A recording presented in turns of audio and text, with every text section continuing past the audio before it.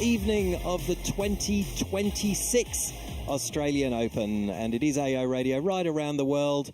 Welcome to Rod Laver Arena, centre court, of course, at the Australian Open, where we're currently in a little bit of a light show in preparation for tonight's main feast, which we're going to see the two top players in the world, both on the men's and the women's side. Aryna Sabalenka, she doesn't lose here too often, finalist the last 3 years, of course, just fell at the final hurdle last year, but the double champion in the years before that.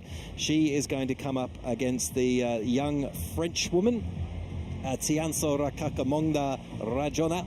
Maybe the last time I say her full name all night, because she's very generously shortens it a little bit to Sara Rakatamonga, and that's probably what we'll go with. It might even be Sara. Anyway, you'll get the picture, and she's got a fascinating game, but she comes up against somebody in Aryna Sabalenka who absolutely owns this court and has so many big wins over the years. So it'll be an interesting contest. We'll see if Rakakamonga can trouble Sabalenka tonight. Following that, we will see Carlos Alcaraz. Never quite delivered his very best tennis here, but my word, has he delivered it right around the world otherwise, and him and Jannik Sinner have really dominated the men's game over the last couple of years. Carlos Alcaraz looking to get past the quarterfinals for the very first time. He comes up against the Australian Adam Walton this evening. Steve Pearce with you in commentary tonight, live from Rod Laver Arena, and what a wonderful privilege it is to have Jamie Fawless alongside me as well for the first time. Jamie, welcome to AO Radio. Hi, thank you. So excited to be here. Very excited for this matchup tonight.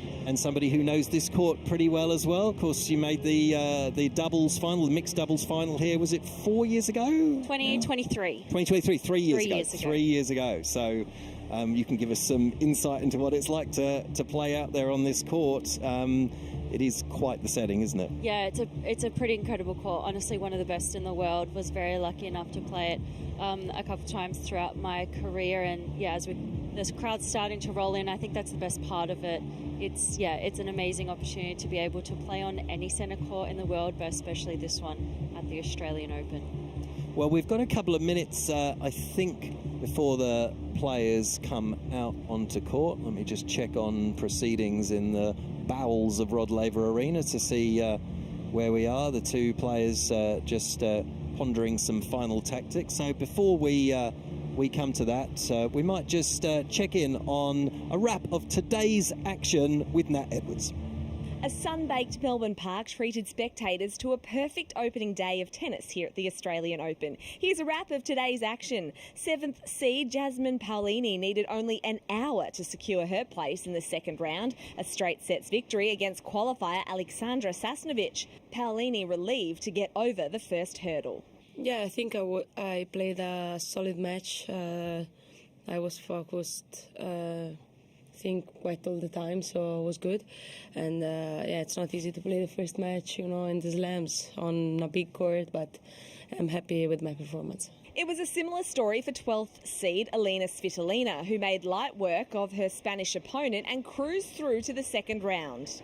Meantime, an astounding 43 winners helped Aussie wildcard Talia Gibson win through to the second round for a second consecutive year. The 21-year-old overjoyed post-game after a dominant performance where she controlled the play against her more experienced opponent in Anna Blinkova. Being able to go out there and just fully play my own game, I knew that this matchup today, I was going to be the more aggressive player out on the court. So I think that was exciting for me, to be able to go out there and be in control of most of the points. That's really what I want when I look for a game like that. So I'm really happy that I was able to execute my game really well today. Fellow Aussie Tristan Schoolkate was hoping to follow in Gibson's footsteps, but was no match for Frenchman Corentin Moutet, who accounted for the Australian 6-4, 7-6, 6-3. Battling clear discomfort, Italian Flavio Cobolli could not escape the first round, becoming the first seed to fall. British qualifier Arthur Ferry through to the second round. Qualifier Ferry now set to face off against Argentine Thomas Echeverry, who won his first round match in a tough 5-setter in 29-degree heat. Kaboli, though, wasn't the only seed to fall on day one. In the women's draw, 26th seed Diana Yastremska was bundled out in straight sets by Romanian Elena Gabriela Ruse, while 20th seed Marta Kostyuk lost to Frenchwoman Elsa Jacquemont in 3 tight sets, 7-6, 6-7, 6-7. And it was a slow start for number 3 seed Alexander Zverev in his match against young gun Gabriel Diallo. Zverev a little rusty as he dropped the opening set to the Canadian, but the 2-time Australian Open finalist found his form in the second set, winning the match in 4. He's a great player, very young, very talented, very powerful. In the beginning, I was not playing good. I was giving him too many chances. I was too defensive, but the normal stuff that I do in the first round of a Grand Slam sometimes. So happy the way I played the second, third, and fourth, because I thought that was quite high level for me, and happy to get the win. And that's a wrap on the day session here at Melbourne Park. Let's head back now to live commentary. Indeed, and you join us at a perfect time. Thanks, Nat, for that wrap of today's action. It's been quite the day here on day one of the Australian Open. And Aryna Sabalenka, twice the champion here last year, as I mentioned, losing that final and just falling short against Madison Keys, but she's striding down the corridor of champions like she owns it, and to a degree she does, and she's looking absolutely the real deal this evening as she turns the corner and readies herself to come out into Rod Laver Arena. Let's hear the players out onto courts.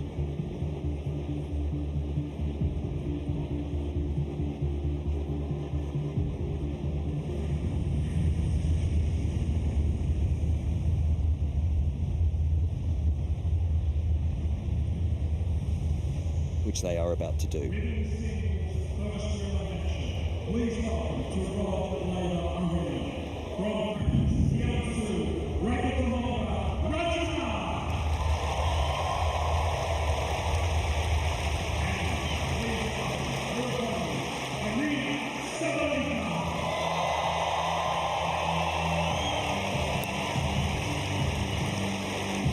Well, it is quite the atmosphere and quite the court to walk out for Rakata Monga, the 20-year-old, originally from Madagascar, now representing France, to walk out at what's pretty much the start of her career. She did have a breakthrough win in Sao Paulo last year, but she's very much on the up, coming up against one of the real giants of the game.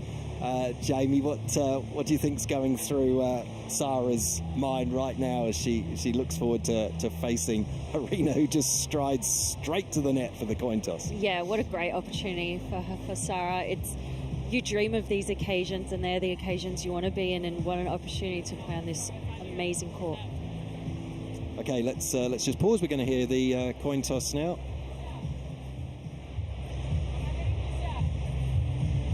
Kelly Rask out there with the umpire, and I think Aryna Sabalenka, interestingly, had made it to. Who's going to help us with the coin toss? Had made it. Now she's come back. She had to just pop back to her seat to get something. Okay.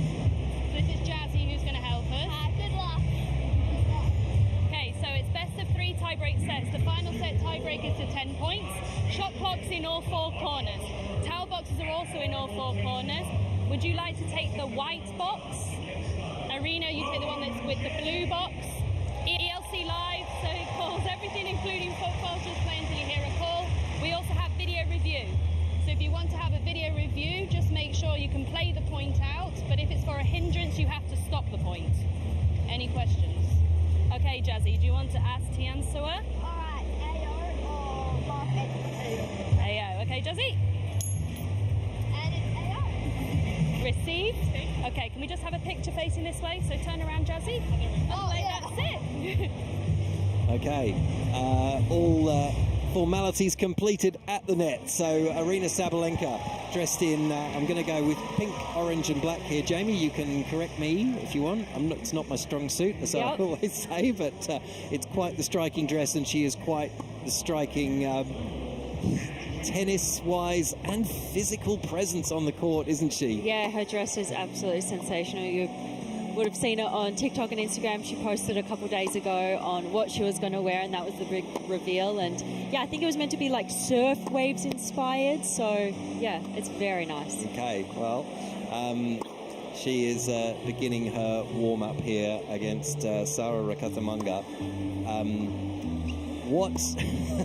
It's a challenging contest, isn't it? The 20-year-old lefty, so we're going to see, a little bit of a different look than when we just get the right-handers against the right-handers. But in everything on paper, everything points to this is going to be a dominant win for Sabalenka. It's such an imposing and difficult battle, isn't it? I know you've been looking at this matchup. The French woman is open that she prefers playing on clay, whereas, of course, Aryna Sabalenka is incredibly dominant on hard court. Twice the winner here, a couple of US Opens as well. As you look at this, what do you think that Sara would be able to do to try and unsettle Aryna Sabalenka? Because I guess that's got to be her plan, right? Yeah, well, you can't deny Aryna's going in as the favourite in this 100%. match.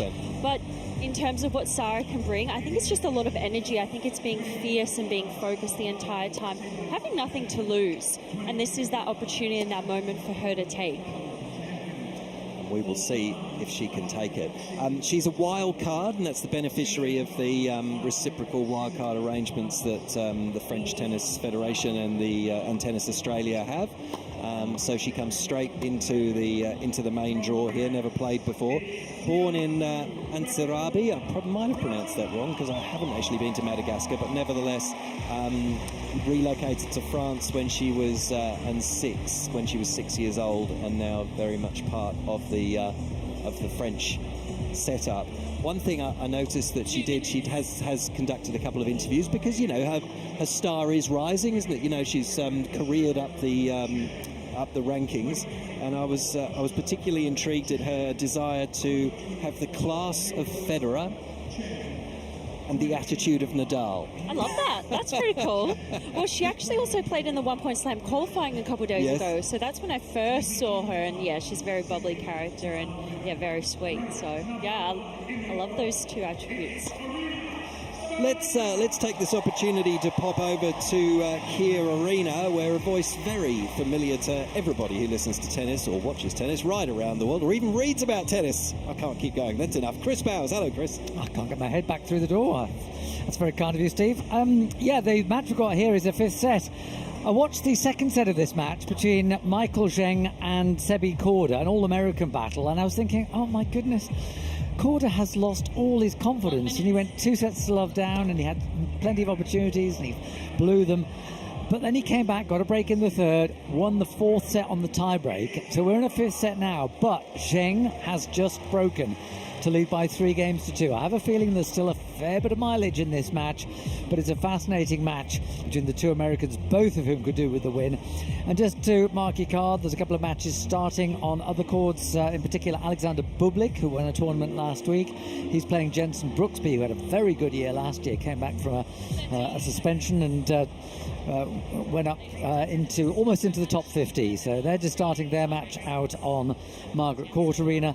And we have the match between Francis Tiafoe and Jason Kubler, which is 2 sets to love for Tiafoe. It's 2-all in the third. Great stuff. Thank you, Chris. Chris Bowers there, who's on Kia Arena, and we'll keep an eye on things around the grounds, around the courts for us on AO Radio this evening. And I say this evening, it sort of gives an image of darkness falling over Melbourne. It's far from it, actually, to be honest. It's still very, very bright sunshine. It's been an absolutely beautiful day. It's been an incredible day outside. It's, one of the best, and always... when you get good weather on day one of AO, it's just so exciting. Isn't it? It just makes it. And funnily enough, I think 73,000 people agreed with us, Jamie. Wow, that's incredible. It's a record daytime attendance, all sorts of records all over the place. So there's the chap who this very court is named after, and alongside him someone who was pretty handy at tennis himself as well, Roger Federer and Rod Laver taking up a couple of seats inside Rod Laver Arena. Do you think this that makes evening. Sarah just a little bit more nervous if she saw that picture? I do hope she didn't look over. But it's been absolutely packed around the venue today.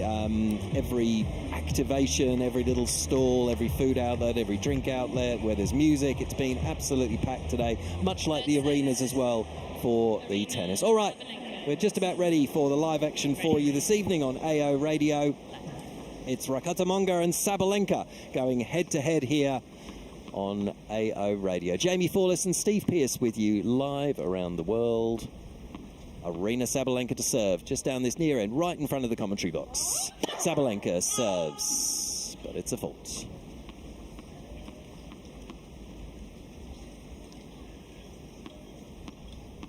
Couple of ball bounces for the top seed, and now she's ready.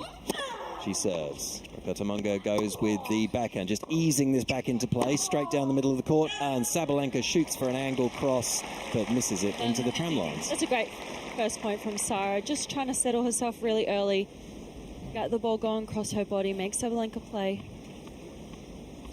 Barely enough room for her full name on the screen. I think they've had to actually widen the graphic. They have to. Rakatamanga Rajona up against Sabalenka. Okay, first point goes the way of the Frenchwoman. Love 15, Sabalenka serves. But it's a fault. Buzz around Rod Laver Arena, as you would imagine, at the start of a big match. With Sabalenka in play, second serve. Rakatamanga just goes with the backhand, kicked up pretty high. Then the forehand, she goes back cross, leaning into this with some power is Sabalenka. She's going to get the short pulled. She doesn't put it away, though. She made a mess of it and allowed Rakatamanga to hit the winner down the line, which she gleefully accepted. Incredible. That's a great second point, as well as the fist pump. Just trying to get energy early. The crowd's starting to get behind her as well. Sabalenka not looking too happy with her first 2 points. Sure why Arena didn't put that ball away, but she kind of... She just hesitated a little bit coming forward. Yes. Still, early days, first round, first game, let's be honest, for both players. Sabalenka serves. It's a fault again. She can't buy a first serve at the moment, but the second serves are going in, touch wood, so far.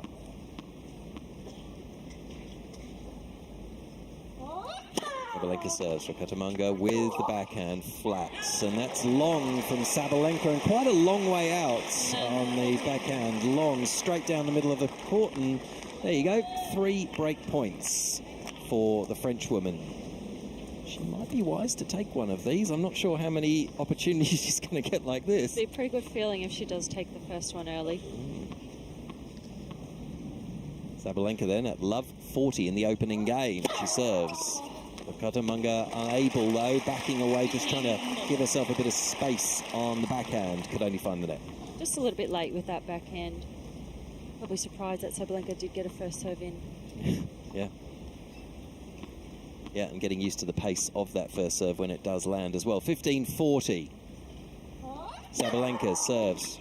Rakatamanga with a mishit flying off the top of the racket, and it is not going to land over the net. Went enormously high, almost up to the roof line, and fell down on her own side. So a couple of the break points saved, 30-40.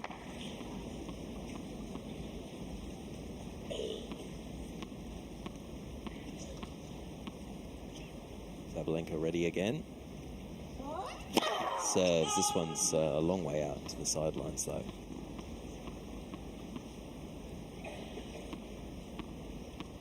Second serve on break point. Sabalenka serves. Rakatamanga with a wild forehand. It did kick up a bit high, but she didn't control that return well at all. And the 3 break points slip by. Yeah, it can also get quite windy in this arena a little bit, so Sarah just has to manage the wind as well. But would love to see her just shorten her swing a little bit, get that ball deep return. At deuce.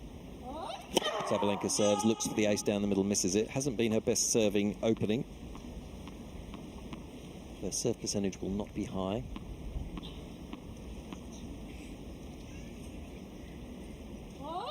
Second serve. It's a double. There is the opening double of the evening, and Rakatamanga gets a 4th break point. Jamie? That's a pretty good start to the It match. is, She just needs to convert one, just needs to hit the ball in the court. She has not hit the ball in the court on the break points. and missed by large margins too. Yep. It almost feels like she has to go for the big winner, but maybe she doesn't. Maybe she just needs to make Sabalenka play. Anyway, break point. Here we go again. Sabalenka serves. This one is back in the court from Rakatamanga, and it's Sabalenka who dumps a forehand into the nets. And Rakatamanga has the early break of serve here on Rod Laver Arena against Arena Sabalenka. That's a great start, and I loved how she was able to make her Sabalenka play. She listened to you. She trying. She has some coaches out there sitting courtside. I know, but still. I do find interesting that Sarah's coaches are actually sitting on the court where you're able to sit, and then Sabalenka's are sitting up the top in the stands. So quite interesting. Yeah, it is, isn't it? It's certainly making it clear who wants the dialogue and who wants the conversations, who wants the ideas, and who's, no, I've got this. We've got our plan A, B, C, D, and E, and that's all we need. So, well, of course, it's the old saying, you've never broken serve until you hold. That's so true. My coach used to tell me that all the time. So, first 2 points are so important here, Sarah. Let's see if Rakatamanga can hold here. So, a first look at her serve, dressed all in pink with the pink visor, the lefty, 20 years old, representing France. A little bit of audience participation. Serves here, lands us onto the backhand of Sabalenka. It's okay, but that's long from Rakatamanga. She's got to be nervous here. It's a big, big stage for her to play in front of, and a big, big opponent.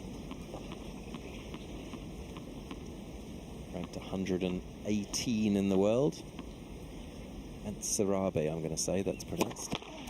Madagascar. How's your pronunciation of Madagascar, Towns? Not very good. Not that strong? Probably need to go back to the drawing board. Okay. Serving here, and this is absolutely blasted past her by Sabalenka. There was not much on that second serve at 127, and Sabalenka just took it like a training drill. Cross-court backhand winner. First serve percentage is going to be so important for Sarah. She doesn't get a lot of speed on her serve. Only at 127 kilometres. It's probably not enough. Love 30, Rakatamanga serves. Just sliced back by Sabalenka, but it just drifts beyond the baseline. And Sarah gets her first point on the board on serve here.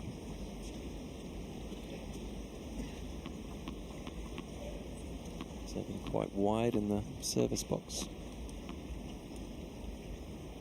On the baseline, Rakatamanga serves. Just a little bunted return from Sabalenka, bringing Rakatamanga in, but she's unable to play the little slice drop shot on the forehand side, could only find the nets. And a couple of break-back points for Arena. I think she just got a little bit surprised Arena's return wasn't as good as she thought it was going to be, and just was a bit slow to move up to that ball. I love the play of the drop shot back and trying to bring Arena forward. I think that's a smart play as well for her tonight. It's going to be hard to win it from the back of the court, isn't it? You would think. Sliced return from Sabalenka. Good forehand from Rakatamanga. Oh no, that's a complete mishit on the next one from the baseline. Rally ball, but she has not played the likes of Sabalenka before. So it'll take a little bit of getting used to the heavy ball, the weight of shot, depth of shot. Be a fair bit of spin on there as well. One game all.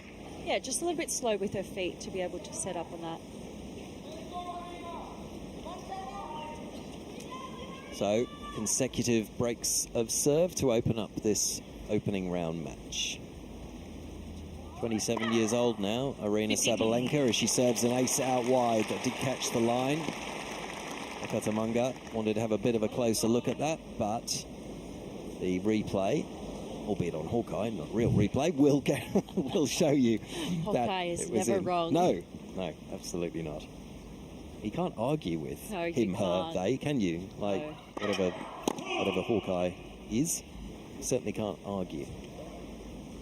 It's just displayed as it is. at 15 love. Here's the second serve, and Rakatamanga unable to maintain any sort of stroke on that ball. Kicked up quite high, complete mishit. Going back to Hawkeye, I've tried to argue with Hawkeye. Oh, have you? Never won. Love to see that argument. What do you mean? Give me something. Show me the replay again. It still says it was out. Serving here, Sabalenka onto the forehand, this time of Rakatamanga. Nicely at the net by Sabalenka. Good volley. What's the second volley like? She finds a good angle this time. Puts it away. Sabalenka's ability to come to the net, I don't think she does it enough. She's been world number one in doubles before, and just when the ball's coming fast, she's able to block it back, and that's what she did there. And the drop volley, to be able to lower her hands behind the ball, hit it just slightly cross court. It's great. At 40 love then, Sabalenka serving. That's it. Just catching the net. We're advised. Didn't see it myself, but again, no arguments there. I saw it. I did, of course you did. Of course you did. Eyes of a hawk. Just not Hawkeye. No. As previously mentioned, you're no friends with Hawkeye. Sabalenka serves. This time Rakatamanga does get it back in play. Slice was awkward, though, from Sabalenka, and long. Sarah's attitude still really positive, really early on. Not looking around too much to her team, which is good to see that she's locked into this match. Standing 3, maybe 4 feet behind the baseline to receive this, and skips in towards the baseline, but unable to get much of a play on that with the backhand. Rakatamanga puts it into the net. Sabalenka holds the first hold of serve in this women's first round match, and we're on serve with Rakatamanga to serve next at 1-2. So we would like to have your messages. We'll have to check the messaging screen in a minute, but before we do that, let me give you the details of how to do it. So you can get in touch through the Ask the Booth form on ausopen.com, or you can email us at aoradio.tennis at aoradio@tennis.com.au, and do drop us a line. Remember to pop your name on there and where you're from, so that we can read that out. But we would love to have your thoughts, your comments, your questions, where you're listening to us, what you're up to. Everyone likes a weather report because it's just hot here, so in so many parts of the world it's not. Yep, so that's true. Do keep them coming through, and we'll have a little bit of a wrestle with the laptop in a minute just to make sure that it's working. It's going to ask for my password. That's super awkward, isn't it? So let me just lean over while we do that. Okay, should be able to do this. Okay. I think that was a little announcement about Rod Laver and Roger Federer being in the house, as they take some applause for that, and so they should. Okay, so we're in. Now we've just got to make sure that those messages are the right ones. As Rakatamanga serves here, and onto the backhand, that double-handed backhand, that she's found a nice angle there, and Sabalenka wasn't expecting it, and skidding to try and stay in the point right in front of us here in the juice court. She was unable to do so. Yeah, Rakatamaga's court position can start to push back a little bit, but she's great when she's on the baseline and being aggressive in that point. Just to hold that thought for a minute, let's get across to Chris Bowers. Chris. Well, just to let you know that Francis Tiafoe has just beaten Jason Kubler. Good tournament for Kubler in the sense that he came through qualifying. But Francis Tiafoe, who really can do with some ranking points here at the Australian Open, he has come through in straight sets. A really tight first set. Kubler matched Tiafoe stroke for stroke, but once the first set tiebreak had gone to the American by 7 points to 4, it was really clear that the American was going to win, barring some major catastrophe. But he's come through that safely. He's acknowledging the crowd at the moment, and Big Foe, as he's known, is through to the second round. Great stuff. Thank you, Chris. Chris Bowers there. So Francis Tiafoe safely through to next round. Sorry, Jamie, I interrupted you there. No, it's all good. Can't remember what I was going to say. I'm sure that thought will come back. I'm sure it will at some point during the evening. It's bound to. So Rakatamanga here serving 15 all, fourth game of this opening round match, 1-2. We had a couple of breaks of serve to kick things off, and then Sabalenka held easily. And now we're just seeing if Rakata can indeed hold from her end of things. And Sabalenka just making a few mistakes at the moment, rocking back there, trying to go cross with a backhand, but was well wide. And you heard what she thought of it. Yeah, she's just starting to get a little bit emotional quite early on, a little bit, just wasn't ready for the ball. Hold that thought again, Jamie. Sorry, we've got another match point. Is it Chris? Yeah, I was looking more at the Zheng Korda match. I just happened to glance over at the Kubler-Tiafoe match, but we have Michael Zheng at match point. It's on the Korda serve, 15-40. Korda serves down the middle and misses. Korda looked much better in the third and fourth sets, but he's gone back to the somewhat nervy player he was in the first two. Has he double faulted? He has double faulted, and Zheng puts his arm in the air in triumph. I think he feels slightly embarrassed about it, having beaten a fellow young American, but he's beaten Sebi Korda, and the promising Korda, the son of the 1998 champion Peter Korda, who many people have felt for many years as really promising, is starting to stagnate a little bit. He needs some good results, but this is not his moment. This is the moment for Michael Zheng, his fellow American. Zheng has won in 5 sets. He won the first 2 6-4, 6-4. He then lost the third 6-3 and the fourth on a 7-love tiebreak. But he's come back to win the third on 2 breaks, 6-3 in the fifth, I beg your pardon, 6-3. And so it's Zheng that goes through, and Korda is left disappointed. Great stuff. Thank you, Chris. Chris Bowers keeping across all the action around Melbourne Park this evening. There's a couple of matches finished for us just in this first half hour, and a bit of a theme developing that clearly I'm going to interrupt Jamie all evening. Sorry, Jamie. Oh, good. I'll just start writing my thoughts halfway if through. You could, if you could, that's right. Or just record them and we can play them back. Clearly going to be how things go. Rakata here serving 40-30, looking to hold serve for the first time. Should be very happy to see that net court just dribble over to keep her on first serve. A couple of other matches out in court. Chris mentioned earlier Bublik and Brooksby. Bublik has the early break of serve there on Margaret Court, and Bonzi and Norrie are going head-to-head. I'll update you on that contest in just a minute. As Rakata lands a serve, forehand again, wide and long from Sabalenka, who's just giving a little bit of a shake of the shoulders and a bit of a, what's going on here? This is not up to scratch. Yeah, she's a little bit surprised that she keeps missing the returns. Both players are missing a lot of balls long. We haven't really seen much into the net. And by big margins, too, they're not quite small. Yeah. Both players probably feeling a little bit nervous. First slam of the year. All right, 2 games all. Sabalenka has balls in hand and we're ready to go. She serves. Rakata goes with a big backhand, then tries to mix a more expansive backhand up the line, but it's just long. So Norrie, the first set 6-love against Benjamin Bonzi, and now 5-6 in the second set. That's on 15-73. Big serve from Sabalenka down the middle, just got back into play by Rakata, but Sabalenka was out the net for the easy put-away winner. I was in Brisbane last week watching her play, and I did notice how often she serves in volleys. Might see that throughout the tournament. Sabalenka serving again, and as Jamie told us, came in for the serve and volley, but the first volley wasn't really up to standard, and Rakata was able to ease her winner up the line. Just a really easy passing shot line for Rakata, but I love the play from Sabalenka. We're going to see it more and more. It doesn't happen a lot in the women's game, but when you have a serve like Sabalenka at 180, being able to hit spots and come in, I like it. Yeah. Sabalenka serving out wide. Rakata does really well to get this back into play and covered off well by Sabalenka. A couple of really good volleys at the net from Aryna Sabalenka. I think she's thinking she maybe made that a bit hard, but Rakata did well. Yeah, she had the open court there, but chose to actually go back behind her into the weaker side of Rakata, but nonetheless, it's still a good point. She does look disappointed in this game, though, but you're winning, you're winning. You're winning, you're winning, exactly. But you can tell you're right, Jamie, and she is mixing it up a little bit with some serve volleys here.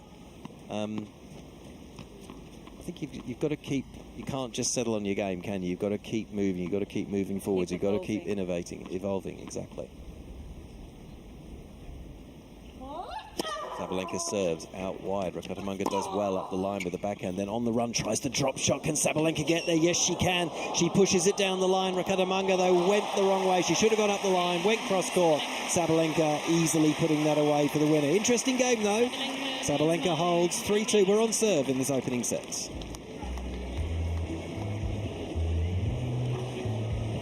Interesting contest to start things off here, but certainly some variety coming through from both players, and very much from Sabalenka as well. Now, Kelly Rask, the umpire, has come down. We had a conversation about something, but we don't know what. Doesn't seem to actively involve either player at the moment. As she goes back up in the chair. I know. Just press a little button that goes back up in the chair. That's pretty cool. It's not bad, is it? It's not bad. Now tell us, Jamie, you're doing a little bit, because people may have seen the social media activity, so tell us what you're doing with the social scene this year in the Australian Open. Yeah, a bit of a different role this year for me, not playing the AO 2026, but I've joined the social team and the content team. So I'm doing a lot of like their media for Tennis Australia and Australian Open, and going around the grounds, interviewing players, interviewing fans. So just a different type of AO experience for me. Yeah, would love to be on court, but it's nice to still be a part of it. So tell us, there's obviously a reason that you're not on court, so tell us how you're going and what the immediate plans and hopes are. Yeah, so I had a shoulder recur a couple of months ago, and at the moment I'm not on court yet, so the goal is to start on court again once the Australian Open is done, because I've made it my priority to do something a bit different during these 3 weeks. Yeah, nice. Okay. And what does coming back onto tour look like? Is is there a training base that you need to build up before you can even consider playing matches? Yeah, definitely. It's long hours on court, making sure my body can last 2 sets, 3 sets, being able to play 5 matches in a row, 6 matches, of course, potentially start with some doubles as well. Yeah, would love to get back onto the singles court. But yeah, at the moment, my little goals are just being back on court and seeing how that feels. And yeah, there's still a want and a passion to be able to play. So yeah, Okay. I'm excited. Okay. Well, we wish you all the best of luck. It's never much fun coming back from injuries, is it, or having them in the first place? But yeah.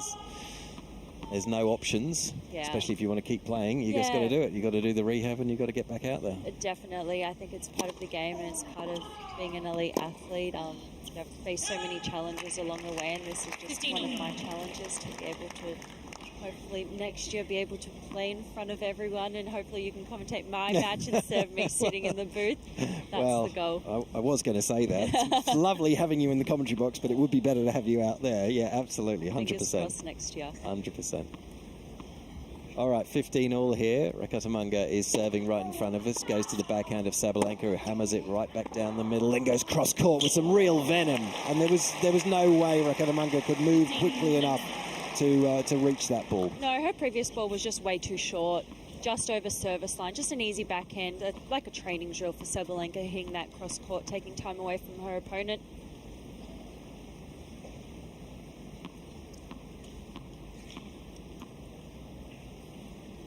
Generates so much power. I was just about to say effortless power.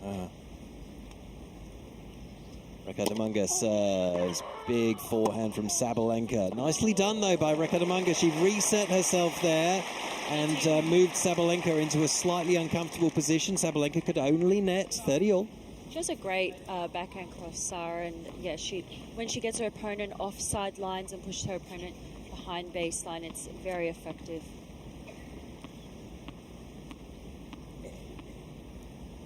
So 30 all. Going into the net, the first serve at 156. There's no big numbers on first serve here for Rakatamanga, but will have to keep herself in the game in other ways. But that second serve does sit there for Sabalenka to demolish, and she did it again there, just easing a forehand down the line. At 115 kilometres, just sitting at duck a little bit for Bang. Sabalenka, and then the easy ball. She makes it look easy. She makes it look easy, but you have to do a little bit better than that. So break point here for Aryna Sabalenka for a 4-2 lead. Rakatamanga here Settling into the rally on the run, just digs this out. Sabalenka got the short ball. She wanted to hammer away the backhand win across court. Found the net. Surprising. Yeah, a little bit surprising, but I love Sarah's will to get the ball back. It's just making Sabalenka play another ball, making her play another ball. Sometimes you just have to hang in, and yeah, she's done that there. The attitude is positive. She's here to fight. Deuce. 2-3. Rakatamanga serves, misses down the middle, looking for the tee.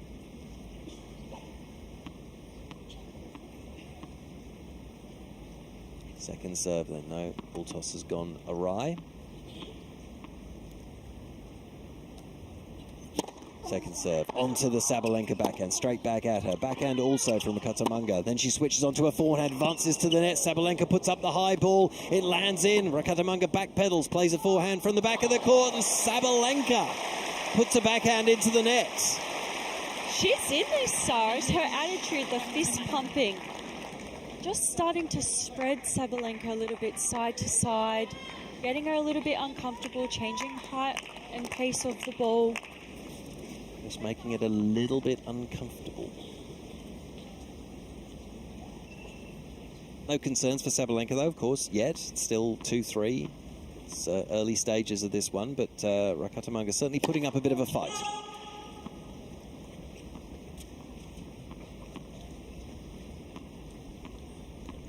Second serve here, game point for 3-all in the first set.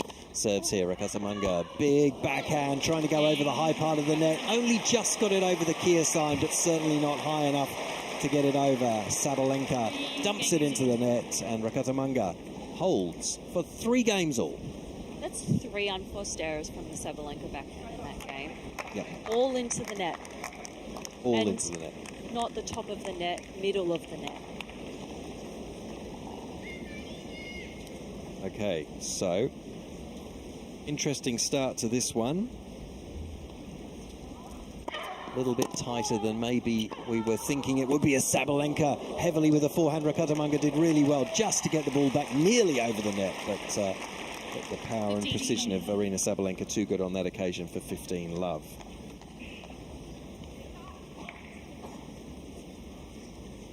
We'll recap some scores from the day in a minute. Sabalenka ready and serves out wide, too good for the French woman, just punting that back into the bottom of the net. That wasn't the biggest serve in terms of pace at 166, but able to hit her spots and stretch Sarah.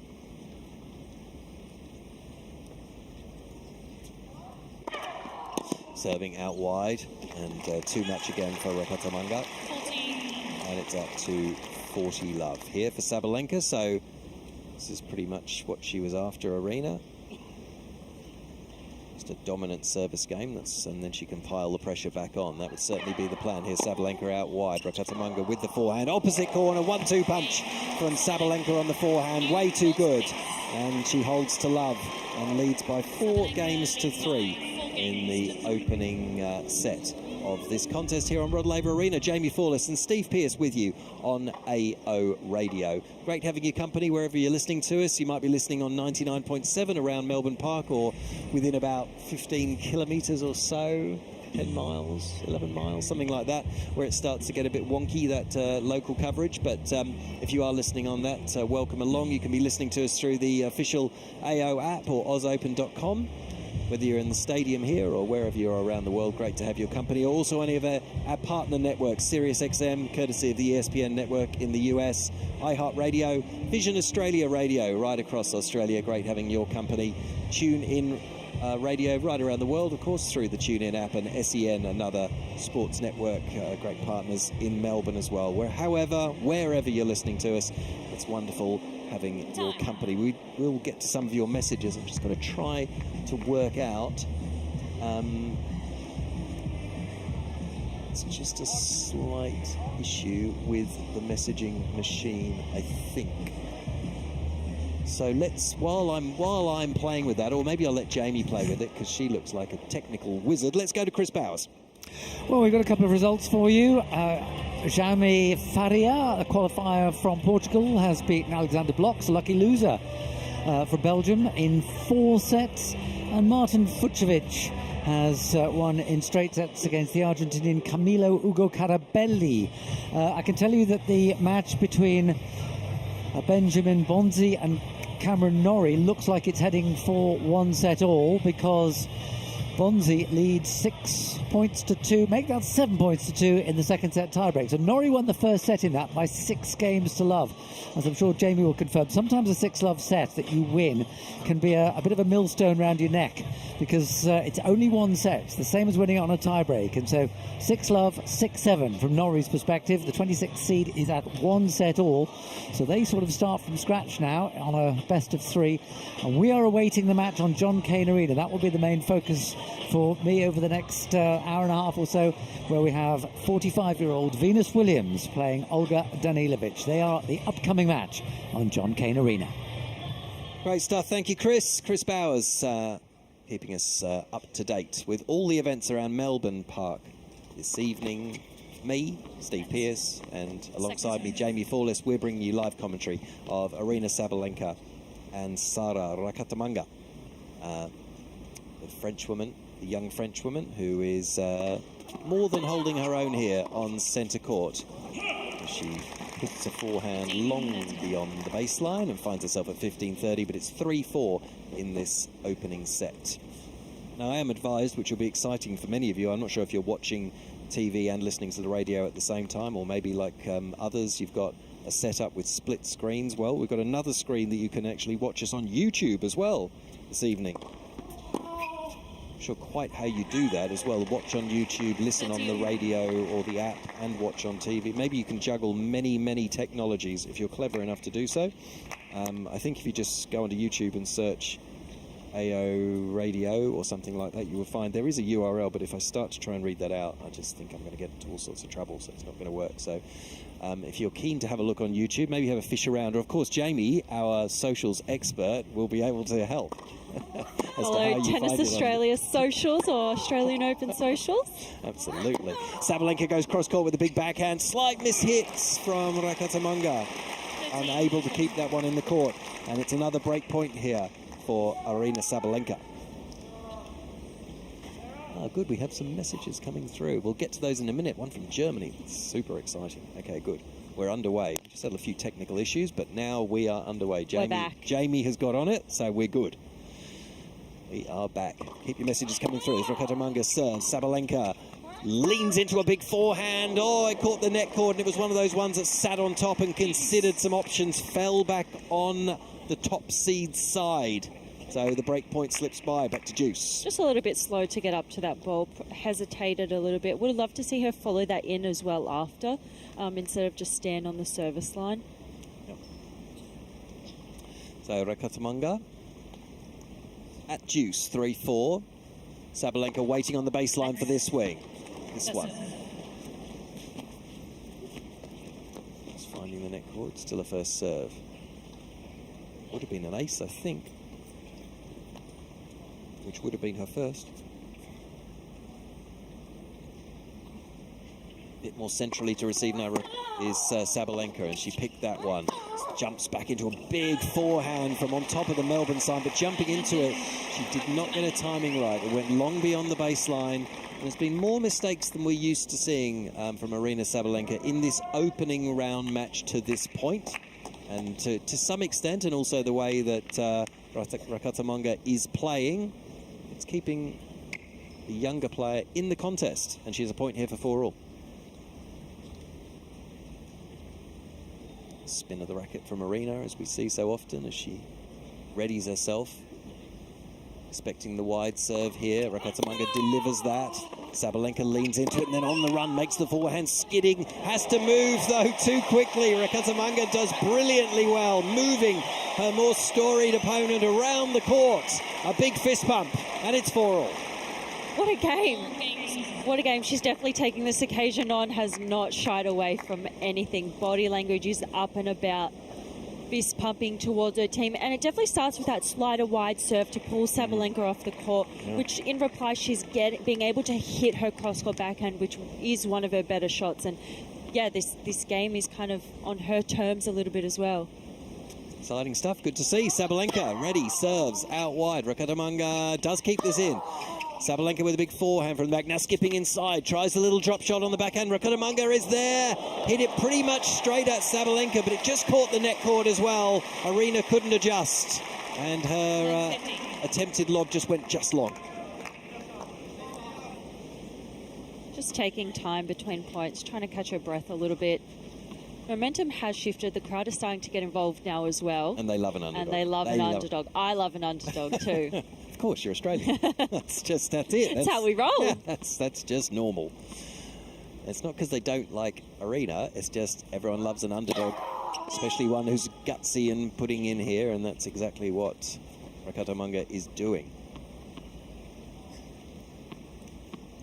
All games, all love 15. Sabalenka serving. Down this near end. She's ready, serves, goes down the middle. Rakatamanga meets it with a good backhand. Switching on to the forehand, there's a drop shot, played exquisitely. What a drop shot. Tried to disguise it a little bit as well, and then being able to last minute change the racket head. And we saw the ball curved away from Sabalenka as well. Skidded away into the tram lines. It was outstanding. She knew exactly what she was doing. It was quite high over the net, but just the side spin that she was able to put on it.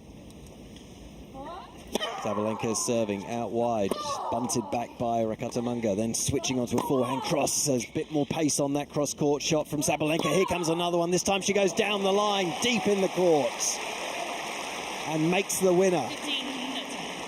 Arena knows when to step up in big occasions, and love 30 down on her serve, putting in a really, really strong point. Her depth also improved in that point as well. Well, she knows what she needs to do to get it done, and she would back herself to think, okay, this isn't working quite how I want, so I need to change up a bit, you know, do this, do that, do whatever. So that's what we would expect, that she will be able to work it out, the world number one, but it's an uncomfortable opening set at the moment. It is very, and you can see it on her face too in terms of emotions since the very first 2 points. Started looking at her team. 15:30, Sabalenka serves. Rakatamanga with the forehand, lands that very deep, just picked up on the half volley by Sabalenka. Drop shot from Rakatamanga was really good, and it went straight at the head of Rakatamanga. Sabalenka on the run, and Rakatamanga couldn't do much with it, just got a racket up to avoid it hitting her. Sabalenka apologises. That's you. She won't mind too much, though. No, I think in terms of that, you're coming to the net and you have Sabalenka charging at you. Have to put your racket up a little bit, but I love how she responded. Rakatamanga just turned away. It is what it is. She got hit, no problem. Yeah. Only a tennis ball, it's not a golf ball. Only a tennis ball. Now bouncing in front of Sabalenka, being like, I'm ready, bring it. Yeah. It's good, we're on here. 30 all, 4 all. Big point. Sabalenka serves, looks for the ace down the middle and finds it with precision. And 183 Ks, by the way, as well. Bad. Pretty good serve. Game points.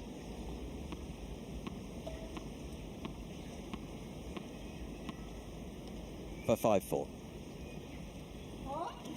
Sabalenka looking for the ace again. Unable to find it. There'll be a second serve. Numerous bounces. We're ready now.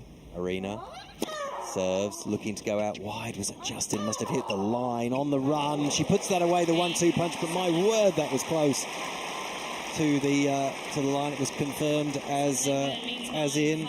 Sally Rask quick to point that ball in. So well done, Arena Sabalenka, and it'll be Sara Rakatamanga, who will serve next to stay in the opening set, albeit on serve at 4-5. Jamie, you've got some messages.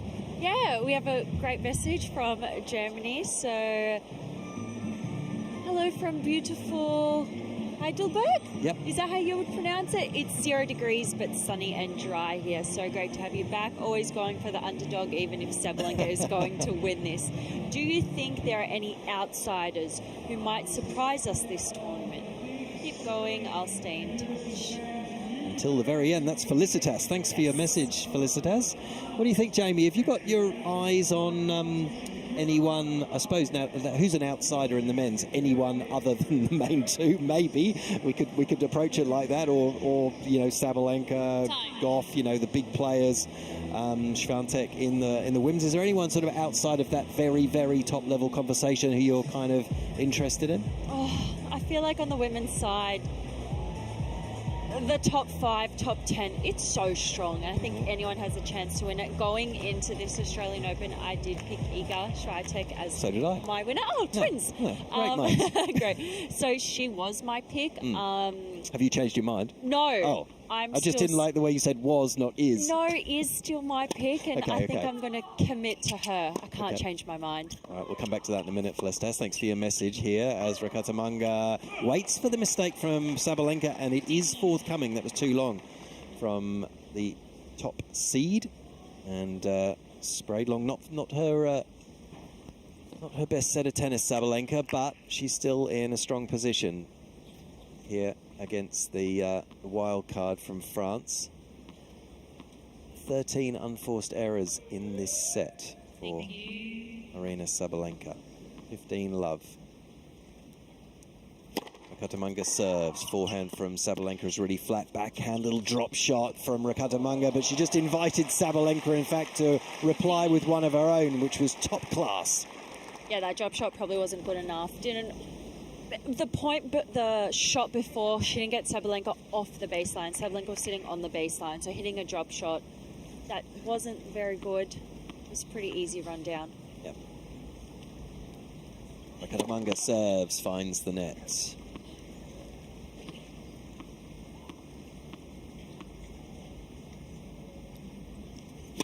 Second serve onto the backhand of Sabalenka. Then there's the forehand response from Rakatamanga. Then onto her backhand, straight down the middle of the court. Now the trading blows. Up the line goes Rakatamanga. Well dug out by Sabalenka. Opposite side, Rakatamanga. High quality stuff. She puts away the winner. Incredible rally there. Ball just starting to get a little bit flatter. Not as much shape over the net and height. Rakatamaga's backhand line set up that rally, allowed her to get a short forehand where she could punish that and hit that anywhere. She's got the fight and the desire, and she's got the skill. There's a power imbalance. Well, I think we can all see that, but, you know, that's not everything in tennis. There's a way, and she's certainly making this a contest in this opening set. 4-5, 30-15. Rakatamanga serves. Looking for that wide serve again, but it is just wide. Just too wide.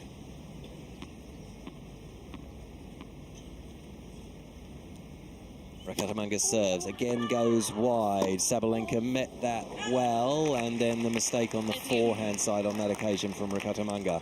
Going too long, just with a mishit, trying to go down the line. 30 all. Not the type of shot. She definitely should have gone cross on that one. Big margins. She was pushed off baseline. Body weight was going sideways. Here's a big point for you. 30 all at 4-5. Rakatamanga goes down the middle. Bunted back by Sabalenka. Doesn't do much with it. Goes back down the line behind her. Sabalenka missed it into the tram lines. The winner was there for her up the line. Would have given her a set point. Goes the other way. Sabalenka just starting to get a little bit impatient now, I feel. Yeah. Interesting match. Interesting contest. AO Radio, live around the world from Rod Laver Arena. Sara Rakatamanga is acquitting herself well against the top seed, Aryna Sabalenka. At 40-30 here, she has a point for 5 all. Serves, looks for the ace. It would have been her first of the evening. Not to be.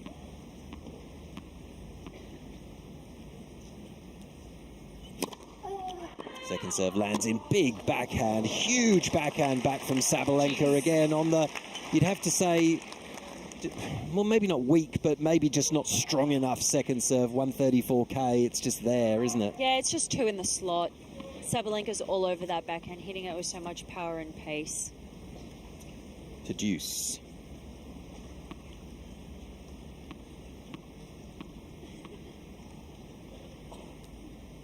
Rakatamanga serves again, looking down the middle. Good backhand response from Sabalenka. Kept herself in the point, but Rakatamanga saw the opportunity to stretch Sabalenka.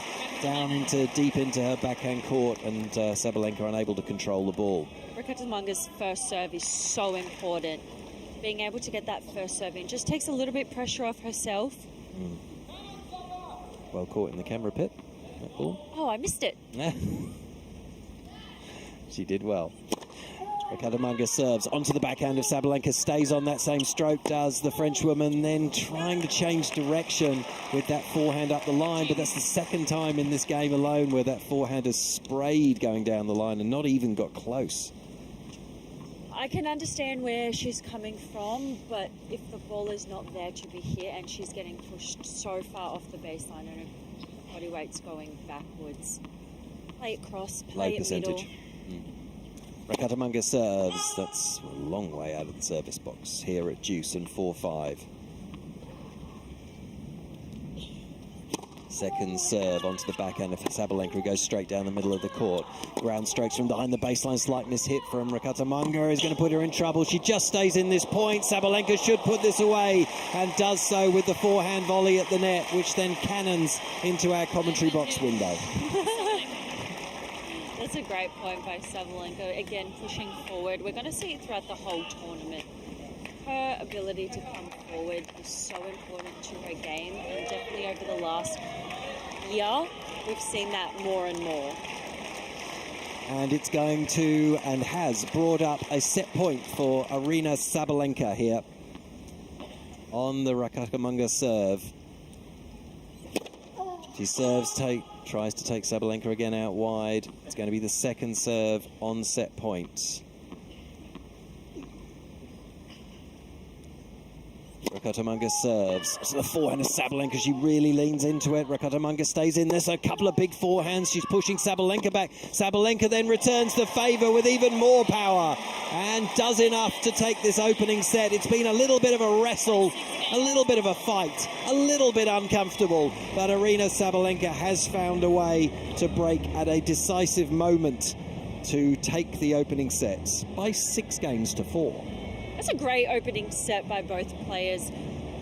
As someone sitting in the commentary box, I love when the match is close, and it's showing that. I think now Sabalenka's starting to get a little bit more comfortable in terms of how she wants to play and what she wants to do. Maybe some early nerve from Sabalenka as well. First slam of the year, first match. First match, yeah. Well, first match on the big arena. On the big stage, yeah, against an opponent that maybe she doesn't know that well. That's actually bringing it to her. So, very interesting. All right, we're going to give everyone a chance just to have a cup of tea. I think you can flick the kettle on and make a cup of tea in 90 seconds, but I'm not sure. But maybe, look, give it a go if that's your want, or grab a cold drink from the fridge, and we will continue the live coverage on AO Radio in just a couple of minutes. Kids making a racket? Nothing hits like Hot Shots Tennis. Perfect for kids aged 3 to 12. Book your free trial at a participating club. Hit up tennis.com.au. Hot Shots Tennis. It's different. If you're looking to reclaim your game, try Cardio Tennis, presented by Chemist Warehouse. This high-energy group class is where fitness meets fun. No competition, just genuine connection. Set to great music, you'll mix tennis drills with constant movement for a workout that never feels like work. And no need to be a pro, qualified coaches tailor the session for everybody at every level, whether you're new to tennis or coming back to the court. An hour of cardio tennis is guaranteed to smash stress, lift your mood, and leave you feeling motivated and confident. Reclaim your game with Cardio Tennis, presented by Chemist Warehouse. Book now at tennis.com.au. Downtime hits different with Tennis Court Hire. Whether it's a friend you want to see, a bit of time for me, or just finding an hour free, whatever you're into, get out on court. Tennis.com.au. Player features, exclusive interviews, game insights, and much more. That's Australian Tennis Magazine. And this AO, Australia's only tennis publication, turns 50. Join us in celebrating our special milestone by picking up a copy or subscribing at tennismag.com.au. Message our commentators. Go to ausopen.com/AO Radio and click on Ask the Booth. You're listening to AO Radio. Click on Ask the Booth. You are listening to AO Radio, and of course many people have done that. Felicitas was the last to do that from Germany, from Heidelberg, and we were just going to finish off that question from Felicitas, Jamie, because I think we addressed any outsiders in the women's draw, but anyone in the men's draw who's kind of outside of those big 2 or 3, 4? I think 5? that's a very tough question. I think Alcaraz and Sinner are definitely the favourites. You can't not pick them as favourites. Yep. Seb Korda also would have been up there, but unfortunately didn't get the win today in a tough 5-setter. I think you can't go past Sinner. He's definitely my pick. I went Alcaraz. That's where we've gone. You went Alcaraz. Okay. We can chat back at the end of the 2 weeks. Okay, that's a fair deal. But you're brave to go outside those two, aren't you? What about your compatriot, ever the fighter, finding it hard to break through into last fours and finals, obviously at majors, but I mean, that's no judgment. That's just the situation at the moment. Alex de Minaur, do you sense anything in his game that gives you a feeling that he could go deeper? Definitely. I think I was going to say Alex at some point. I think you can't not mention him. I think the way that he's playing physically, moving well, feeling the ball, has such a good team around him. You can't not back an Aussie, and you can't not back an Aussie here at the Australian Open. I think Alex thrives in this environment, and he loves playing here at home, and he's definitely one to watch. We certainly will be, as will many people around the world. Hugely popular player, Alex de Minaur. Do keep your messages coming through. I think we've got a couple more to get to as well, but it's aoradio@tennis.com.au, or just go through the Ask the Booth form, ausopen.com. Sabalenka's held easily in the first game of the second set, and now she's trying to impose herself on the Rakatamanga serve as well, with a big, powerful cross-court backhand, proving too much for the French woman, and it's love 15. We'll check in with Chris Bowers again in a couple of minutes to see what else is happening right around Melbourne Park. A couple of big names in action, as Chris was mentioning earlier. We've got the Bublik and Brooksby game match. We've got Bonzi and Norrie on court, and of course we've got Venus Williams playing singles this evening as well. So we'll cross back to Chris in just a minute. In the meanwhile, though, it's love 30 here on the Rakatamanga serve. And this is, in the context of this match, Jamie, a hugely important game for the 20-year-old. This is a huge moment. This kind of settles how the rest of the match will go. This hold is incredibly important. Rakatamanga there with a big forehand, forcing Sabalenka back, and she knew immediately she'd got that wrong, jumping just on the E of the Melbourne sign, to give you an idea of how far behind the baseline she played that ball, Sabalenka, but she immediately knew it was long and not good. She's 75% arena tonight, I think, at the moment. That's what I'm saying. Yeah, I agree. 15:30, Rakatamanga trying to hang in here. Switches onto the forehand, deck down the middle of the court. Sabalenka with her own forehand. Then on the run, she looked to change the angle, go up the line. Again, the mistake from Arena Sabalenka into the net, high part of the net. It's always really interesting watching top-level players like Sabalenka. Sometimes I feel like they can be so hard on themselves and they want to win every point. They do, when they do. Yeah. They absolutely do, you're right. Sabalenka, this time the backhand, it was a heavy net cord. Oh, Rakatamanga did brilliantly to get there. Back cross court goes Sabalenka with some real class to win that point. And scurrying back, Rakatamanga just couldn't get back behind the ball to play the shot. Sabalenka apologising, but in her mind she'll be delighted to have earned herself a break point here. Heavy net cord. Rakatamanga did really well to get back up to it and nearly did enough. Tried to backspin it. Yep. Bounce back over to her side of the net. Yep. Bit of clay thinking there. Rakatamanga serves deep in the box. Too long. So 30-40 here. Break point on the second serve. Rakatamanga serves, lands this in. Sabalenka backhand cross court. Here comes another one. Bit more loop on this, so Rakatamaga's back to the baseline with a couple of forehands up the line. It was there, but she missed it. She just couldn't curl her racket around the ball enough. And Rakatamanga has given up serve here in the opening game, her opening service game of the second set, and Sabalenka leads by 2 games, to love. Is it just me, Jamie, or... No, like, I have a terrible memory, right? Like, don't ask me about last year's final because I probably already erased it. I do remember who won. But did we have, like, when the ball goes out, did we have these red lights on the... We didn't. No, we didn't. And I was going to bring that up to you too. Okay. I was like, they're new. We have not seen that We before. haven't. I don't think I like it. Early call from Jamie Fullis. She does not like it. Okay, Sabalenka here, jumping into a big forehand. Up goes the high ball again from Rakatamanga. Sabalenka does enough to put that away. She just took some pace off it. And the scurrying Frenchwoman couldn't get up to the short ball in time. Do you like them? What my initial reaction is, I don't know. Different. It just feels a little bit weird. Sometimes things feel a little bit weird and it takes a little while to get used to them. That's true.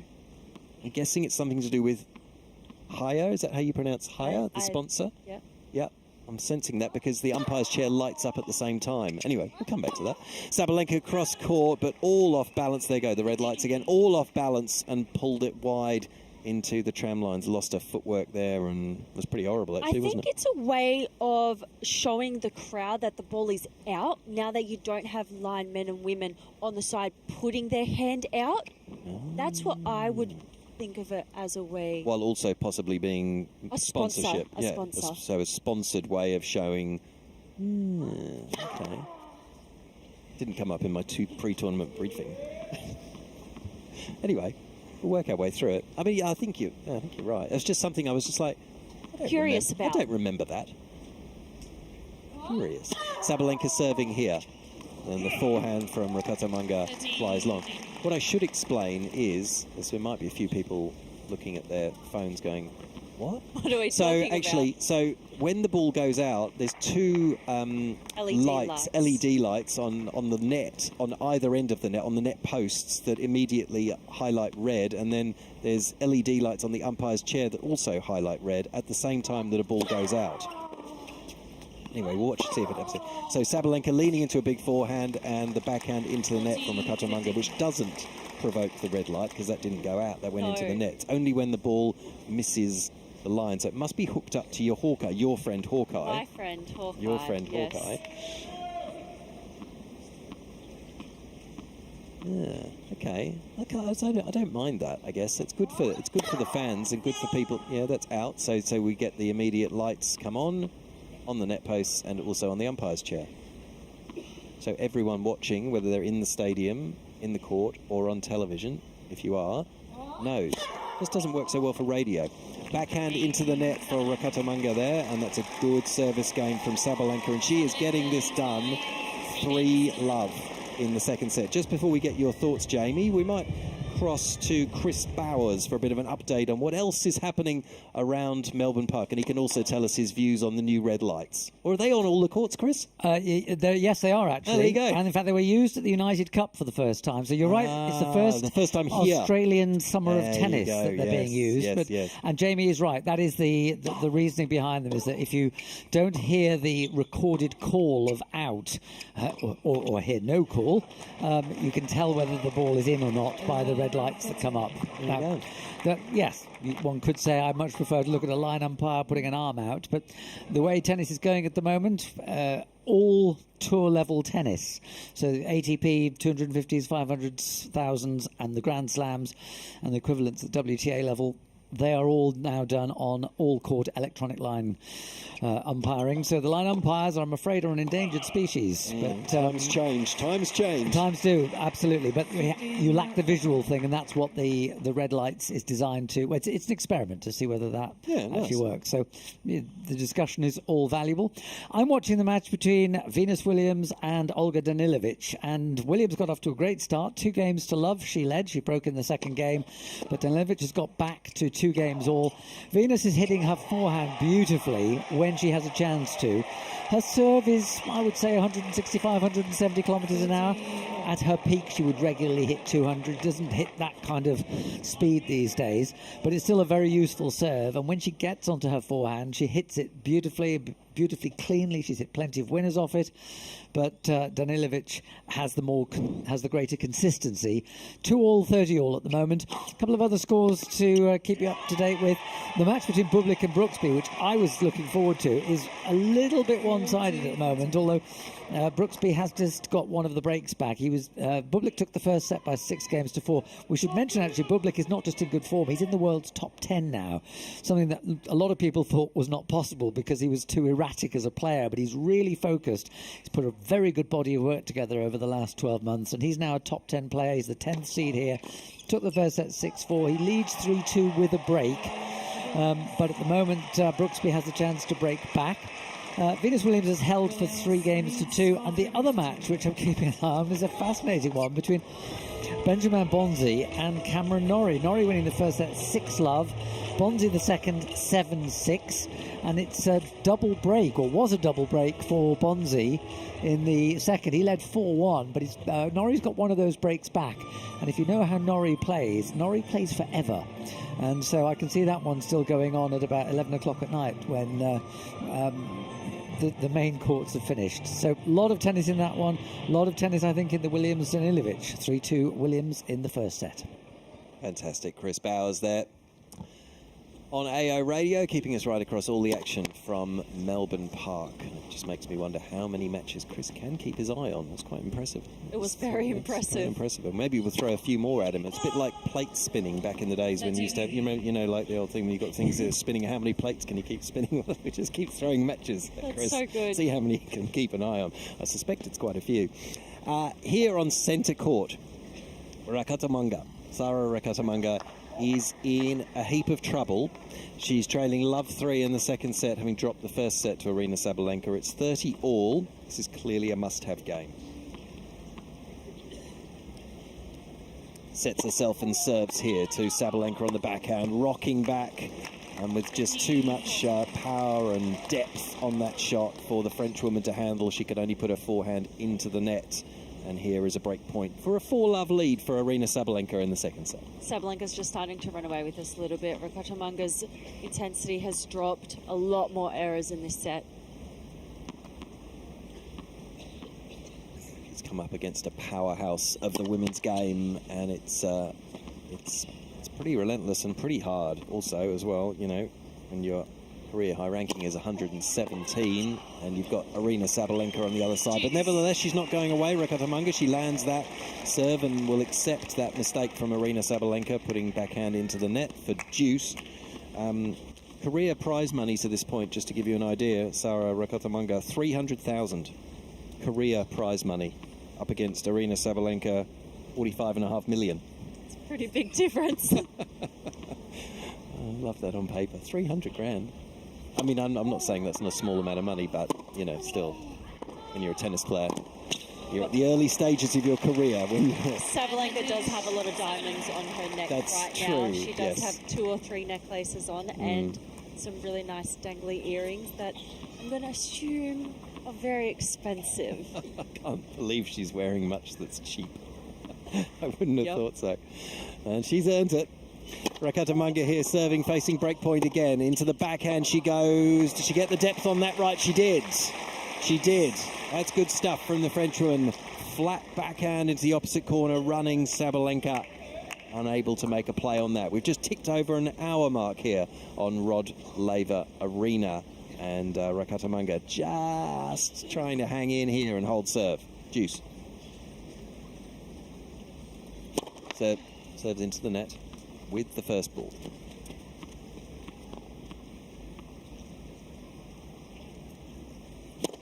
Second serves attacked by Sabalenka with a heavy backhand, well covered off by Rakatamanga, and the attempted drop shot from Sabalenka fell short and on her side. So Sara Rakatamanga has a game point here.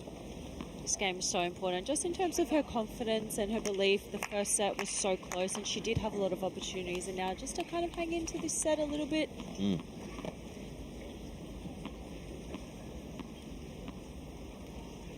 So one game point.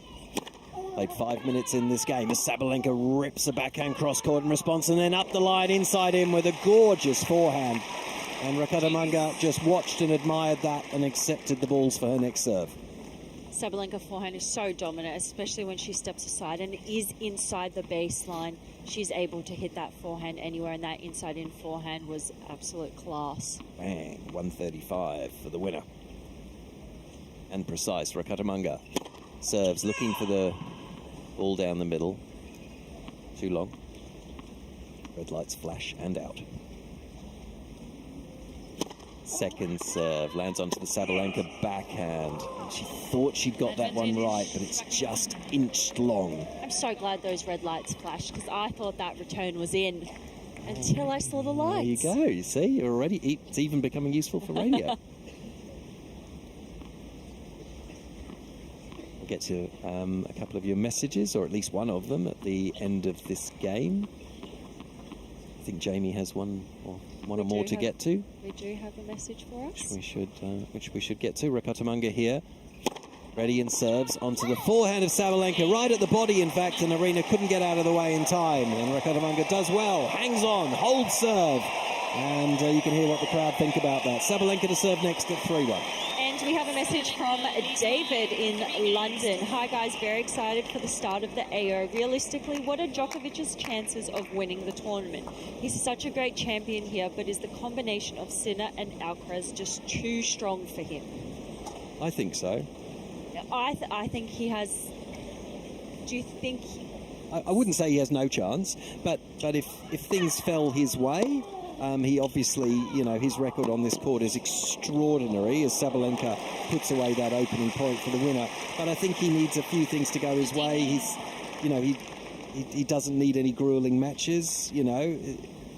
Especially when it's going to be so hot in Melbourne, first couple rounds as well, just physically. But I think of all of it, and obviously all the others of the big four have retired now, but of all of them, I mean, Djokovic is the one probably on this court, you would say, he's always got a chance. Like, he has to have a chance. Nicely put away there by Rakitic.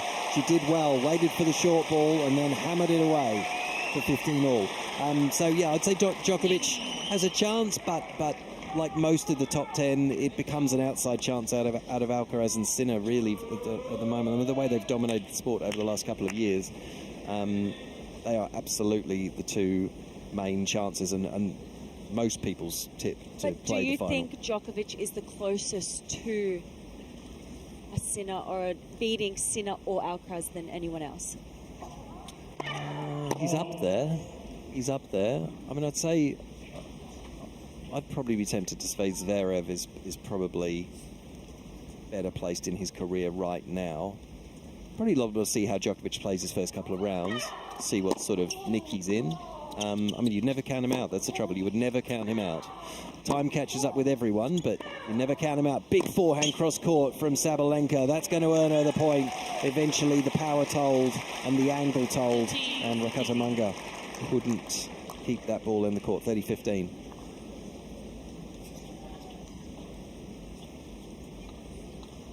I mean, it'd be quite the story if Novak won another one. It would be a pretty good story.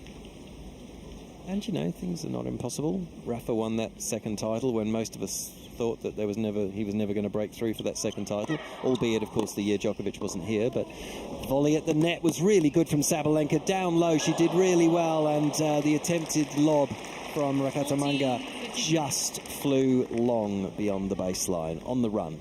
Another 7 volley from Sabalenka, picked the volley up from her toes. Incredible volley, but Rakitic's court position on return is kind of in line with the Melbourne side. She's starting to move her court position further back and back and back now.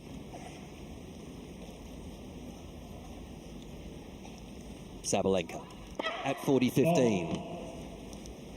Looking for the serve out wide, unable to land it.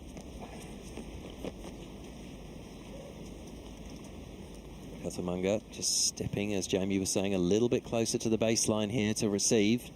On the second serve, takes it on the backhand, looked for a really acute angle, mishit it, and only found the net on her side. So Sabalenka leads 4-1 in this second set, and of course by 1 set to love.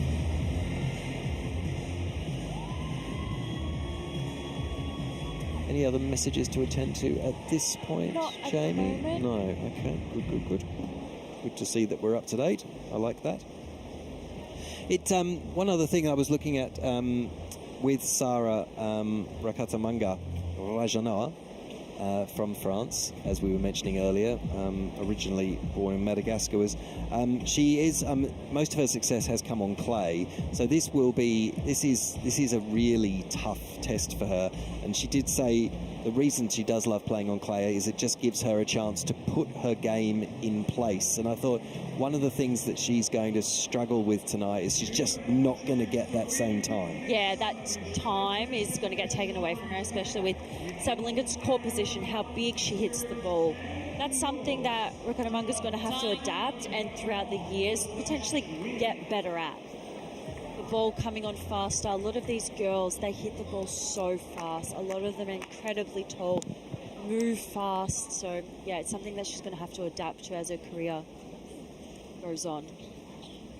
Which hopefully is for a long time, because I think everyone's been impressed with what they've seen today from the 20-year-old.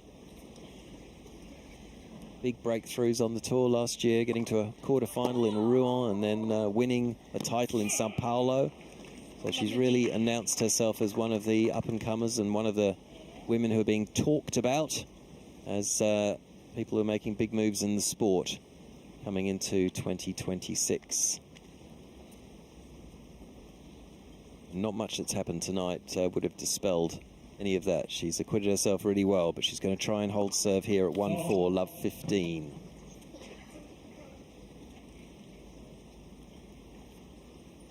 Sabalenka inside the baseline to receive this. Jumps into a backhand. Doesn't get much on it, actually, so Rakatamanga does the same with her own couple of backhands, trying to find a bit of an angle, tipping the net cord from Sabalenka, then goes back onto the backhand. This time, though, just feet stuck in the court. Rakatamanga ending up putting a simple enough backhand into the net. Love 30. Following this match, we're going to get a look at the #1 seed on the men's side, Carlos Alcaraz. And he's going to be coming up against Adam Walton, the Australian. That's going to be a really exciting matchup. So we're looking forward to bringing you that on AO Radio alongside all the rest of the action as we jump around between venues and matches as we work our way through the evening here on day one of the Australian Open. Forehand cross-court from Rakatamanga. Nice cross-court response from Sabalenka, though, was too good for the Frenchwoman. And it's triple break point for a 5-1 lead here. Hit that with so much power. Even end range, her ability to create the power of both her forehand and her backhand side is incredible. And she can beat opponents just from the power of her shots. And it served her well, especially here over the last 3 years in her period of dominance, save that one defeat, of course, in the final last year. Sabalenka here with a backhand. Nicely done cross-court, couple of heavy backhands. Well covered off by Rakatamanga to this point. Drop shot was really good from Sabalenka, but the response on the run from Rakatamanga was even better. Racket goes up in the air. Sabalenka, no drop shots today.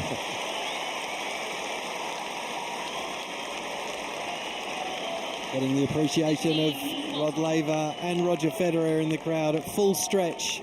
Down low, Rakatamanga just easing that ball over the net and on a tight angle, making the ball cross-court. Getting the applause from Arina Sabalenka as well. 15-40. Sabalenka gets a backhand racket on this. Can't keep it in the court, though. Just too long. Good serving from Rakatamanga. Saves a couple of the break points. Trying to hang in here. 30-40, 1-4.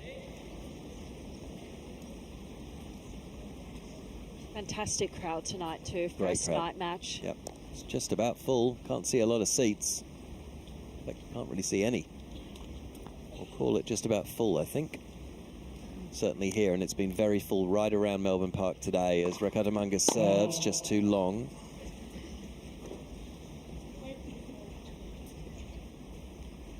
As we mentioned earlier, record crowd of 73-odd thousand in here on the opening Sunday. And it's a double on break point. So Sabalenka New balls, please. will accept that quite happily, I'm sure, and will serve for the match and a place in the second round next. Chris Bowers, how are things with Venus Williams and Danilovic on Cain Arena? Yeah, 4 games all in the first set. It's good stuff, actually, and Williams has ramped up the serve a little bit. She's hit 179 is her top serve for today. Hitting the ball, I think, really well, and she's moving pretty well. She's a little erratic, but then even at her best, she was a bit erratic. She always went for her strokes. She's up against somebody in Olga Danilovic who is a lot more consistent, but Williams at 40-15 has 2 points for a 5-4 lead, and I can tell you that over on the 1573 arena, Benjamin Bonzi has taken the third set 6 games to 4 against Cameron Norrie, so that is 7-6, 6-4. And the other match I was keeping up to date with was Bublik against Brooksby. Bublik is serving for a 2-0 love lead at 5-4 in the second. Great stuff, thank you, Chris. 179 must be getting up to your top speed for your serves, isn't it? Well, I mean, it's funny we're thinking about these 45-year-old players. As far as I'm concerned, that's young. You see, I play on the ITF Masters Tour, which is in 5-year age groups. And you should see some of the... I mean, I know people who played, in the 80s and the 85s. I once interviewed Gardner Malloy, who was a former Grand Slam doubles champion, when he was 92 years old, and he said, it's so unfair that we don't have a 90s age group. I'm playing against these youngsters of 84 and 85. And it's amazing, actually. You see some really good athletes of very advanced years. So as far as I'm concerned, Venus Williams is still a youngster. Absolutely, and I think she'd agree. Thanks, Chris. Chris Bowers keeping us right across everything and all events around Melbourne Park, including Venus Williams' contest, which will continue to do so. On centre court, Arina Sabalenka is 5-1 and 30 love and looking to move through to the second round, and she'd like to do it right now if she can at 8:30 on this Sunday night. Sabalenka serves, looking for the ace down the middle, but on cue, she did not make it. No, Jamie is agreeing. Thanks to the lights. Thanks to the lights, because we know Confirmation immediately. from the lights. Hopefully they're never wrong. Sabalenka serves. Rakatamanga goes for the big forehand, and why not, looking for the baseline, but she missed it. It skidded past Sabalenka, and that will set up 3 match points for the twice champion to move through.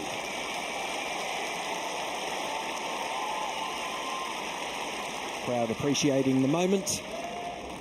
Here is the moment. Most probably for Arina Sabalenka. 40 love. Serves, just missing the first ball. Always helpful to have that crowd involvement on match point. Sabalenka serves. Big forehand from Rakatamanga, and it's going to keep her in the match. She's done well there. She attacked that second serve, took it on, and Sabalenka couldn't control her response. 40-15. That backhand flew very far long. Nearly hit the back of Rod Laver Arena, the court. Yeah, certainly not Rod Laver Arena, the man, hopefully. Because he is here tonight. Sabalenka still on match point. Goes at the forehand of Rakatamanga, and Sabalenka is through as Rakatamanga dumps her forehand into the net. Arina Sabalenka was challenged by Sara Rakatamanga, but of course she found answers and found her way through in an hour and 16 minutes. 6-4, 6-1. Arina Sabalenka through to the second round. Incredible match by both players, but Sabalenka just too strong for the occasion. She's been here before, she's done that before, and she knows exactly what to do when things are not quite going her way. She'll change things around, she'll impose herself a bit more, she'll come up with plan B or plan C if it's needed. I think we just saw plan B tonight, and she just upped her levels and has found a way to see off the challenge of Sara Rakatamanga, who, to be fair, Jamie, acquitted herself well on centre court tonight. Definitely, I think in terms of early on, you would have thought maybe some nerves, but she handled the occasion really well. Stepped up and gave it to Sabalenka, but her level just wasn't strong enough for long enough, and I think that's something that she could go back to her coaches, work on to be able to get better in these occasions. And she might need to find a way to generate a bit more power on hard court if she's ever going to trouble the likes of Arina Sabalenka. Yeah, definitely, especially on her serve. I think in big matches, and these girls hit the ball so hard. Trying to get pace and at least try and hit your spot a little bit better on serve is something that I would like to see her improve, and of course just the ability to handle pace. All right, let's hear from Aryna Sabalenka. She's having a word with Jelena Dokic, having a quick private word first, in fact, but they have a public word now in the middle of Rod Laver Arena.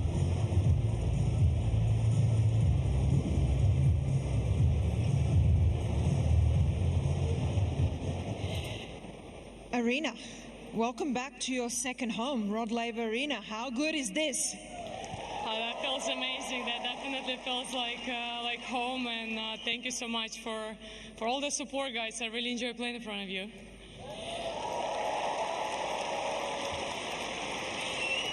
A tough one tonight because your opponent, she's just 20 years of age, very new to the tour, a lefty.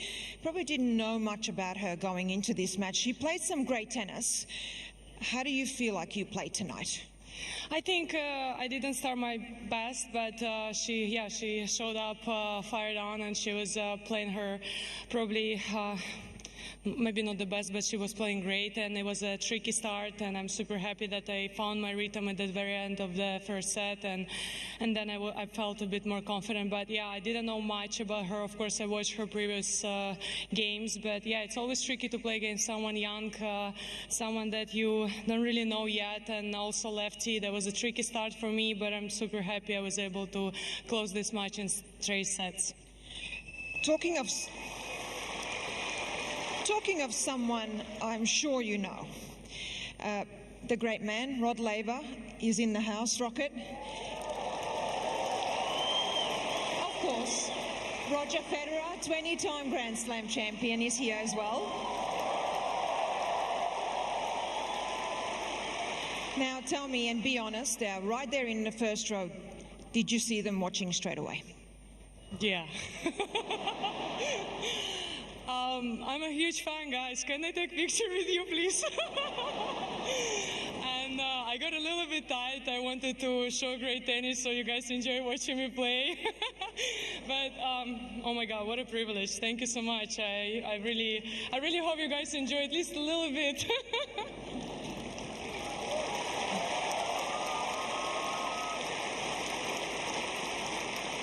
So, talking of the privilege, but how much pressure is that, them watching? That was definitely a lot of pressure. Listen, I know you can...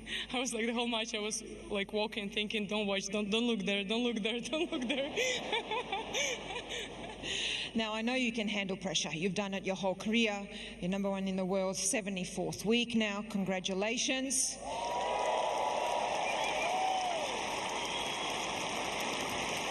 You're a multiple Grand Slam champion. You won twice here out of the last 3 years. So I have a little bit of a number for you.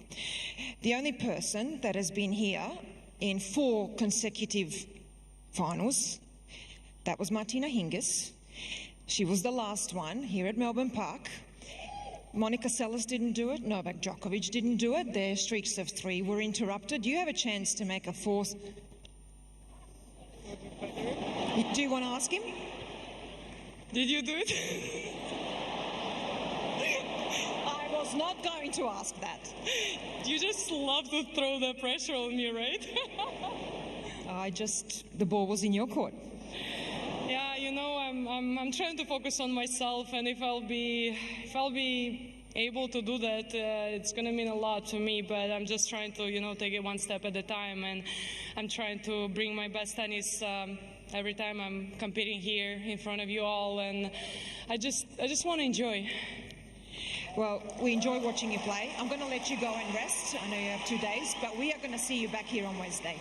Well done. Congratulations. Ladies and gentlemen, Aryna Sabalenka.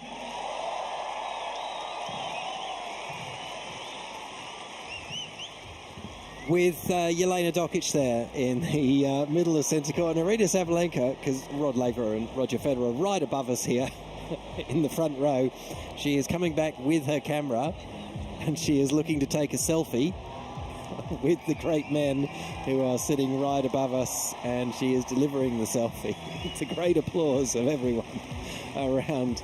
That's a pretty cool moment. Which is nicely done. That is a very good idea to take that photograph, because Some photos are completely unnecessary and you never look at them again. You know, the same ones where you go out with the same friends and you're like, hey, here's another drink. And they're great. Oh, that's fantastic. What am I going to do with that?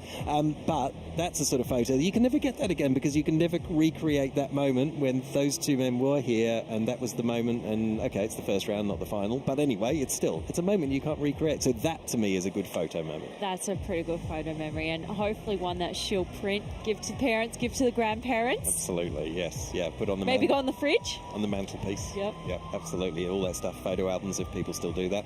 But either way, that's a wonderful moment, and a great moment also for not only Arena Sabalenka but also for Roger Federer, and wonderful to have Rod Laver here, of course, for this Australian Open. Jamie, we're shortly going to make our way over to the Olga Danilovic and Venus Williams contest. Just before we do, your final thoughts on what you saw from Arena Sabalenka tonight. I don't think it was probably her best tennis, but you probably don't need to be playing your best tennis this early on. She had an exceptional run in Brisbane, trying to carry that form.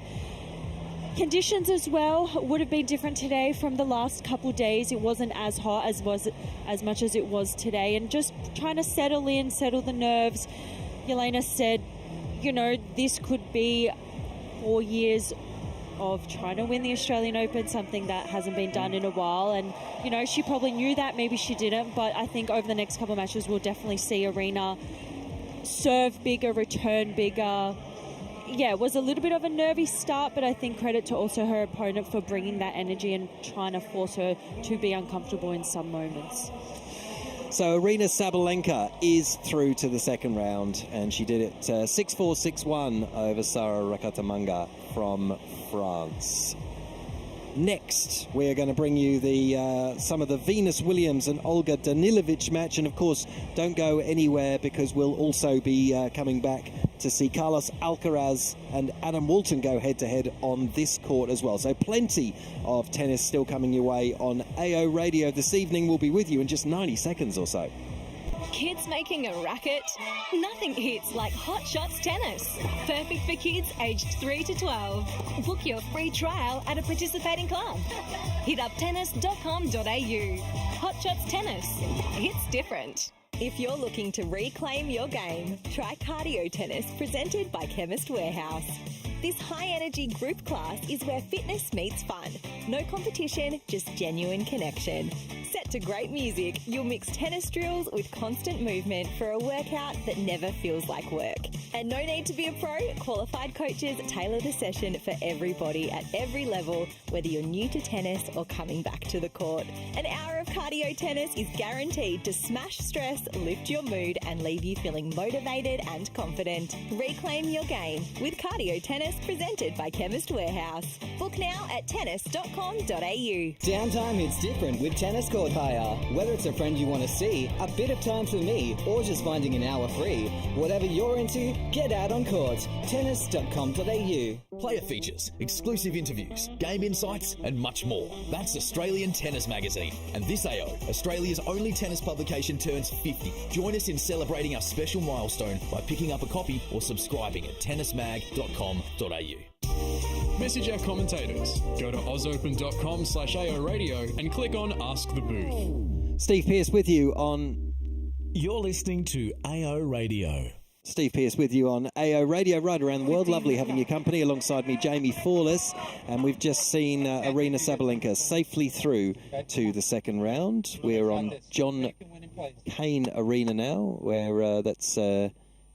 just a little bit of crowd or coach interaction, where we're watching Venus Williams, the 45-year-old who got a wild card into this tournament, and quite rightly so, who is playing Olga Danilovic. It's Danilovic serving at 5-6 in this opening set. So we're very much at the pointy end of this one. Do keep your messages coming through as well, as Danilovic misses the first serve down the middle. It's AO Radio at tennis.com.au, or just use the Ask the Booth form through ozopen.com or the Ask the Booth form, as Danilovic serves to Williams onto her backhand. Miss hit from Danilovic, and that's well long, 15 all.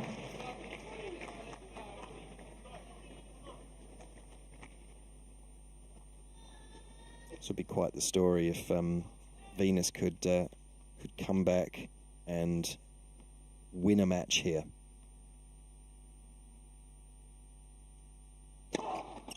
Serving here is Danilovic, and then onto the forehand. On the run, Williams just straying long with that backhand, just too long beyond the baseline.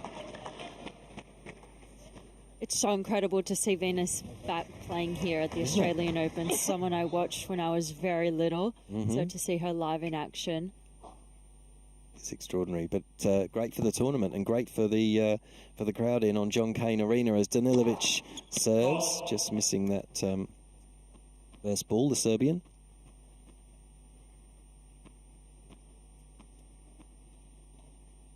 "21 years younger than her opponent. How about that? Just long from Williams on that occasion, so 40-15. So we're getting close to a tie-break here. Later this evening, we are also going to bring you Carlos Alcaraz. He's in action against Adam Walton. That'll be on Rod Laver Arena. And some other matches that Chris Bowers will keep us in touch with as well, including Cameron Norrie's out on court, as is Bublik and Brooksby. So lots of good tennis. Pavlyuchenkova is also out on court, so we'll touch base with Chris shortly. Danilovic serving to Williams on the forehand, but that's long from Venus. And that is the tie-break. That looked like we were moving towards, and that's what we're going to be delivered here. So there'll be a tie-break to decide this opening set.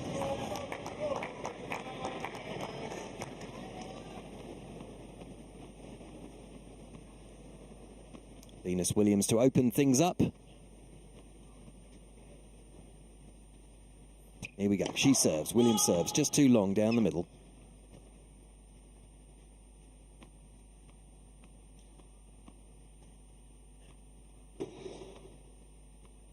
Five times the Wimbledon champion back in the day. A couple of US Opens as well. Eventually overshadowed by her sister, but still an extraordinary giant of the women's game in her own right, Venus Williams. Incredible. Sometimes I feel like we do talk about Serena a lot, but Venus has done so much for the women's game. First point goes to Danilovic with the mini break. Venus Williams dressed all in black apart from a white trim with a black visor, and Danilovic, the Serb, in a lilac. She serves here. Williams gets this one back, then switches onto the forehand again. That's long from the American. 2-love.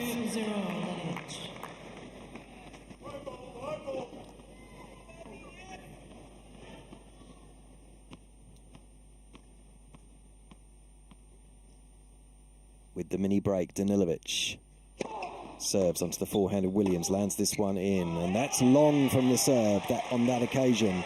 And she's a bit disgusted with herself there. Had the upper hand in the breaker, now it's gone as Williams gets the mini break back. 1-2. Just didn't react fast enough with that ball. Came in quite deep. Coming up against someone with the ultimate experience, Venus Williams.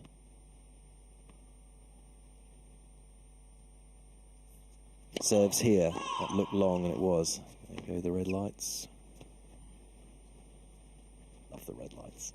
Me too. Now I do. Gee, we've come round quickly, haven't we? We've come a long way. It's been like an hour and 20 minutes. We're completely sold. Williams, just the ball toss going wrong. Packed house on Cain Arena here.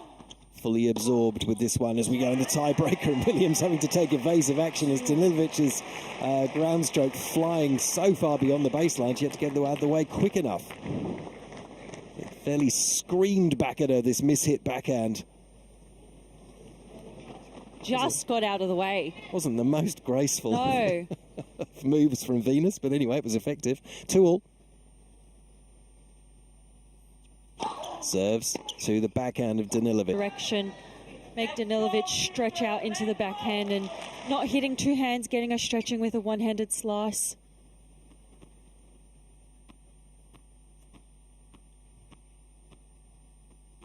The left-handed Serb here, Danilovic, is ready down the far end.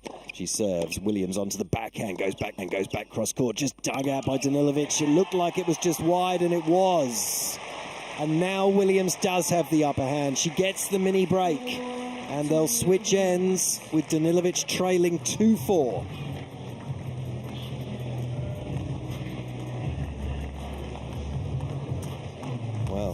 This would be quite the story of the day if Venus could come in as a wild card and get this win. We're a long way from that yet, but such a favourite around the world for so many years.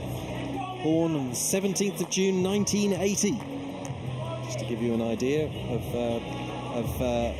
her duration in the game. That's pretty cool. The length of time in the game. No one else left out on tour from that era. But she is, and she's here. And it's a hotly contested opening round match as Danilovic now. The players have changed ends, so right this near end, Danilovic serves onto the backhand of Williams. Lands pretty short. Danilovic takes a chance to come to the net, but the low-down volley on the forehand from the Serb went into the net as Williams attacked her advancing opponent, and she gets another mini break. And now, at 5-2, has 2 serves for the opening set. Pretty incredible tennis we're watching. Danilovic just didn't get her racket below that ball on the volley. Williams then serves, backhand from Danilovic is okay, rocking back. Williams plays her own forehand, both players behind the baseline. Williams looking for a big angle and the baseline in the corner, missed it, and one of the mini breaks is gone. 5-3.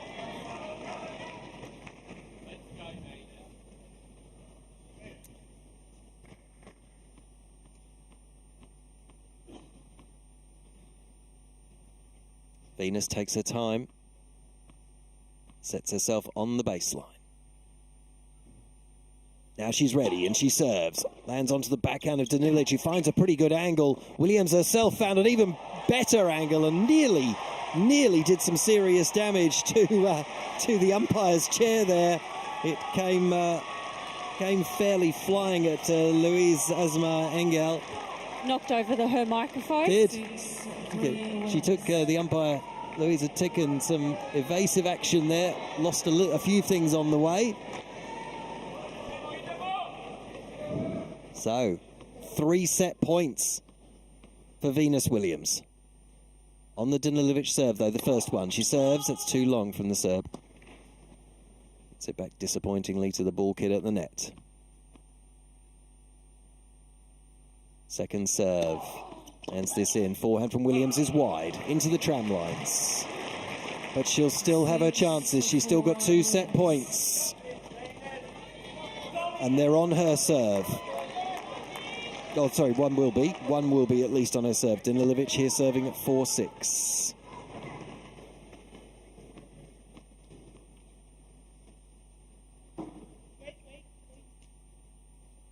Something disturbing Venus, so she's holding up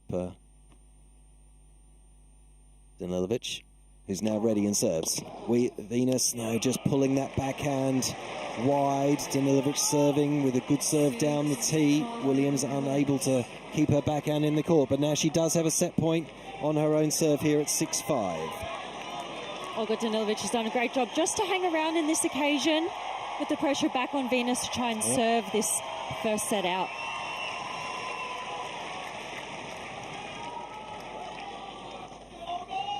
So Venus Williams for the opening set of this first round match. Set point, she serves. Danilovic goes with the backhand straight down the middle of the court. Williams, a couple of forehands straight down the middle as well. No angle from either player at the moment, both behind the baseline. Backhand from Danilovic, the forehand from Williams. Here comes another one. Bit more air on that one from Williams. Then she switches to the backhand low of the net. Danilovic equal to the task at the moment. Good depth from Venus. She goes for the winner and she makes it, the American. Venus Williams pulls the trigger and takes the opening set against Olga Danilovic in a tight tiebreaker, but she got it done. 7-5. What an incredible point. That is true Venus style. Up and down the middle, low over the net. When she gets the ball to spread, absolutely spreads her opponent, and a clean winner.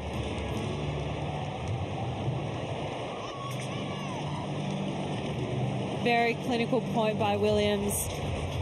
3 aces. First serve percentage 83%, serving at a really high percent.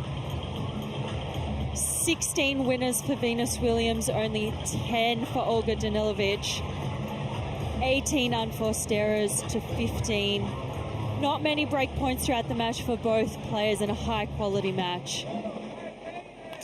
Great stuff. Well, that was wonderful to be able to bring you that first set for Venus Williams over Olga Danilovic. Rolling back the years. She hasn't got through yet 55 minutes, but she has got the opening set, and we'll keep you right across that one. The winner would play either Rakimova of Uzbekistan or Coco Gauff, the third seed from the United States, and that might be a match that there might be a few fans and television and radio broadcasters interested in. Coco Gauff against Venus Williams. That would be an incredible match. That wouldn't be too shabby, would it? That would be unreal. All right, we're going to keep you right across that match, but in the interim, we're going to jump back next to Rod Laver Arena, because Adam Walton and Carlos Alcaraz, the top seed on the men's side, they're warming up and they're going to be getting underway shortly here on AO Radio. Kids making a racket? Nothing hits like Hot Shots Tennis. Perfect for kids aged 3 to 12. Book your free trial at a participating club. Hit up tennis.com.au. Hot Shots Tennis. It's different. If you're looking to reclaim your game, try Cardio Tennis, presented by Chemist Warehouse. This high-energy group class is where fitness meets fun. No competition, just genuine connection. Set to great music, you'll mix tennis drills with constant movement for a workout that never feels like work. And no need to be a pro, qualified coaches tailor the session for everybody at every level, whether you're new to tennis or coming back to the court. An hour of cardio tennis is guaranteed to smash stress, lift your mood, and leave you feeling motivated and confident. Reclaim your game with Cardio Tennis, presented by Chemist Warehouse. Book now at tennis.com.au. Downtime hits different with Tennis Court Hire. Whether it's a friend you want to see, a bit of time for me, or just finding an hour free. Whatever you're into, get out on court. Tennis.com.au. Player features, exclusive interviews, game insights, and much more. That's Australian Tennis Magazine. And this AO, Australia's only tennis publication, turns 50. Join us in celebrating our special milestone by picking up a copy or subscribing at tennismag.com.au. Message our commentators. Go to ozopen.com/AO Radio and click on Ask the Booth. You're listening to AO Radio. We are on centre court, where Carlos Alcaraz, the top seed on the men's side, although a man who's never got past the quarterfinals here in Melbourne, is this the year? Is this the year that he delivers? I think it is. It has to be. It has to be. Mark Hilawati, who's moved in alongside me. Thank you to Jamie Fawless for the last couple of hours. I'm going to be replaced shortly by Mike Cain when he arrives at the commentary box. It's a little before our changeover time, but we thought that was a suitable moment as we start to bring you these opening stoushes, to bring the glorious Mark Hilawati in, and he might be here for a couple of hours. Has Carlos put on some muscle? Oh yes, I think he has. He has, and he's sporting a new tattoo, so good on you, Carlos. I like that. Absolutely. Bring on 2026. Okay, so we're just about ready to go here for this match between Walton and Alcaraz, and Alcaraz serves to get things going. And it's a fault to start things off. A tick before 9 o'clock on this Sunday evening. It's been a glorious day in Melbourne. Everyone who's been here has had a wonderful time. Hopefully you have too, wherever you've been listening to us around the world, as Walton puts a forehand long beyond the baseline, and we're away to 15 love. It's a great stage for Adam Walton. He's had a really successful career at a college in the States and transitioned well, cracked into the top 100. It's a tough ask tonight, though. Like, you're playing one of the toughest of asks, isn't it? Just about. On centre. Really hard. He does well, though, gets this one back into play. Alcaraz is there to cover it with his own forehand cross-court. The rally is underway. Another forehand from Walton going cross-court again, and it's Alcaraz who strays long. 15-all. A lot of people's first real close look at Alcaraz here on centre court. Full house. No, it's been just about a full house. It was certainly a full house to see Arena Sabalenka move through. There's probably a couple of people just getting a little refreshment, maybe a sandwich or a piece of food like a burger or something, just in the early stages of this one. Alcaraz gets the short ball, should put this away, does. They played once before, Mark, at Queen's last year, on the grass, admittedly. And Alcaraz won, but not without, it wasn't a walkover by any sense, 6-4 and then a tiebreaker, so... on the grass, that's about as close as it gets, but also, you know, everyone's holding serve, the courts are quick. Couple of ball bounces from Alcaraz here. He's ready, serves down the middle, just misses this one. Dressed in a predominantly green outfit, although there's a fair bit of black and white on there as well. Same on the shorts, same on the shoes. Well, Kermit the Frog number, I reckon. Going on, isn't there? Backhand from Walton, cross court, just misses this one wide into the tram lines. This is a kind of first tournament for Carlos without his familiar coach that's been around for such a long time. So it'll be interesting to see how the team get around him and support him. So got away to a near perfect start here at 40-15 in this opening game. Alcaraz serves, looking for the wide serve, misses that one. Spin of the racket, go back, second ball. Alison Hughes in the chair for this one. As Alcaraz serves, goes down the middle. Walton tries. Oh, he does control this backhand well enough, but it sits up and Alcaraz pummels the forehand winner down the line. And a big fist bump as well in this opening game as Alcaraz takes it. That's one thing you don't want to see is Alcaraz doing a fist bump after the first game. That means he's locked in, ready for battle. You'd want him just to be a little bit more casual at the start. Well, this is an aberration on his CV, isn't it? Yeah, this tournament, This tournament is an aberration. This is the one. So he's won everything else pretty much. I think he's won everything, hasn't he? He's won. Yeah, he's got the Frenchie. Yeah, he would be the young at 22. This would be the youngest career Grand Slam, I believe, ever. He beats Don Budge by about 100 days, and he would beat Rafael Nadal in the Open era by 2 years. Yeah. Yep. So it's a big moment for him. But something I think he just, I mean, to not get past the last 8, like, I mean, you know, it's an aberration, and a few things haven't gone quite right necessarily at different times. And, you know, the Australian Open is always very much start of the year. How are you coming in fit and firing? He looks good this year from what we've seen. Early days. And also, like, you think of his end of year, he would have been playing deep into the year as well. So that's one of the curses, I guess, is, you know, being one of the best players. You're going to be playing those finals and the end of year tournaments going right through late into the season, which doesn't give you much time off while everyone else is in their training block. You're trying to put your feet up and smell the roses a little. Walton serves, met with the forehand racket of Alcaraz, and that backhand's a long way long. A slight mishit from Carlos. A couple of 6, 7, 8 feet long. And Walton on the board here at 15 all in his opening service game. The Australian, 26 years old.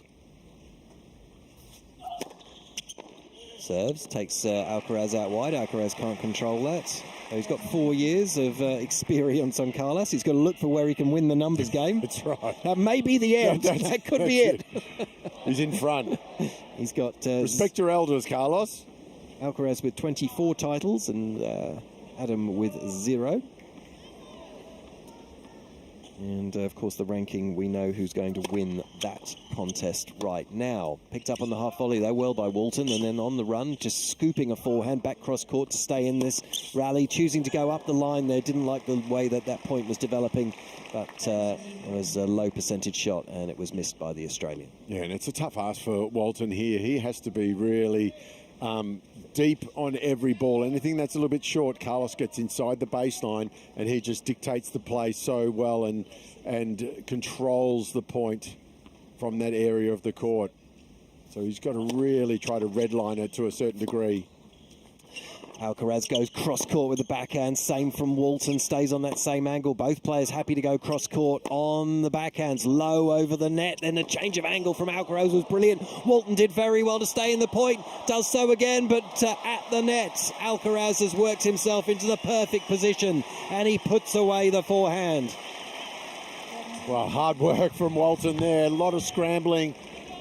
Just trying to hang in the point. He was doing well going cross-court backhand to backhand, but as soon as Carlos changed direction down the line, that really opened up the court.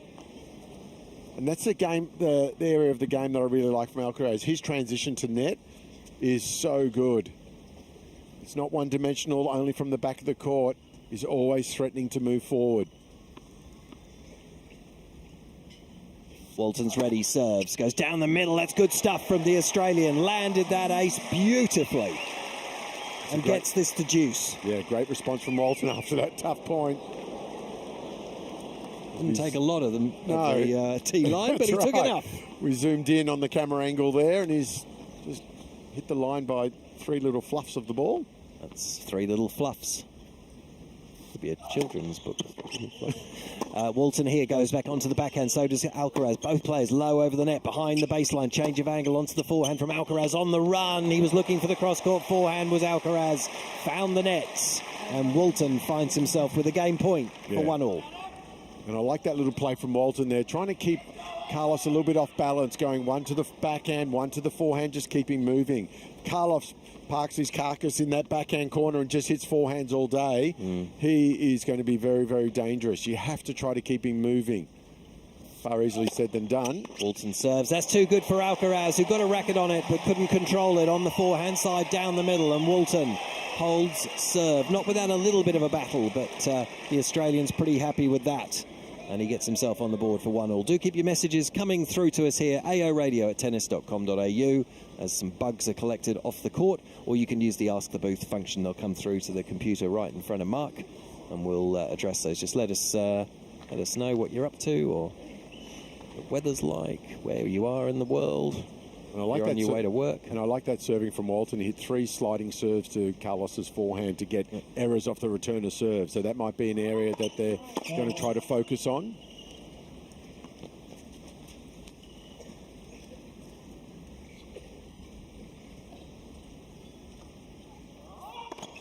Serve here onto into Walton's body. He just couldn't control the backhand, which was bunted long, serving from Carlos. And I'll just keep an eye on Walton's return of serve positioning. First serve is a long way back, but that last one on the second serve, he stepped inside the court to try to take away some time and space from Carlos.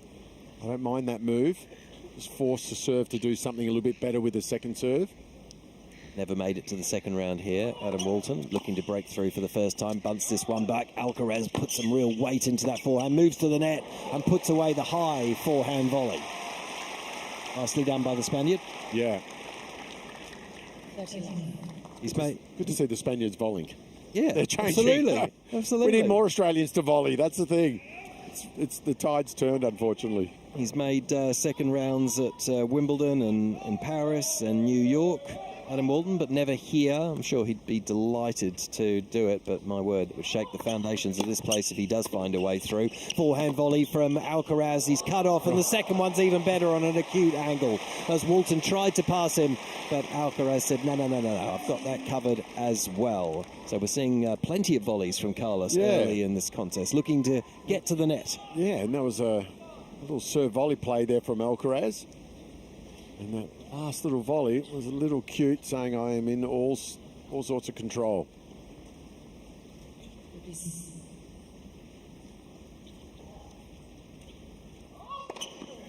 Serving heavily as Alcaraz with an ace out wide for 2-1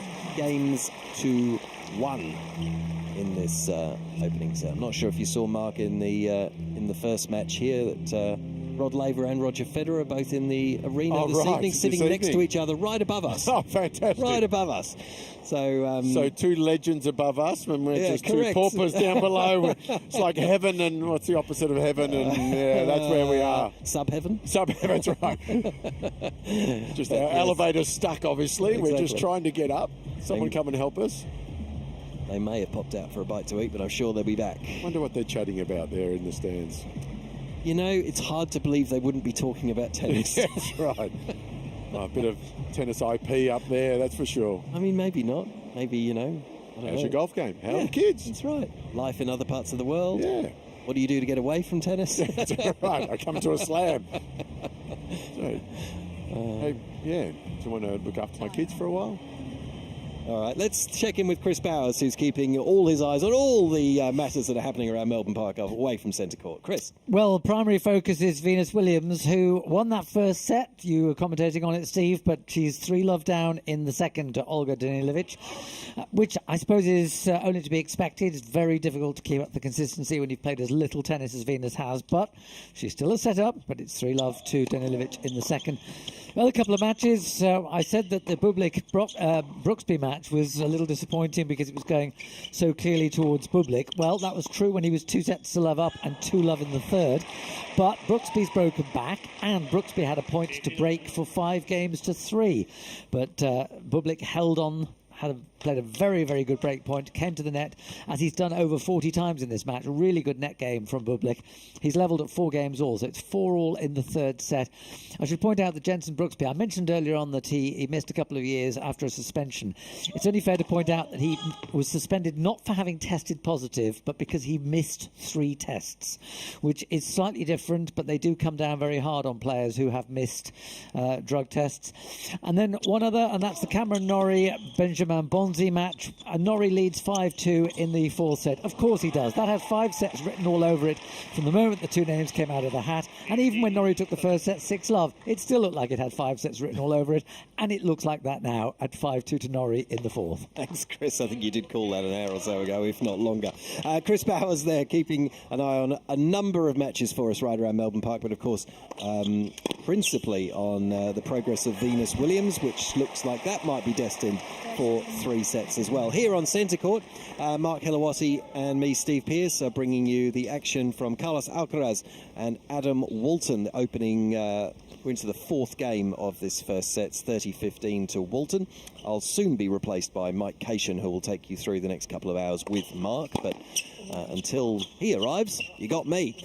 Alcaraz there with the slice backhand. That's a decent forehand down the line from Walton. Well picked up by Alcaraz. Great defence from the Spaniard. Then he ruined it with a forehand which was sprayed wildly into the tram lines as he jumped into that. And Walton has a couple of points here for 2-all. Yeah, and it's interesting about Brooksby being suspended for 3 violations where he missed the drug testers. So the players have to have a daily record of where they're going to be throughout the year. Yes. Which is not easy to do because you think about your own work environment, and I'll just wait for this point to be done.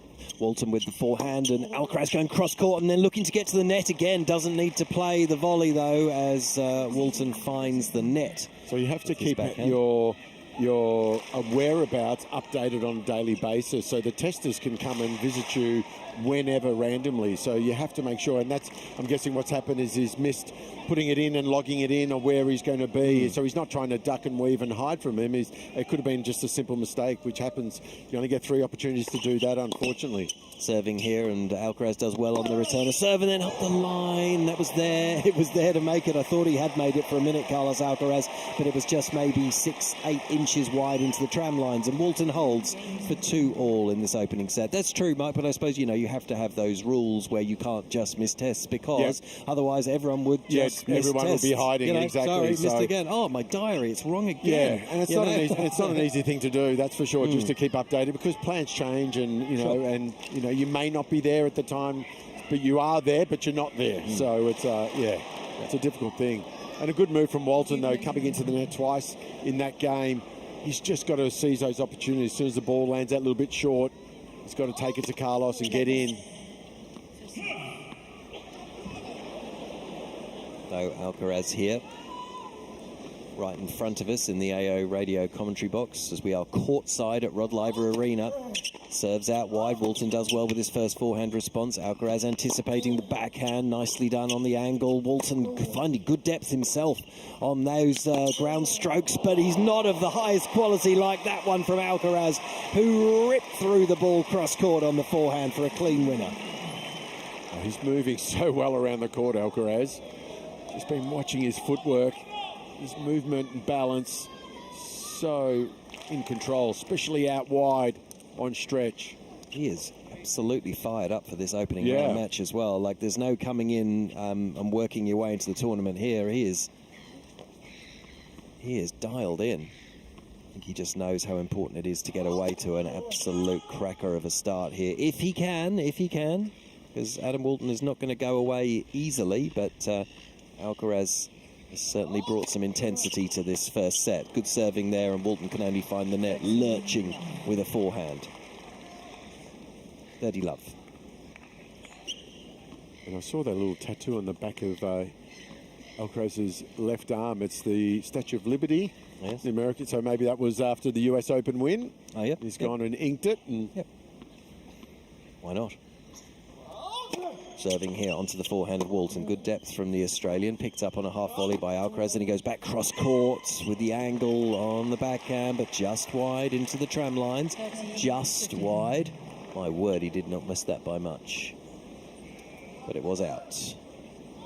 30-15. Good work from Walton there, trying to get the ball to the backhand corner of Alcaraz.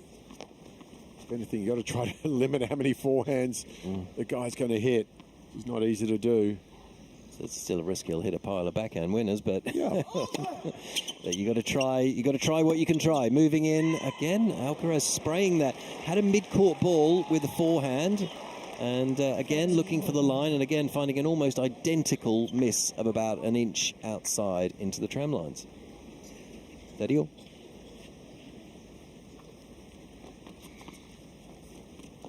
Two balls dispatched back to either corner of Rod Laver Arena, where the ball kids now have them. And Alcaraz serves down the middle for a clean ace.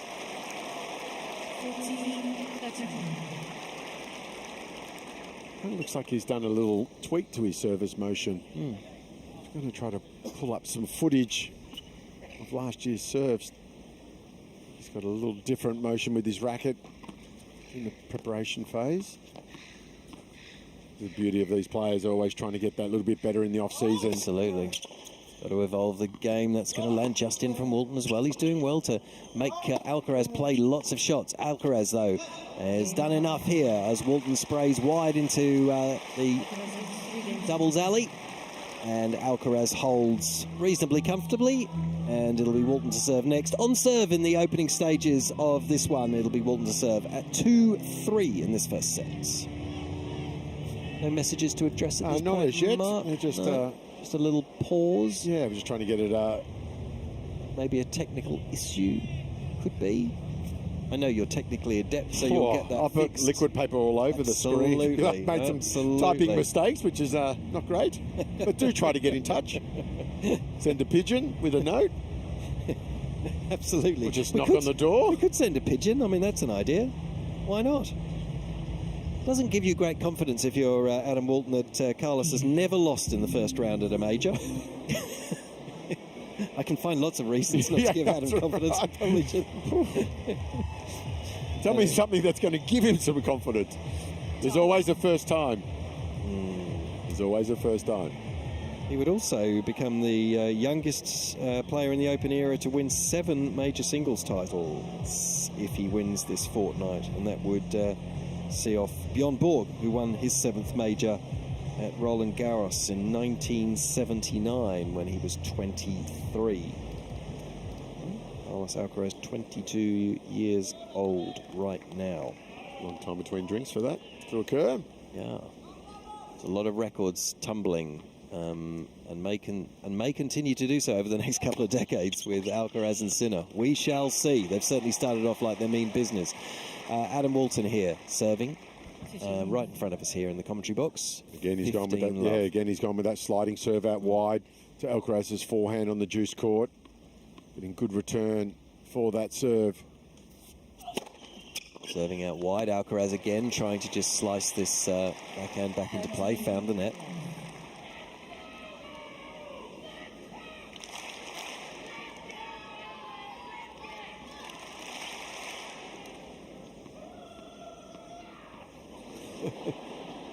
Not sure players will be delighted with that intervention from the crowd. Okay, Walton's ready. Serves right at the body of Alcaraz, who did pretty well, actually, to get himself out of the way of that. Then finds a good angle on her forehand, which forced Walton skidding outside the tram lines to try and make a forehand cross court, which he couldn't do. Yeah, and that was just pace of shot from Alcaraz. It was a deep return, deep reply from Walton, but that pace through the air of that Alcaraz forehand just makes the ball skip and hop out. Walton there on full stretch. Serves here, Walton, just missing this one down the middle. Cross over to Chris Bowers in a minute for an update. Walton serves, backhand from Alcaraz is really powerful. Jumped into that, found a delightful angle and a fair degree of power. Skidded away. And it wasn't a bad second serve from Walton there, but Alcaraz well inside the baseline on that return of serve. Just was able to dissect the single sideline with that angle. Beautifully done. That was wonderful to watch. Walton's ready. Ball tosses up. Good heavy serving down the middle. Well read by Alcaraz. Here comes another backhand from him. Walton with a big looping forehand. Flattened out again by Alcaraz. My word. That's so good right in front of us. It doesn't look like he puts that much into it. But my word, the ball just motors past, doesn't it? And what he does so well, Alcaraz, he'll just take a step forward inside the court and just take that ball that half a step sooner than you're expecting, and that's what increases or decreases time and feels like increases pace of shot. Alcaraz again with the backhand response on the run. The forehand's good, kicks up quite high. Walton meets it with his own forehand. Good depth again from the Spaniard there. Walton's equal to it at the moment, though. Meeting it with his own backhands, forced a bit wider as the Australian does well there. Low slice from Alcaraz, again dug out by Walton. Skips up, makes the forehand down the line. Alcaraz moving Walton around. Is that too wide? No, it was in. Called in. Alcaraz on the run. The forehand, good depth from him. Again, well defended by Walton, and he hung in there, the Australian. And he gets the point. You have to work for it, but it was worth it. And the crowd are loving the battle these guys are performing. Wow, Walton just in front of our booth here, just sucking in so much air. Trying to get some oxygen into the lungs. That was hard yakka. We'll need a new pair of shoes. He's just worn those brand new. He's out. Carlos had enough of that rally as well and just turned it up a notch and overhit that forehand. Good point. At deuce. Good serving. Nice serving from Walton. Just skidding off the Alcaraz racket down the middle as he tried to get that back into play. And that's impressive. And that's impressive from Walton after that long point, coming up with a big first serve. Getting a cheap free point and an easy point. Mike Cain has arrived at the commentary box, so we'll do a little changeover. Has he been on vacation? Mike Cain. No, he would have been somewhere around Melbourne Park. Of that we know. All right, Walton has served an ace, and it's 3 games all. Just while I jump out and Mike comes in. Chris, give us an update, please. Well, I can tell you that Alexander Bublik has won. I was telling you last time that Jensen Brooksby was making a real fist of the third set.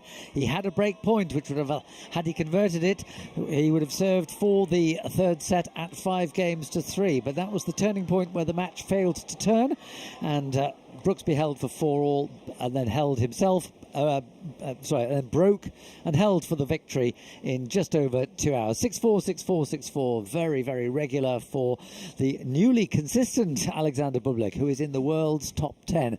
We have 2 final sets, one confirmed, one almost confirmed. The one that is almost confirmed is Venus Williams against Olga Danilovic. Danilovic led 5-2. Venus has held serve, but Danilovic serving at 5-3, 15 love to take that match into a final set. And the least surprising final set, the one that I was been predicting all the way along, really since the start of the day, Benjamin Bonzi against Cameron Norrie. Norrie, the 26th seed, has taken the 4th set by 6-3. So with the match just approaching the 3-hour mark, they are going into a 5th. And Chris, did you mention earlier that Brooksby was coming in 40-odd times at net? No, that was Bublik. Bublik was, yeah. Bublik enjoys his volleying, and in fact, that break point that Brooksby had at 4-3, it was saved by Bublik with a really good attack and a very forceful forehand volley. Excellent technique, and he's very comfortable in the net, is Bublik, and consistent. That's good. That's a good stat to hear from Bublik, that he's transitioning forward a lot more. Yep, no, and looking very good. All right, thank you so much, Chris. Mike Cain joining Mark Halawati in the booth. How are you, Mark? sir? You're covering some miles, huh? Yeah. 9 straight sets over on court number 6, and happy to be joining you here inside Rod Laver Arena with Alcaraz and Walton here. 3-all, 40 love here for Alcaraz as he's just stroked a magnificent backhand line winner. What have I missed? You've moved first point 1, Alcaraz, big fist pump after point 1, and it's been like that ever since. Great serving from Walton, serving a lot to Alcaraz's forehand, sliding the ball out wide, putting it on stretch.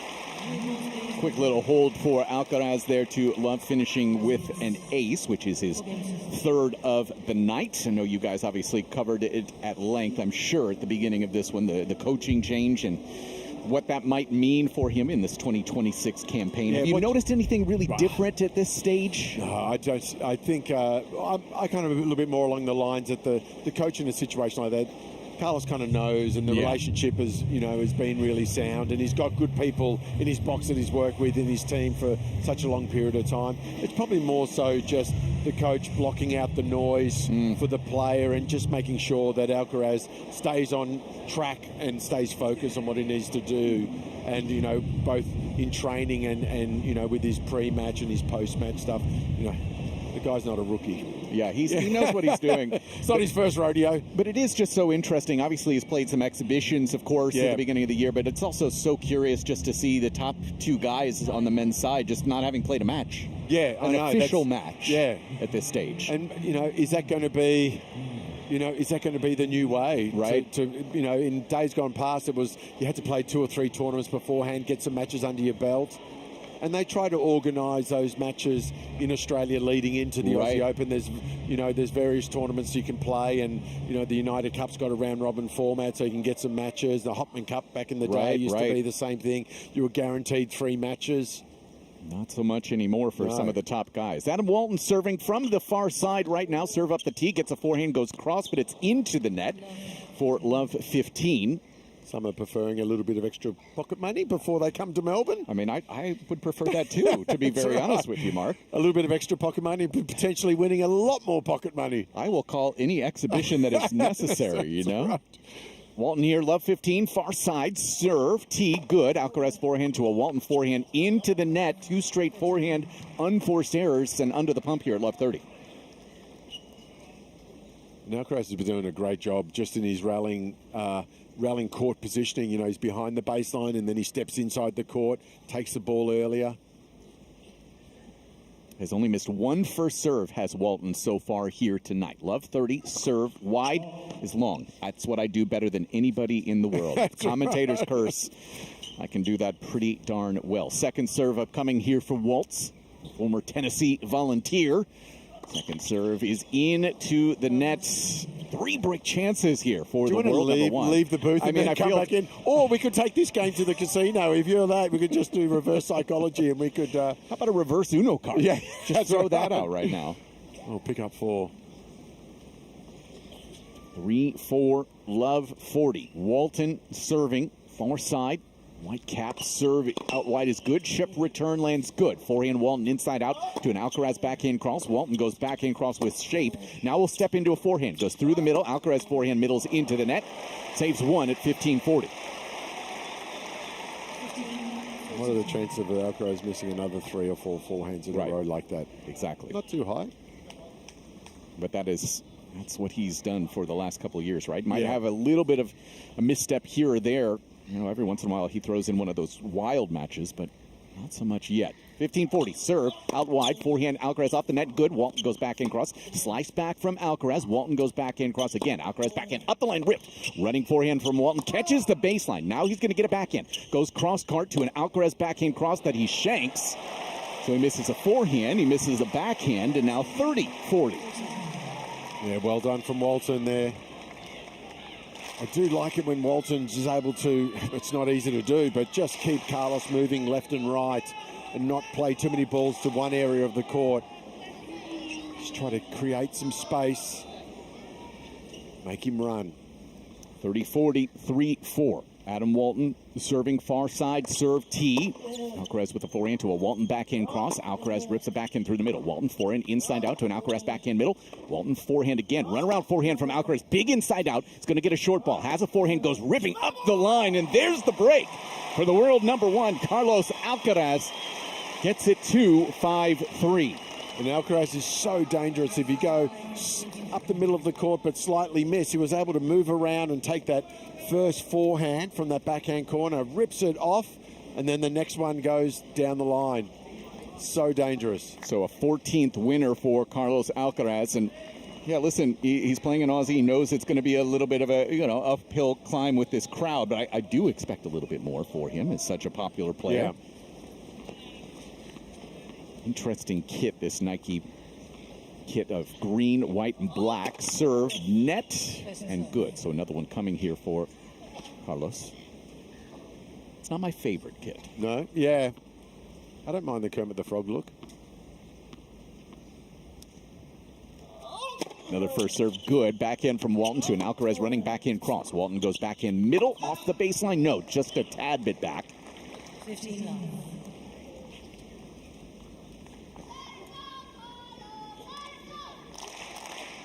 And there's a support from There we Carlos. go. We got a little bit. We got a little bit from him. It's not easy for a 7-year-old kid to get the crowd going with a big chant like that. It should be easier for the kids. Oh, yeah, Mark. sympathy. He's got to have a little bit of a deeper voice, a bit more conviction in that chant. Alcaraz here is at the near side. Serve off the net, and this time long.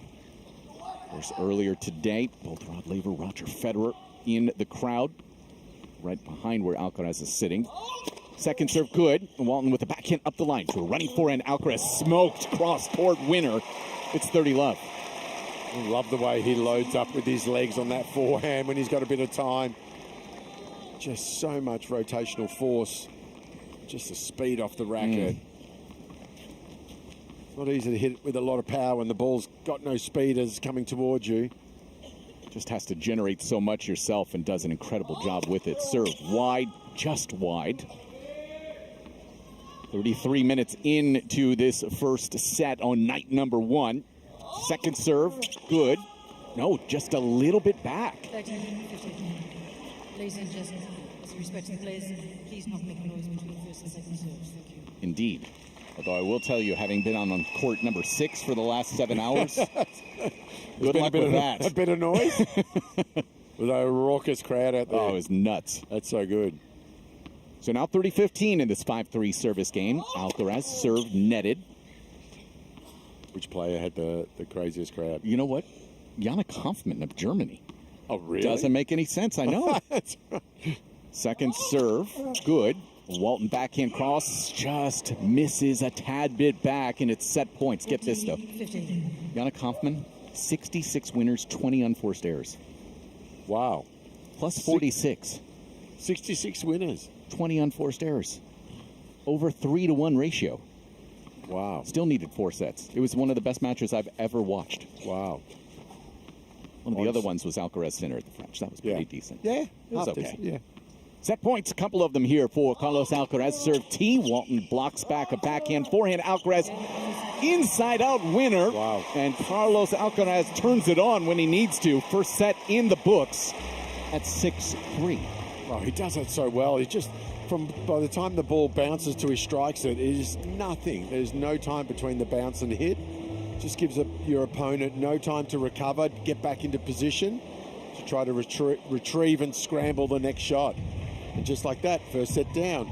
Yeah, and just seemed like it was quiet, some excitement, but then, again, that's when you see Carlos Alcaraz and Jannik Sinner, right? They're just turning things on at those big pressure points. Set 1 summary, pretty remarkable to see how well Carlos Alcaraz played. I mean, Adam Walton, 93% first serve percentage.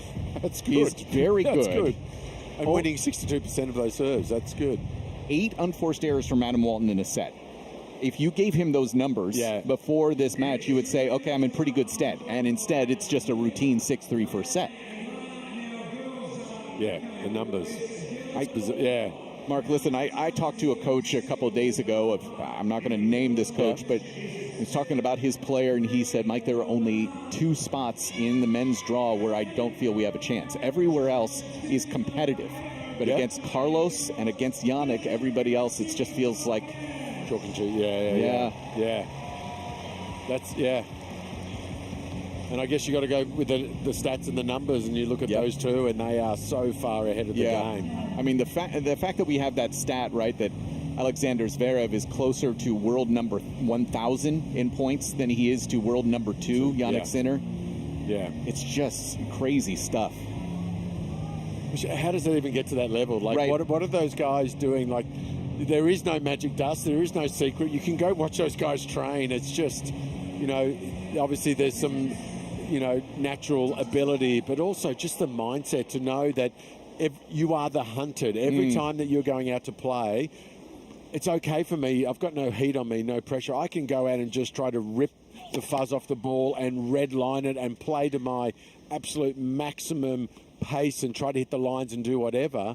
And you've got to weather the storm. Indeed. Walton is serving from the near side to start this second set. Missed return off the backhand wing for Alcaraz for 15 love. Of course, Adam obviously has done very well for himself over the last couple of years since graduating from the University of Tennessee, now at the world number 79, 26 years of age. Competitive match with Carlos last summer.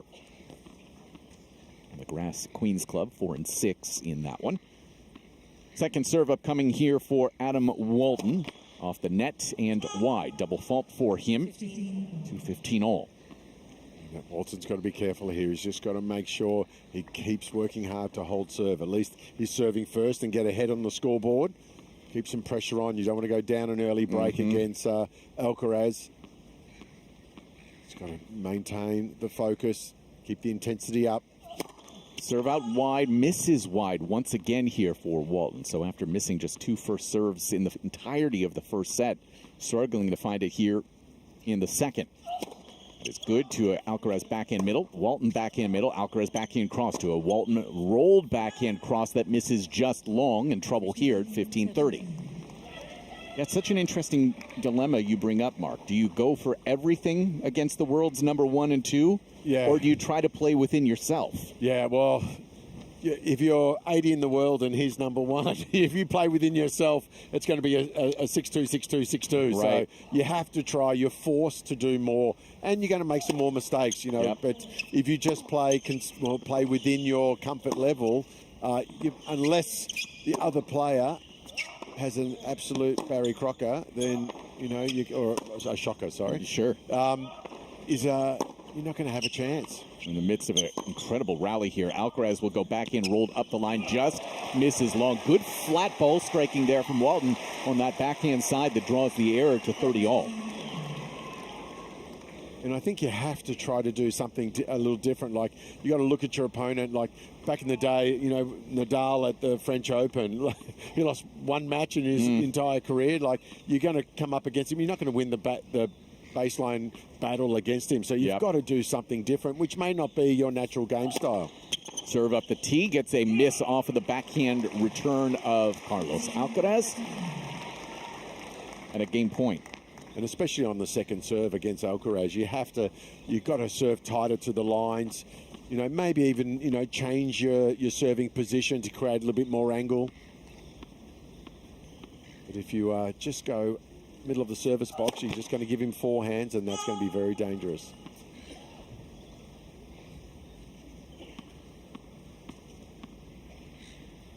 Forty 30-second serve for Walton. Good to an Alcaraz backhand cross. Walton digs out a backhand, but it's into the net. To deuce we go.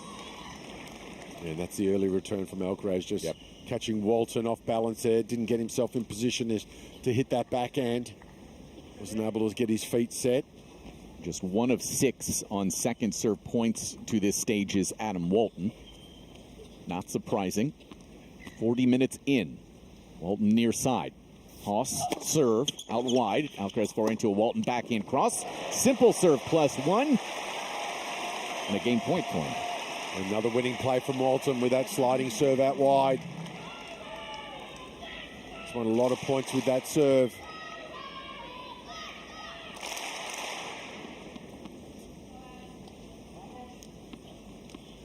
So once again, trying to close out this opening game of the second set is Adam Walton. Serve tee.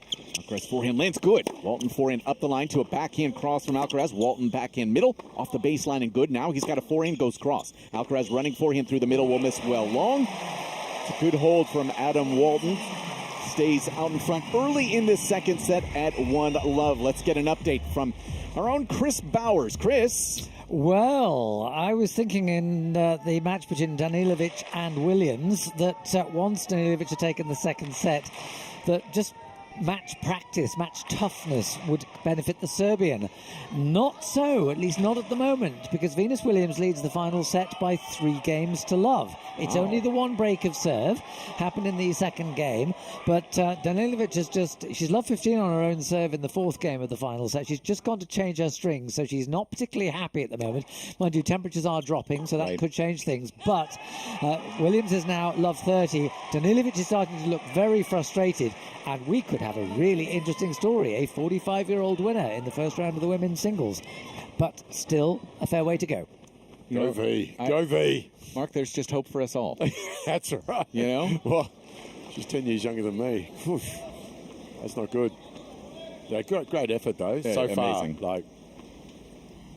Alcaraz here at love 1. Serve out wide is an ace. My partner for my TV match that I just wrapped up, Nick Monroe, talked to Diego Ayala, coach for Venus Williams, said they actually, around her wedding, were able to put in good 6.5 weeks of preseason. So That's very good. fit right now. Yep.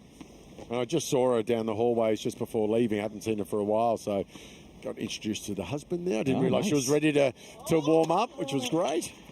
Serve gets a return miss out of Walton from Alcaraz, who went up to the tee for 30 love. I'll tell you a funny story when no one's watching about. Oh, boy. Okay. Okay. Yeah, that's no one's listening now. I don't know. Nobody, but people are watching, I'm Mark. watching. Oh, my They're gosh. right there. You can see them. They see you. We don't see them, but they're watching. It's dangerous stuff there. Yeah. Alcaraz here, 30 love, serve, key, net. Second serve upcoming. He's won 8 of 9 second serve points to this stage for Carlos Alcaraz. Second good, but it is a let. Alison Hughes up in the chair for us here tonight.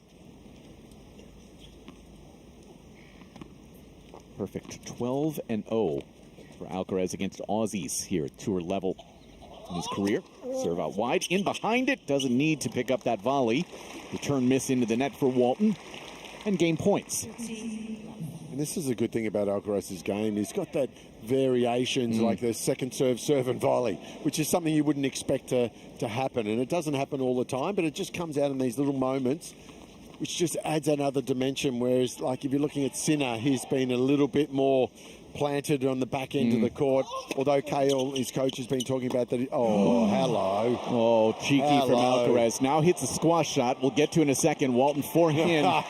It was a really good return from Walton right into the body of Alcaraz, who was able to hit it between the legs to get it back in play. And Walton actually, with a little bit of a smile on his face here, just realizing what he has to do right now to get points out of Carlos Alcaraz. And where on the stats list is that shot? Where do you put that, as a backhand or a forehand? You hit it pretty well. That's just the 5th return point Walton has won here tonight. He's just got to aim between his legs. Yeah, over and over again. No problems. Game point still, 40-15. Serve good. Back into a backhand. Alcaraz in behind it. Forehand volley clean into the deuce corner. Nice and simple once again here for Carlos Alcaraz to 1-all. And the fact that Alcaraz is getting simple volleys just means the quality of that approach shot is so good. Just not giving Walton any time to come up with a decent pass. Should point out, I mentioned Jannik Hoffman just a couple minutes ago. He gets the winner of this one. Oh. I mean, think about that. You have... Should they go play court 6? Right now they should. I think Jannik Hoffman wants to play for another 4 or 5 hours with that type of a stat line. He's got a chance. 1-all serve into the net here for Walton. There has been a drop-off on the serve percentage here early in this second set. Now it's been like Oktoberfest out there with... oh, boy. Return is into the net for Alcaraz. That was a ton of racket head speed on it. Just misses into the top of the tape there. I really didn't know what to expect because Hoffman and Zach Svida, his opponent, both so level-headed. Yep. They don't give you a lot of emotion. And on court 6, you want a lot of emotion. But still, the crowd was so behind that German player. Really? It was fun to watch. So good. Serve good. Alcaraz backhand to a runaround forehand. Walton inside out. Alcaraz backhand race up the line. Squash shot. Walton. Forehand from Alcaraz up the line to a Walton backhand off the net and just wide. It's 15-all. He just moves forward for the short ball so quickly, Alcaraz. It's bounce hit straight away. He's just got no time to recover. He does such a good job. We're getting to see the Walton box, and they're just all thrilled. Everybody has a smile on their face right now, and I think they're just really enjoying the opportunity to see him play in front of this crowd right now. And a return miss from Alcaraz on a slider out wide from Walton. That's the thing for Walton. It's one thing. For his team, they're just thrilled. What a moment for him, right? Playing on this court against this player. Like you'd love to be able to have a draw that gives you a chance to go deeper, but then also the opportunity to play the number one player in the world, the number one seed. Yeah, when he's 75 years of age, this is one of the moments that he's going to be talking about, no question. And at 75, he'll be saying he was so close to winning this match. I had him on toast. Do you know what I had? I served in the first set. It's all right. I won the toss, and it was all over. But that one was over with a drop shot from Alcaraz. Up the line over the highest part of the net. Has some loft on it, but because of Walton's positioning deep in that ad corner, it's a clean drop shot winner for 30-all. Yeah. I mean, the shape on that forehand inside out from Alcaraz to then have that kind of dropper hand skills on display. And he sets up like he's going to drive the two-hander and then just slides the racket underneath it. Great disguise. Nobody better in the game at the droppers.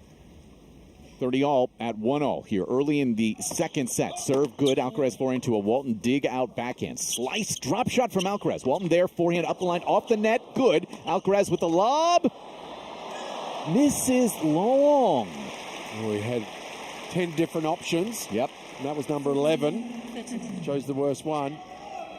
He's almost in cruise control now a little bit. Alcaraz coming up with some drop shots. He's gone the tweener. Obviously feels very comfortable at this stage. Yeah, especially the fact that he's not losing points on his serve mark means he can be so free in these return games. The game point here for Walton, 40-31 all serve T. Alcaraz forehand misses long, and Walton stays out in front here 2-1 on Rod Laver Arena. But a lot of the drama right now is happening over at John Cain Arena, and Chris Bowers has an update for us on Danilovic and Williams. Well, yes, I was last with you at 3-love for Williams. She opened up a 4-love lead, but she's lost one of the breaks now. So Danilovic has just broken back for 1-4, so still the one break in it. But there's just signs that Danilovic is getting her range back. She's more focused. She's moving well, although interesting to hear what you were saying about the 6 weeks of really intensive fitness work that Venus put in. I haven't seen Venus moving this well for at least 5 years. Okay, she hasn't played that much, in fairness. It's your first viewing. But, you know, on the few occasions I have seen her, I've thought, why does she carry on playing? Because she's not moving well. And, you know, you need the consistency and you need the movement around the court. She is moving extremely well, but she has not got this job done yet. It's 30-love to Danilovic in the sixth game. She just missed a forehand, Danilovic now, but Venus still leading 4-1. This could be a great story, but not yet. If there's anybody who knows great stories here in the tennis world, it is indeed Chris Bowers here, who's giving us updates from around the grounds here on night number one. And I saw when Venus was walking, her left arm was definitely dragging a lot more than her right arm, and it must have been the size of the engagement ring and the wedding ring. So may that have some effect with the serve and the ball toss. She's got to work a little harder. She's going to fatigue out a little. Yeah, you know what? You've got some jewelry somewhere, don't you? Just about the same. Listen, we just saw an incredible return winner from Adam Walton, stretched out wide with a really good slider serve from Alcaraz, but able to just find some incredible hand action to get a return winner there. Very rare deficit moment here for Alcaraz. Love 15, served good. Walton backhand, run around forehand, drop shot from Alcaraz. Walton there, backhand up the line, running forehand from Alcaraz. Lob, Walton overhead, good. And then Walton to love 30. Well, Carlos is getting a little bit cheeky out here. He ran around that backhand, looking like it was going to hit a big off forehand, and then just went the drop shot. It wasn't a bad drop shot at all. But Walton doing a good job getting to net. Yeah, just it's a rare miscue from Alcaraz to run around that big. Yeah. With the backhand being so clean so far tonight. So an interesting moment here. How does Alcaraz handle it? Down love 30. Serve into the body. Backhand Walton. Alcaraz digs out a backhand cross. Walton backhand cross. Alcaraz backhand cross. Good angle. Running backhand from Walton's into the net. Couldn't get that left leg out there, Mark. Yeah. It looked like he was going down the line on that shot. Not the right choice of shot from that position. He's just got to get that ball back cross. This is a little window of opportunity that you've got to take against Carlos. He's not going to let you off the hook. No, those windows don't open very often. It's a Casa Alcaraz. Serve T. Walton rolls a forehand short. Alcaraz forehand cross. No problems there. Serve +1 for 30 all. It's a great escape from Alcaraz. Both. You ever been to Alcatraz? No. Have you? Yeah. Yeah? How many years? Did I spend there? Yeah. 18. Oh, whoa. Oh, that's a hefty parking fine you were dodging. Now that I think about how long that place has been closed, I got some real questions about my own age here. Right. Serve for Alcaraz. Chip return. Alcaraz gets a forehand, goes inside out. He sprayed it. This is a break chance for Adam Walton. He's first on the night at 30-40. A similar situation as 2 points previous. Alcaraz running around that forehand. He went drop shot one time. That one he missed it wide with the big forehand. Here's a big chance from Walton. He's dancing around the baseline here. And Alcaraz dancing around at the service line as well. Now ready to set his motion. Takes one look over at Walton. Now the serve. Out wide. Walton backhand lands good. Alcaraz forehand inside out. It's into the net.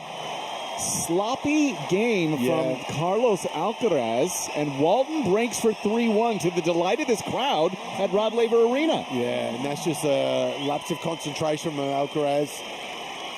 Just went into a little bit of showboat mode there. And that gives Walton an early break. And I'm sure Carlos is going to just get back on track on this game. Just realign his focus with Walton here. Good opportunity. Oh, I'd love to see that sliding serve out wide right now. Yeah. Get that first point. That's what he does. Forehand for Alcaraz. Walton forehand back behind him. Alcaraz rolls a forehand cross. Walton forehand middle. Run around forehand for Alcaraz to a backhand cross. Walton. Alcaraz backhand cross. Misses long. Well done, Walton. Got that first point. And as you said before, sometimes this is what happens with Alcaraz. It just goes in a little peaks and troughs with his focus. Serve for Walton. Near side right now, misses long. It's really been the only criticism that you can have about Alcaraz over the last couple of years. Just little blips of inconsistency. Second serve here for Walton at 15 love. Good. Alcaraz backhand cross. Just misses wide. It hasn't cost him matches. No. It just games and maybe a set, 5-set battle. Like it's almost expected. This is a marathon.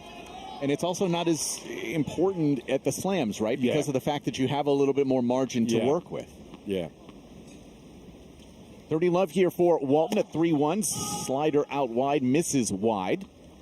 54 minutes in. And a second serve here for Walton. That's good. Alcaraz forehand to a Walton backhand cross. Alcaraz backhand up the line. Running forehand for Walton back up the line to a backhand Alcaraz. Walton run around forehand inside in. Alcaraz there with the forehand. Walton forehand up the line. Just long. It's 30-15. Yeah, and Walton really senses when he's running out wide. He really has to go above and beyond with that running forehand. He's got to try to hit a Hail Mary winner, clean winner. I think I saw Adam Walton in the doubles draw this week with Pat Harper, a guy he played collegiate tennis with at Tennessee. They won an NCAA title while in Knoxville. Serve T, just wide. And a lot of Aussies heading off to college to play. And a lot of them at Tennessee specifically, in fact. Second serve for Walton, good. Alcaraz backhand middle. Walton backhand middle. Alcaraz backhand cross with some bite. Now gets a backhand, goes up the line, off the net, good. Walton forehand rolled cross. Alcaraz forehand cross. Walton forehand cross, good angle. Alcaraz running forehand up the line to a backhand Walton cross. Alcaraz there, throws up a lob. Walton overhead, good. Alcaraz another lob. Walton retreats to the baseline. It lands good. Walton goes forehand cross, and it misses wide. Incredible defensive work from Carlos Alcaraz, as always. Wow. Very hard to get the ball past Alcaraz at the baseline. And smart work there from Alcaraz. You saw after that first overhead, Walton wasn't very comfortable with that smash. Went again and got it so deep. Great defensive skills. I like that play from Walton. He got good angle on one of those cross-court forehands that gave him the opportunity to rip the backhand and attack the net. So real big moment here for Walton. Serve T. Alcaraz back into a Walton backhand cross. Alcaraz goes back and up the line but pushes it wide, and you hear from Carlos Alcaraz as Walton grabs a game point. Yeah, and that's a scream of displeasure there from Alcaraz. He realised that was a poor choice of shot and poorly executed. And after that hard work of winning that point, just throws it away. Just gives Walton an opportunity to go 4-1 up against the number 1 seed. From the near side is Walton. Serve out wide. Alcaraz chip backhand. Run around forehand from Walton. Goes big inside out and misses into the net. We're a deuce. Oh, that hurts. You want to see him hit a backhand there? Oh, yeah. It's, you know, the intent is right to want to hit a forehand, but it was a good return. He got good angle and good depth off that backhand chip. At least you've got to clear the net if you're going to hit that first forehand. Give yourself a chance of it landing in. Serve out wide, gets the forehand as Walton goes inside out. Alcaraz slices it backhand up the line. Forehand on the run from Walton. Now we'll get a forehand, goes up the line to a backhand Alcaraz cross. Walton backhand cross, Alcaraz backhand through the middle. Walton digs out a backhand. Alcaraz rolls a forehand cross. Walton the same. Alcaraz forehand cross. Walton has to just chip that back and it misses long. And an opportunity for Alcaraz to break back, one of the best in the world at it. 25% of the time he gets that break back, and he'll have an opportunity here. Oh, and that last ball from Alcaraz wasn't that far away from Walton, but it was just the pace of shot. Just got caught out, couldn't control it. Well, from having a game point to go 4-1 up, it's break point. Walton takes a deep breath, now settles into his motion. Toss goes up. Serve. It's an ace. Right, out wide. Flat wide from Adam Walton. Back to deuce. Way to respond. Third of the night for him. It's a real strength from Walton. His composure. He's such a competitive beast. Doesn't give a lot away emotionally. Serve T. Alcaraz back into a Walton, back in up the line. Running forehand Alcaraz. Forehand cross from Walton. Forehand up the line from Alcaraz, who will now step into a forehand, goes cross. Running forehand for Walton, cross. Alcaraz forehand cross. Walton has to squash shot that back. Off the baseline, no, just a tad bit back. It's going to be a second look here for Alcaraz. And a similar play on the last juice point. Walton going cross court to Alcaraz's forehand, but not enough pace and width. And he steps inside the court. You know, and the pace of shot forces a mistake once again. They're showing a picture up in the top of the screen on the scoreboards that says escape from Alcaraz. Can Walton do it? Under the pump right now. Serve good. Alcaraz back into a Walton run around forehand, and he's yanked it wide. He's tried to run around that backhand a couple times too many here in this game, which is ironically what Alcaraz did in the last game. So breaks have been traded. Alcaraz always so dangerous in that break back. And we're back on serve here at 2-3, and just drama all over the place at Cain Arena right now. Let's get the update from Chris Bowers. Well, a few minutes ago, Venus Williams led by 4-0 and looked set for her first Grand Slam singles victory since 2021 when she won her first round at Wimbledon. Same here back in 2021. But in the last few minutes, Danilovic has won 4 games on the run. And it's Venus Williams at love 30 on her serve. 4 games all. Serves to the backhand of Danilovic. Backhand Williams to the forehand of Danilovic. Backhand Williams down the line is a clean winner. And when she can run Danilovic around, she still looks like the old Venus Williams, who was in the Wimbledon final 8 years ago, back in 2017. Lost to Garbine Muguruza. She was in the final here in 2017 as well. Lost to her sister, who was at the time pregnant, though we didn't know it. 15:30, Williams serving into the net. Second serve from... She's never won this title. She's been in the final on several occasions. But she did win the gold medal in Australia. That was in Sydney in 2000. Doesn't like her ball toss. Second serve from Williams to the backhand of Danilovic. Into out. A slice, defensive slice from Williams. Lands just inside the baseline. Danilovic, who goes cross-court and misses. And Williams has got herself back from love 32, 30 all. Do you want me to stay with this one, Mike? Yeah, go for it. Absolutely. Intercede whenever you want, but this is the crucial stage here. 4 all, 30 all, final set. This has been absorbing. This is still absorbing. Williams, dressed in a navy blue sleeveless top, navy blue skirt with a little bit of white trim. She serves into the body. Backhand return from Danilovic is a great shot. Scoop back by Williams. Forehand from Danilovic. A lob from Williams is going to land just long. And it's a break point and a point for a 5th successive game for Olga Danilovic. She's having to play the foil today to the big story here. Venus Williams at 45. But this would be a 5th consecutive game for the left-handed Serbian. Williams, 30-40. John Cain Arena goes quiet. Williams serves out wide. Forehand return won't get back. That's a great serve from Williams.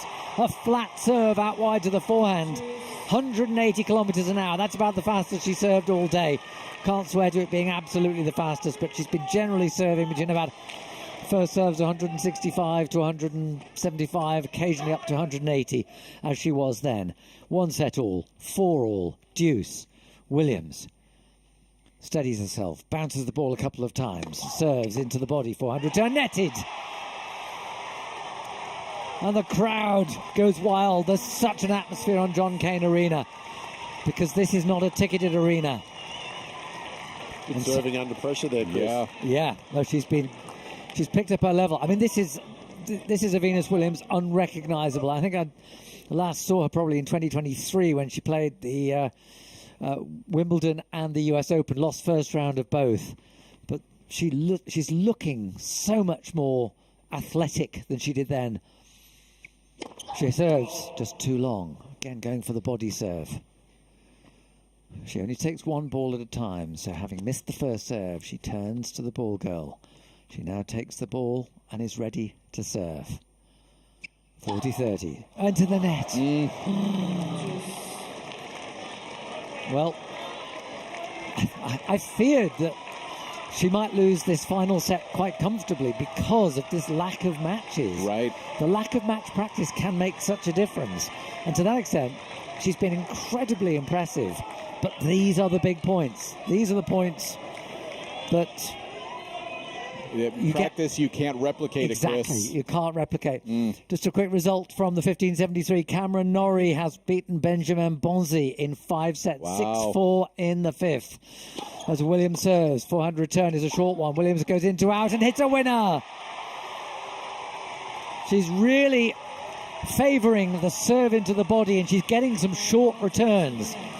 That return of serve off the forehand. Danilovic leaning back. It landed on Venus Williams' service line. And that's just an invitation to hit the ball into the corner. Just to let you know here, a quick update from Rod Laver, where Alcaraz did get a hold to 15-3 all over here. Williams with a second point to go 5-4 up in the final set. Again, not happy with her ball toss. This time she is. She serves to the forehand. It's just too long. Not by much. Second serve from Williams. She turns very slowly to the ball boy. Takes the ball. Now she's ready after 2 bounces. Serves to the backhand of Danilovic. Danilovic tees off on that. That's too good for Williams. It was a short second serve. It didn't have much behind it. And that's why the first serve is so important for Venus Williams. It's still an excellent serve. The second, as she gets into the really big points, can get a little bit tight. What's her second serve win percentage, Chris? Do you have that in front of you by any chance? I do not, but I will look it up where we get the stats. Serves off the top of the net, and it's just, yes, it's, I think that was good. So she gets a retaken first serve. 4-all, deuce, final set. 2 hours and 4 minutes on the clock. Good serve down the middle, forehand return deep, backhand from Williams to the forehand of Danilovic. Goes cross court to the backhand of Williams. Forehand Danilovic, backhand Williams up the middle of the court, backhand from Danilovic, nets! And the roar is for Venus with a 3rd point. to lead 5-4. Adam Walton just grabbed a quick hold to love, gets it to 4-3. And the conversion rate on second serve for Venus Williams is down to 37%, which tells you how important it is for her first serve to go in. Third point for 5-4. Williams.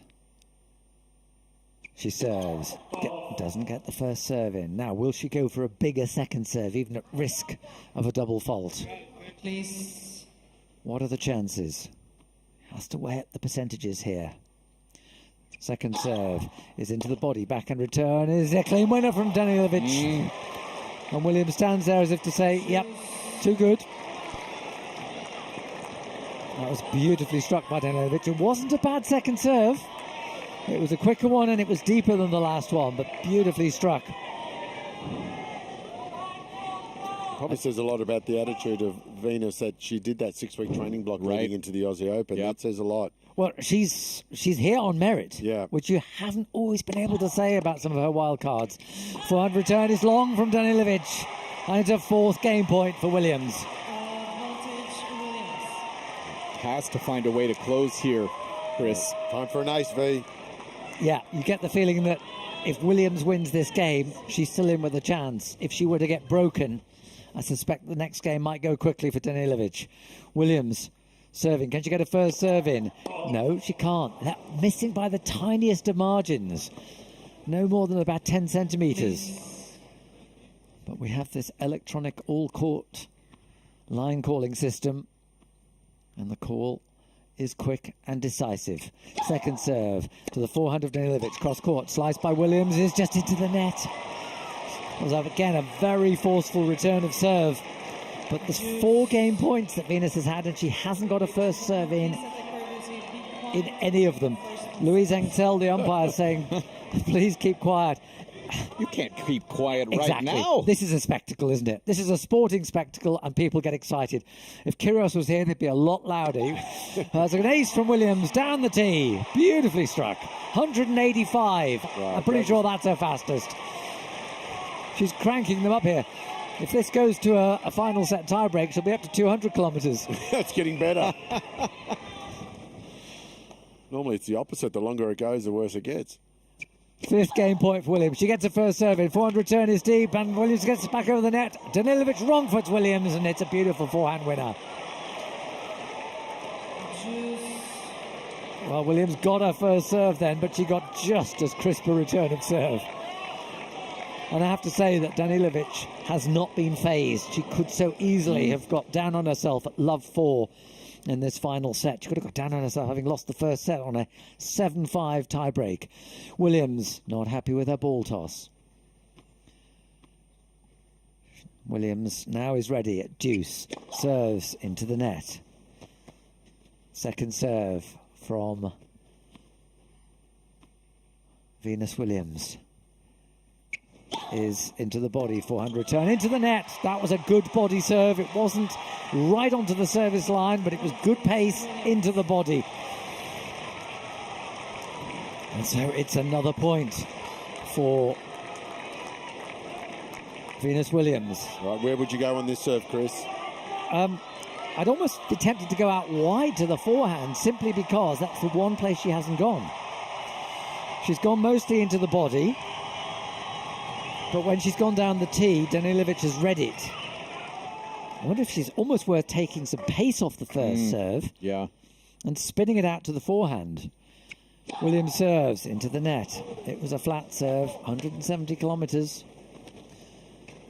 This then becomes a gamble on the second. Does she risk a bigger serve and risk the double fault? Does she get it in and risk the winner? She serves into the body, forehand return, and Williams is there with the backhand deep. Oh, it's too deep from Williams. Oh, goodness. But it was a deep return of serve from Danilovic. And we are now into the 12th minute of this game. How many juices is that now? 7. Okay. Oh, my.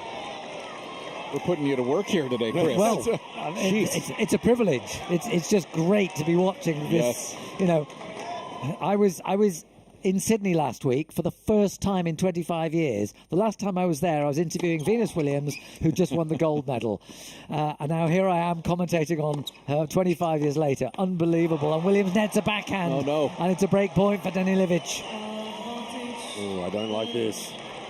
So many missed opportunities on game points, and now all of a sudden... Except, as you will both know, there are patterns.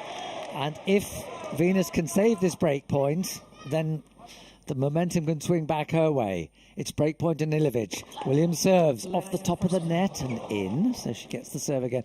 We haven't mentioned Pavlyuchenkova, who's in a final set in Kia Arena. We haven't mentioned Raducanu, who's 4-2 down in the first set against the promising young Thai player, Sabalenka, because it's just so absorbing. We have the men's world number one on Rod Laver Arena. We have the 45-year-old Venus Williams on John Cain. Williams serves an ace out wide to the forehand, and that was the out wide serve. That's what you were talking about, Chris. Talking about 2 points ago. Now then, can she swing the momentum back her way? Because Danilovic has had a chance, albeit not really, given that she cannot reproach herself for not getting the close to that one. Didn't get a racket anywhere near it. A set all, 4-all deuce. I said that 2 or 3 times in the last few minutes. It's quality serving too, this late stage of the match. Yeah, absolutely. Should point out 4-all now for Alcaraz and Walton. But Williams missing her first serve. And you can hear the groans from the crowd. Yeah, you don't need to tell us that she's missed. Exactly. Second serve is into the body, taken on the backhand by Danilovic, deep to the forehand of Williams. Backhand from Danilovic, just clears the net. Forehand Williams, backhand from Danilovic. Williams with the forehand into the net, and she got cramped on that. She looked cramped on all 3 forehands, to be honest, as if she didn't quite get her feet into position. And maybe there's a little bit of fatigue setting in, but it may be as much mental fatigue because she hasn't played the matches. Again, we can't stress that often enough. We talk about match toughness. It's hanging in to be able to play the tennis that you need. Not even your best tennis. The tennis you need on these big points. A second break point for Danilovic. And this time, Williams does not get her first serve in. This is the 3rd break point for Danilovic.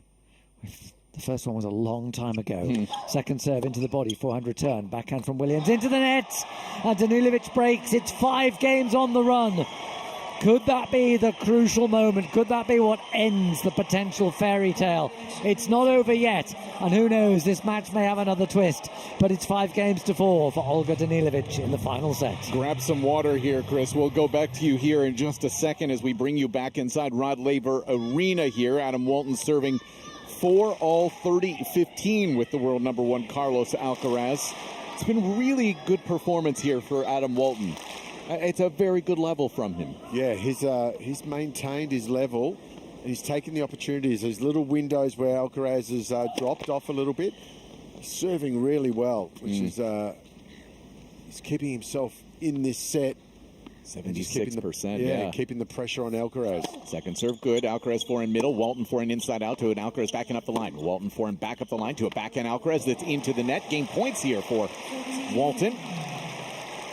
Yeah, Alcaraz it definitely is starting to see an increase in that emotional output right now from Alcaraz, knowing, this is where the big name players put things away. Yeah.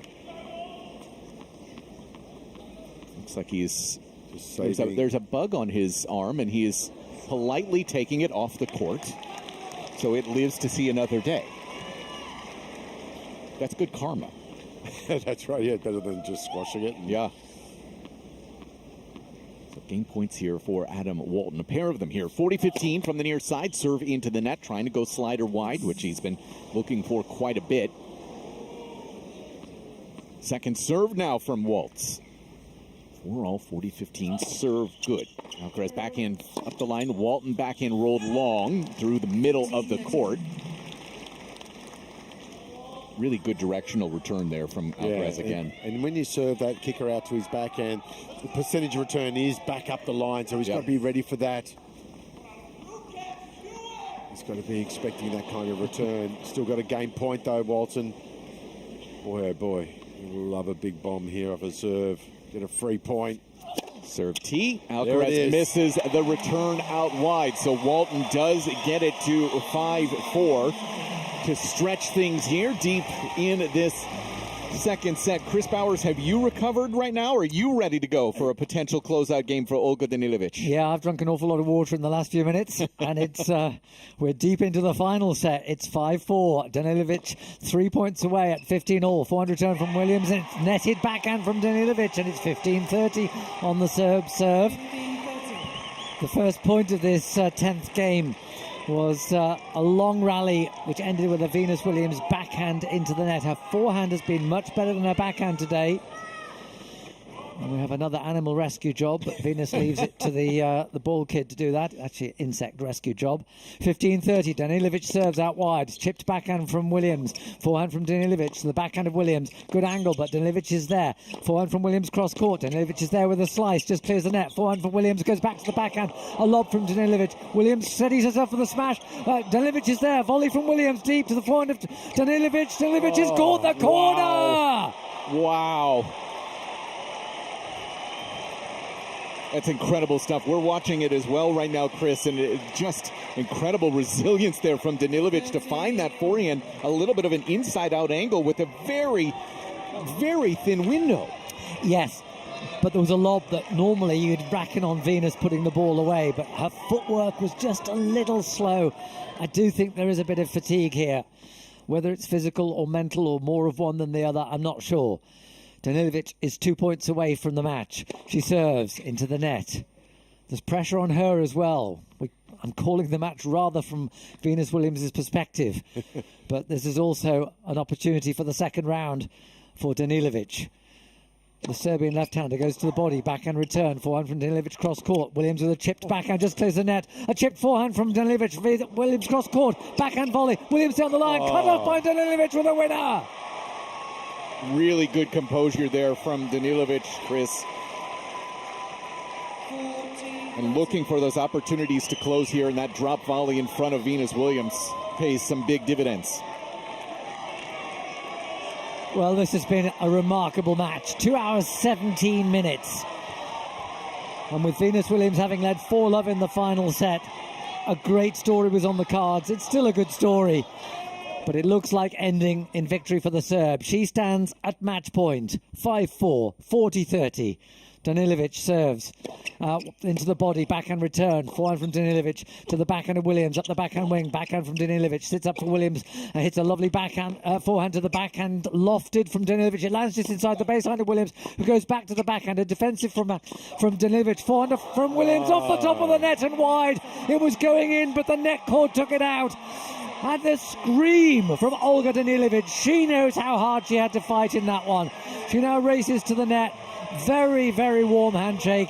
It's quite clear that Danilovic said to Venus Williams, good match, and I think that was an understatement. I think Venus Williams played an excellent match, but maybe the lack of match practice, I know I've said that a few times, but that probably was what did it, because the Venus of just a few years ago, certainly the Venus of 2017 who got to the Wimbledon final and the Australian Open final, would probably have won that match.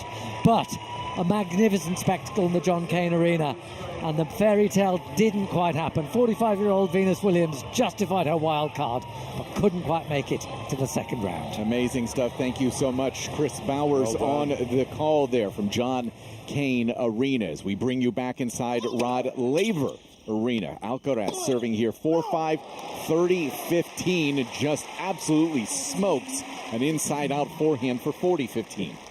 Done that a few times in his tennis life. Big first serve, even bigger forehand. 1-2 play. 26 winners for Alcaraz here tonight, along with 24 unforced errors. So on the positive side of that, but not overwhelmingly so. With game points, serve T off the net and does land good. So again here with the first serve, 4-5, 40-15 in this second set, 6-3 first set for the world number one. Serve good. Lob returns going to miss both long and wide. Simple there for Carlos Alcaraz to 5-all. If you are joining us late, just a singular break chance for Adam Walton here tonight. Mike Cain, Mark Hilawati, and yeah, Walton was able to get a break early in this set, but Alcaraz breaking right back.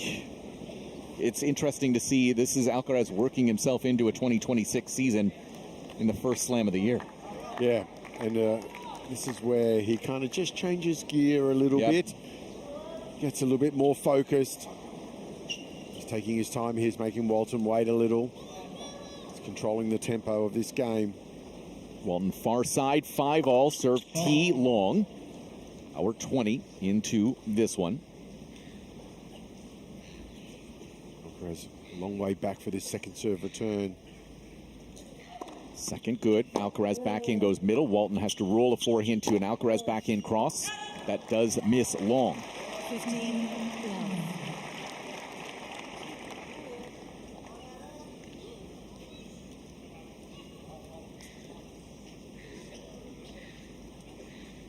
He's done a good job, Walton, of just staying focused. Serve here, out wide. Short return. Walton goes forehand cross. Alcaraz there. Lob. Walton overhead good. 30 love. Not a lot on that lob on the dead sprint from Alcaraz. He almost overran that ball. He probably had time to load up a forehand instead of just going with a little chip lob. Oh, he's quick on the recovery there, Alcaraz. He looks like you, Mark. No, yeah. I'm only like that if it's calling last drinks.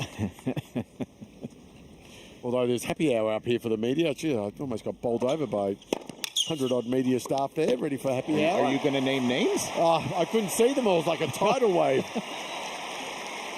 I don't think Carlos Alcaraz saw that backhand from Adam Walton. Just laced into the ad corner. Game points here for Waltz. I mean, I think you and I think everybody at home agrees that he has to win this set. Has to. Yeah. Serve out wide, gets a forehand. No, he doesn't. The return misses long for Carlos Alcaraz. So Walton has done his job.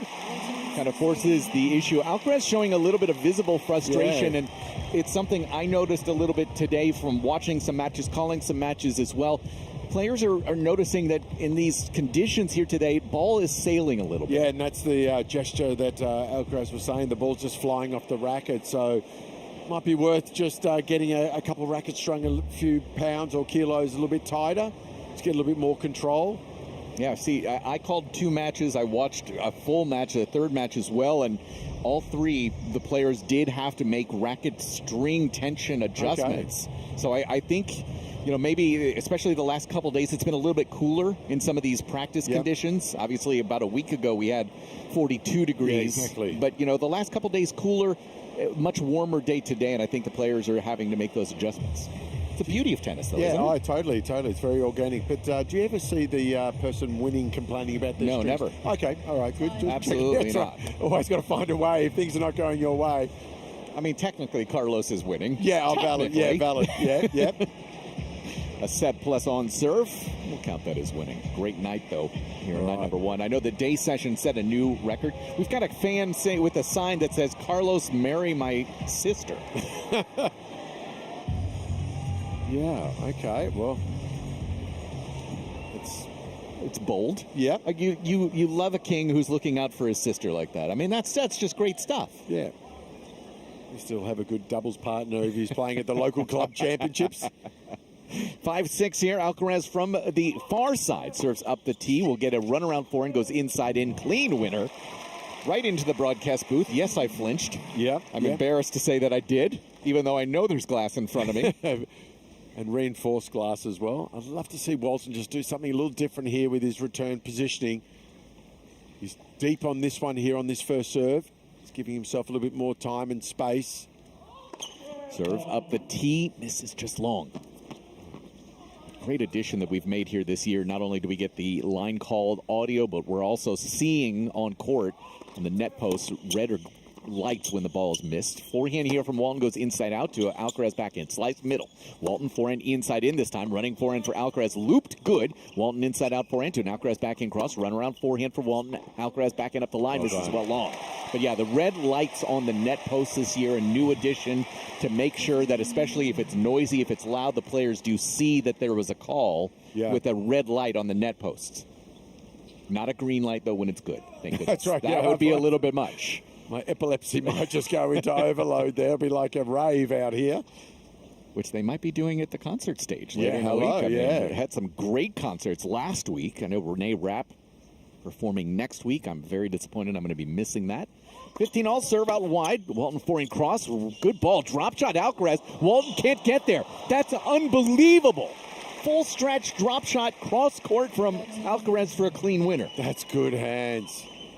Wow, that is some control from that situation. He should not be allowed to do that. No. That was a great return. I mean, the hand and wrist action to Yeah. be able to create that angle on a stretch. It's hard to teach that. Alcaraz looking over at Adam Walton, checking the return position, serving to the body, forehand Walton. Alcaraz forehand up the line to a running squash shot. Walton, that will miss into the net.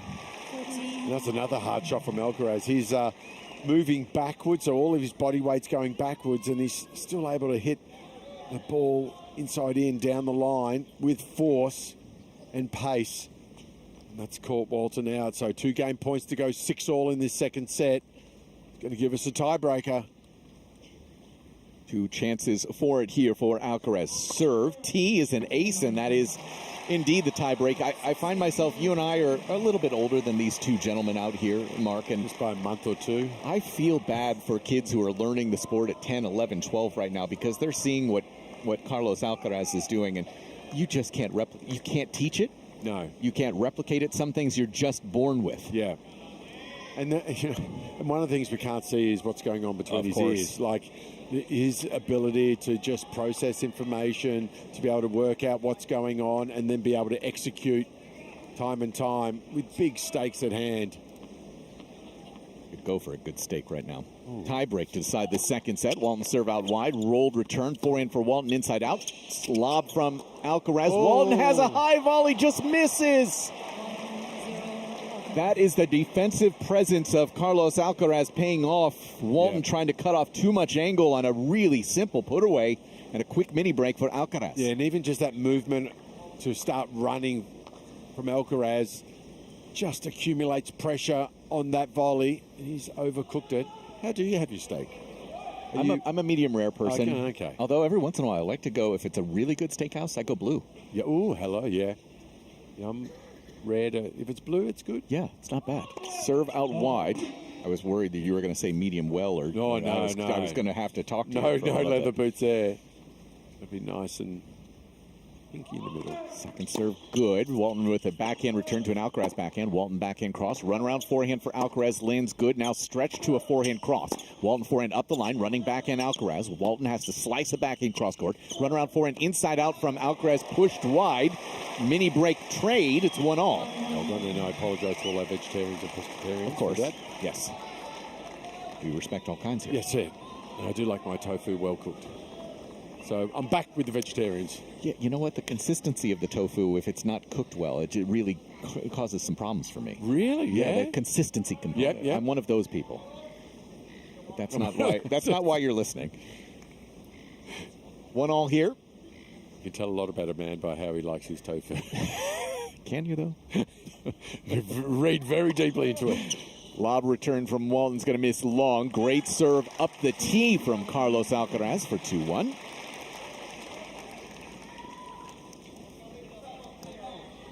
New coaching team here for Alcaraz. New and old, I suppose. Very intense in this moment. We've allowed a lot of matches over the last couple of months. This is kind of a warm-up match in a Grand Slam moment. Right. You can use the first couple of rounds as just a fine-tuning exercise. Walton 1-2, serve T wide. Serving from the near side right now. White cap, white top, blue shorts for Adam Walton. White shoes, white socks as well. Second serve, waltz, is long. It's a double fault. Oh, that's a bit of pressure there from Alcaraz. He knows what he's going to be getting on that return. He's just pushing it a little bit too much. Stovic didn't miss by much, but it's enough. 1-3. To the deuce corner we go. Serve Walton into the net. A couple of crucial missed first serves here for Walton. Second now. Good. Alcaraz forehand cross. Squash shot from Walton is into the net, and it is 4-1. Walton yet to win a service point in this tiebreak. Yeah, and I like that from Alcaraz. Well inside the baseline on that return of serve. That ball was only about a metre wide from Walton, but just a lack of time. Just gave him no recovery after that serve. Just nets that forehand slice. And Alcaraz absolutely in the front seat here. One more point from the far side in the driver's seat for Carlos. Tosses up, serve is good into the body, but it will be a let.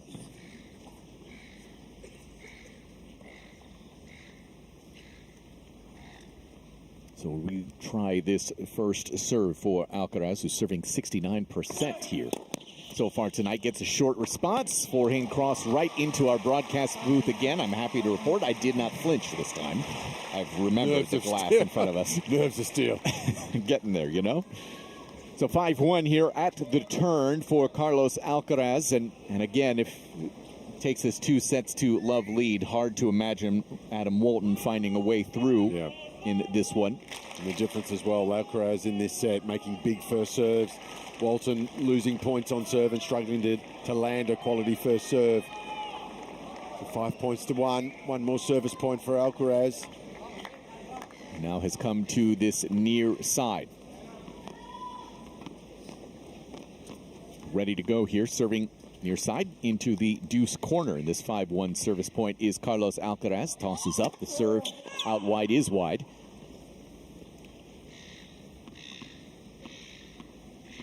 With the seagulls starting to chirp overhead.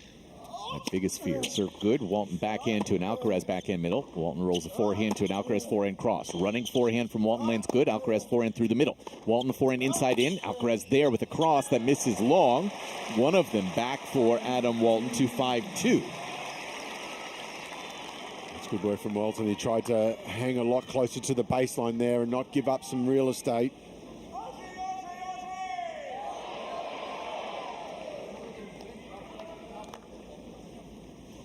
Has to find a couple of serve points does Walton here. Packed stadium here tonight at Rod Laver Arena. 2-5. Walton serve T good. Will get a backhand, goes cross, run around forehand for Alcaraz. Walton backhand to an Alcaraz forehand middle. Walton forehand inside out to an Alcaraz backhand cross. Walton backhand is in to the net. Just too much pace and too big of an angle from Alcaraz to set up 4 set points. Yeah, as soon as Alcaraz gets close to that baseline or inside the baseline to hit his forehands, that's the danger zone there. And just heard that little loud grunt on one of those forehands. It just turns up the speed. He's able to hit it hard, but it's also able to go in. How does that happen? I have yet to find out. Serve out wide from Walton, misses wide. And first serve has deserted him here in this tiebreak, hasn't it? Helicopter overhead along with those seagulls.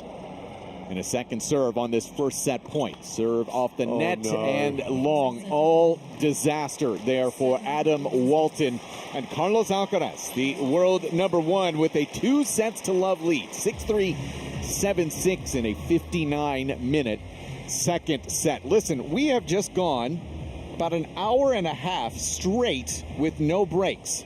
So we're going to take one. Let's.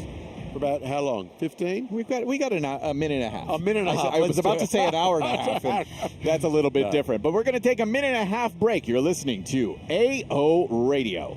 Australian Tennis Magazine has been serving up news, features and game insights for 50 years. Pick up your copy of Australia's only tennis publication or subscribe to have every issue delivered at tennismag.com.au and keep up with all things tennis via our social channels. Kids making a racket at home? Nothing hits like getting outside and on court. With Hot Shots Tennis, kids gain confidence, learn sport skills and make friends. Perfect for kids aged 3 to 12. Book your free trial at a participating club. Hit up tennis.com.au. Hot Shots Tennis. It's different. Have you got your copy of the AO 2026 official program? Packed with player profiles, feature stories, stats and souvenir pictures. It's the essential guide to the Australian Open and all things tennis. Pick up your copy at the AO shop, in newsagents or at ozopen.com. Family time hits different with Tennis Court Hire. From less eyes on screens to more time with your teens or smashing fitness routines. Whatever you're into, get out on court. Tennis.com.au. Player features, exclusive interviews, game insights, and much more. That's Australian Tennis Magazine. And this AO, Australia's only tennis publication, turns 50. Join us in celebrating our special milestone by picking up a copy or subscribing at tennismag.com.au. Message our commentators. Email aoradio@tennis.com.au. The sound of the Australian Open. This is AO Radio. Well, inside Rod Laver Arena, it's Carlos Alcaraz with that 2-sets-to-love lead. But the third member of our crew tonight has been very busy. It's Chris Bowers, and he's got an update right now on Emma Raducanu. Chris? Yes, Emma Raducanu is playing her first night match here at the Australian Open. In fact, she's only ever played one night match at a major. That was the semi-finals of the US Open. And if you look at her sort of personal biography, I mean, she's won one title, but that one title was the US Open in 2021. And when she was 4-2 down in the first set against the 23-year-old Thai, Mananchaya Sawankeu, I was thinking, this is interesting. But Raducanu has got the measure of her opponent and has won 6 games on the run and is halfway to a 7th because she was 4-2 down and is leading now 6-4 to love, serving at 30 love, out wide, forehand return to the backhand of Raducanu. Raducanu nets, looking to go cross court against a very neat looking Thai player. She, I've never seen her play before until this match, but she came through qualifying. She's ranked 196, 23 years old, and Raducanu, who practiced right next to AO Radio's base here at the Australian Open earlier on this evening. Now backhand from Sawankeu, and hits a backhand down the line. Defensive forehand from Raducanu. Sawankeu should put that away. No, Raducanu's read it and chips down the line for a winner. Just a little bit of inexperience from the Thai player. When she saw Raducanu racing across, that's when she should have changed direction, but she was committed to the backhand cross court, and Raducanu had read it very well. I thought that was very nice of you to warm her up today, Chris. Well, you know, she couldn't find anyone else, you see, so I offered. No, the forehand still looks good, bud. Thank you. I gave a bit more clearance over the net today, so that she had a few more balls to... There was talk of Raducanu not happy with the scheduling at the Open here. I don't... she was trying very hard to show a little bit of displeasure without trying to create a rod for her own back. And she was basically saying, look, it's not particularly what I fancy. I think the problem was she thought there might be a long match. The Brooksby-Bublik match might go long. Raducanu has held serve for 3-love in the second set. She was aware that the Brooksby-Bublik match starting at 7 o'clock, if that went 5 sets, which I thought it might, then Raducanu could get on at 10:30 at night. As it happens, that went 3. 6-4, 6-4, 6-4, 2.25 hours. So it wasn't too bad, but she was saying that she's never really had to deal with the day of having, how do you handle the day when you're not playing until at least 8:30 at night, probably a bit later. Yeah. But hey, it's all part of the deal. It's exactly she's only right, 23. Chris. She's only 23 years old, and we forget because she, a bit like Michael Chang. Chang won the French Open before he was anything like ready, and then spent the next 8 years getting himself to world number 2. In a way, Raducanu faces the same challenge, and I hope she does get back up there because I think she's an exciting player, but there's still an awful lot that she has to learn about being, well, she's top 30 again now, and I think if she gets to the top 20, I think she can probably build on that, but she needs to build rather than have one out of the blue sensational tournament. Well, thank you so much, Chris. Yeah, she's building very well right now, comfortable in the second set. Just to tell you how comfortable Carlos Alcaraz is, our radio booth is right next to one of our broadcast partners, ESPN. Johnny Mac it's John and Patrick McEnroe over there, and Alcaraz with a 1-love lead here in this third set, just walked over, smiled, said hello, and John said thumbs up. Everything looking good so far. We're in a backhand-to-backhand rally. Walton backhand middle. Alcaraz run around forehand to a Walton forehand cross. Alcaraz forehand cross. Walton goes forehand up the line, off the net, and good. Run around forehand now from Alcaraz up the line. Walton forehand cross. Alcaraz goes forehand up the line to a running backhand missed long from Adam Walton. And again, Alcaraz just a little bit of a nod towards the McEnroe brothers up to our left. So did you like that, John? Did you like that? He looked at us first. Yeah. Well, he was trying to decide which one would be the toughest doubles team, you and I or both the Max. Terrified of us. Yeah, right. Terrified. You just wouldn't know what would happen. I don't think very unpredictable. I don't know what would happen either. Oh, I've heard of your white line fever. Crosses out. He's just it's like Randy Savage. The macho man indeed. Backhand to backhand we go. Alcaraz backhand slice to a Walton forehand cross. Good one. Squash shot. Alcaraz good. Walton backhand cross. Alcaraz with that speed can't track that one down. It's 15-all. I didn't know we were going to go 80s and early 90s wrestling here tonight, Mark. Right. I would have prepared you with some Rick Rude trivia. Oh, well, I was going to open up with the Iron Sheik there. And get the figure four leg lock and drop the people's elbow. Oh, man. See? Nikolai Volkov. Oh. King Kong Bundy. A lot to be said for guys wearing underpants on the outside of their outfit. Serve is good. Forehand through the middle. Walton goes Maybe we should backhand bring it cross. off. Volley from Walton deep into the deuce corner and misses long. We've got a quick update from Chris Bowers. Chris? Well, yes, we have a match point out on Kia Arena, and it's at 10-9 in a final set tiebreak. Pavlyuchenkova against Bai. Pavlyuchenkova serves just too long. Pavlyuchenkova, runner-up at the Roland Garros a few years ago. Second serve against Shuxun Bai from China. Backhand return from the Chinese player. Backhand from Pavlyuchenkova has missed, and it's 10-all in the final set. Chris, you've been watching this. I did a match earlier, a fifth set tiebreak, where both players looked over at their box at the beginning of the tiebreak to say 10 points. Have you seen that today from these two? No, I haven't, but I do remember when they first introduced that, there was a player, I forget who it was. I think it was an Australian player who jumped up and in great delight when they got to 7-4 and was told, you haven't won it yet. And in fact, I think it happened last week, didn't it? It did, yeah. Sebastian Offner celebrated at 7-1 and then lost 8 of the next 9 points or something. Yeah. Oh, to Nishesh Basava already. 9 of the next 10, yes, exactly. So he lost the match. Pavlyuchenkova, 10-all, serves, backhand return. Forehand from Pavlyuchenkova is missed. She's missed it. She went cross-court, and the Chinese player looks over at her team. There's no question at this stage. Anyone who leads by 2 has won the match. It's a second match point for Bai. Bai takes the 2 balls. Her coach just shouts, simple, keep it simple. Yep. Love that. The other side. 2 hours. Oh, no. She's picked the wrong side, Chris. Yes, she's gone to the deuce court. She's gone to the deuce court. She's made it not simple. The umpire had to tell her to go to the ad court.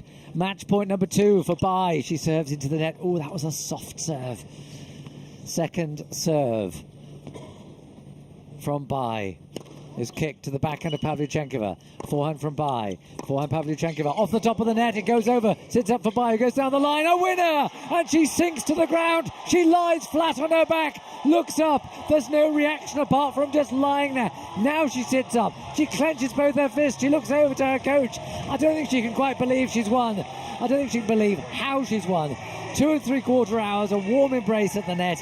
But it's Bai who's beaten Pavlyuchenkova 7-6 in the third set, 12-10 in the tiebreak. And now she screams and looks over at her bench and acknowledges all sides of Kia Arena. A remarkable match ending in a remarkable way. What an incredibly dramatic day one we are having, Mark Halawadi. The Aussie Open just seems to always produce some drama.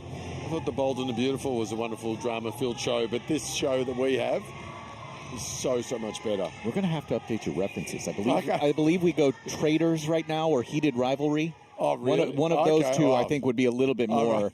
Okay. We'll get you there, Mark. I'm showing my age. I mean, we're talking about King Kong Bundy and Iron Sheik, so I mean, we're not talking about CM Punk or any of the. No, wait till I start doing some Summer Bay and some Neighbours references. Right now we're in the midst of a 1-all service game here for the world number 1, Carlos Alcaraz, in the third set, already with 2 sets to the good. Serve up the tee is just long from Carlos, who's in a sleeveless green, white, and black number from Nike. Second serve for him here, near side. 15 love, serve good. Walton rolls a forehand to an Alcaraz for an inside out. Blasted. You cannot give him that kind of time and space. He will make you pay. Forehand winner for 30 love. Yeah, when he gets a forehand like that, you just got to run to a corner and just hope that he's going to hit it there. He's got so much time. This day one starting to come to a close. I think we're down to just 2 courts. Not a Canoe over there on Margaret Court Arena, and this one here on RLA. Alcaraz, 30 love, misses out wide.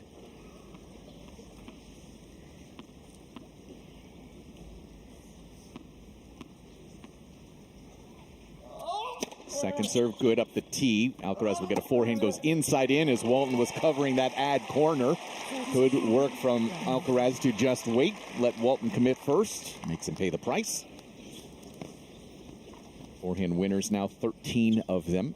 That's what the modern day play does so well, that serve and then that first shot. Very dominating, quality serve, and then that next ball just controls the point. Serve out wide, in behind it, little volley from Alcaraz. Shot from Walton was an incredible drop shot, then Alcaraz even better on the dropper. Walton inside the box, can't even touch the drop shot from Alcaraz. Just remarkable to get us to 2-1. Yeah, great little feel from Walton to be able to play that little slice dink, but wow, the hands from Alcaraz, just wonderful disguise. Alcaraz, interesting, just noticing right now, even though we've been watching him for, what, an hour and a half here, no nose guard for him here today. All right. Normally he wears that nose strip for breathing. I've seen a lot of players use that a lot over the last couple of years. Nico Jarry, the Chilean player, is the one who kind of brought it to the forefront a couple of years ago, and nothing from Alcaraz in terms of a nose strip here tonight. These are little things that interest me, but maybe don't interest anyone else, Mark. No, I'm sure there'll be a lot of people. Is that just to obviously aid breathing? And listen, I am not an athlete of any sort, but I like to run. I do some 10Ks from here from time to time. I will tell you, the first time I put on a Breathe Right strip, I dropped 30 seconds per mile on a 4-mile run. Really? It was the amount of oxygen I was taking in that I normally don't. It's truly transformative for people who... See, I normally run like a whale shark's mouth, just wide open, like the entrance to our Luna Park. Mm-hmm. Seem to get a fair bit of air that way. But how's that go for you? By the way, speaking of water, is that a squid? Yeah, squid. Yeah, my dog's name's Squid. So you've got a tattoo of a squid on your left leg. I like it. Yeah, and also I've got a little shampoo bottle there, which of course is a movie reference of with Adam Sandler, Billy Madison. Never seen it. I'm not an Adam Sandler comedy fan. It's not a comedy; it's a documentary. Okay, one time. It's one of the greatest documentaries in the world.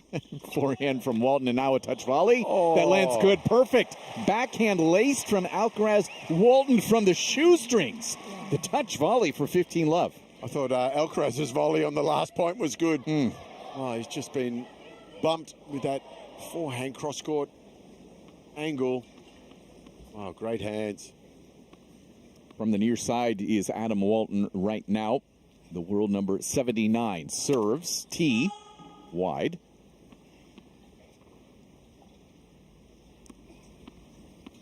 Second serve now for the former Tennessee Volunteer.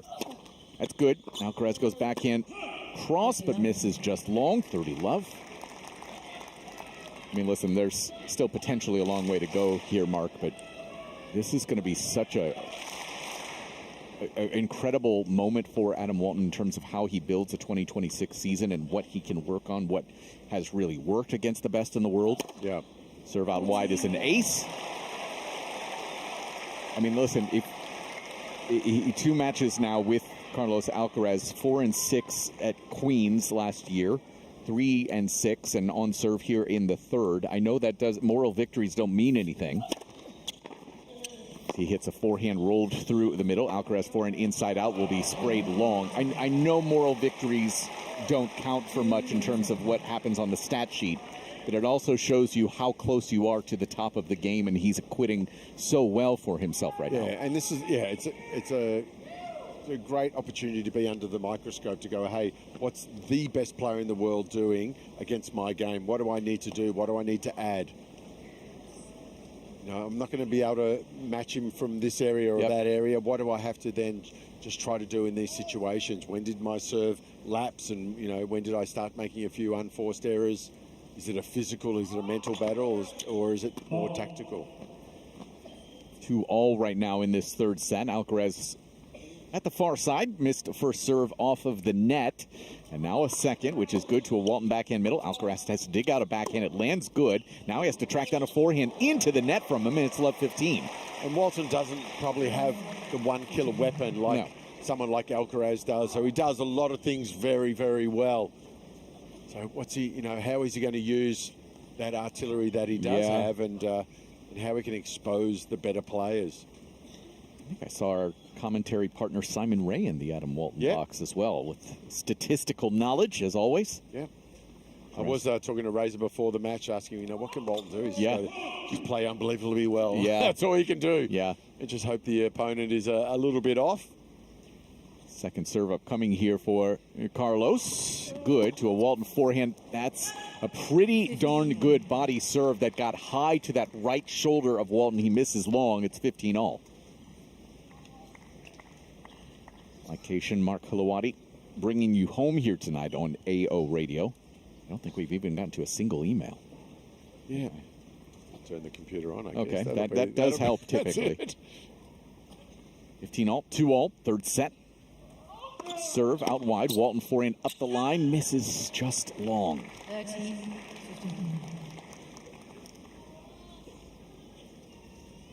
Winner gets the German, Jannik Sinner.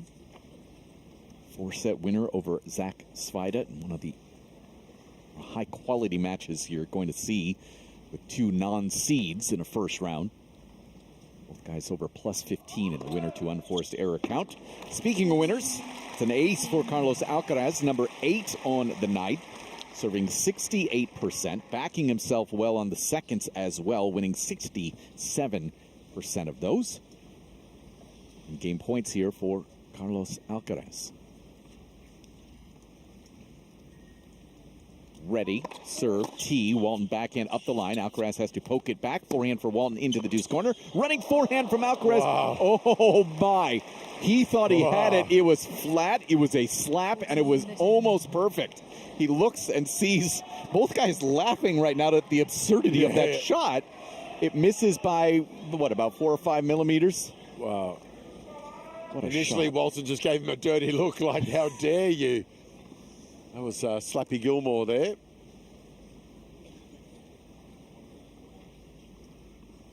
The 40-30 now at 2-all. Again, it's interesting to see Alcaraz pause his motion a couple times now. Serve good, backhand Walton. Alcaraz run around forehand inside out. Walton backhand cross, slice back from Alcaraz. Walton backhand cross. Alcaraz again with the slice. Run around forehand from Walton up the line to a running forehand Alcaraz. Running forehand for Walton up the line. Alcaraz sprays the backhand wide and long, and deuce now. We're going to get to Chris Bowers here in a moment as Emma Raducanu sees the finish line in sight.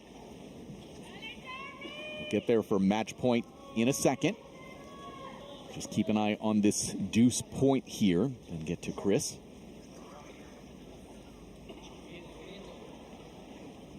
Deuce now. Serve clock's counting down pretty quickly. We're at 3, 2, 1. Toss finally up right as we hit 0. Lob return from Walton will miss long. Let's go over now to Chris Bowers. Says Emma Raducanu starting to find the finish here, just a couple points away.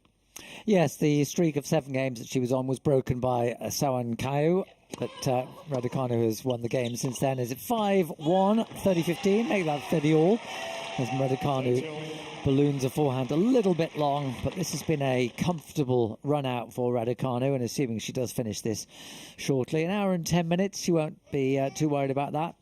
In fact, it's about the right amount of tennis, I think, in the opening round, especially if you figure on going a long way. And if she were to win this, she would play Anastasia Potapova in the second round.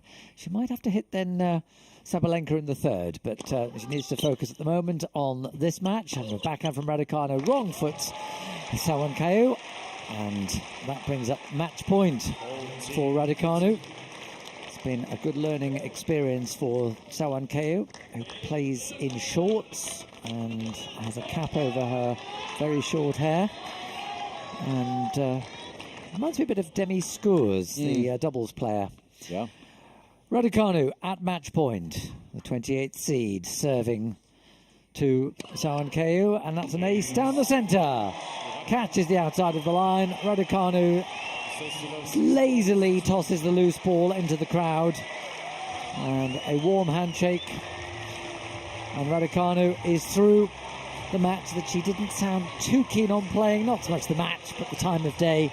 She got on not too late, and she's finished at just 7-8 minutes before 11 o'clock at night.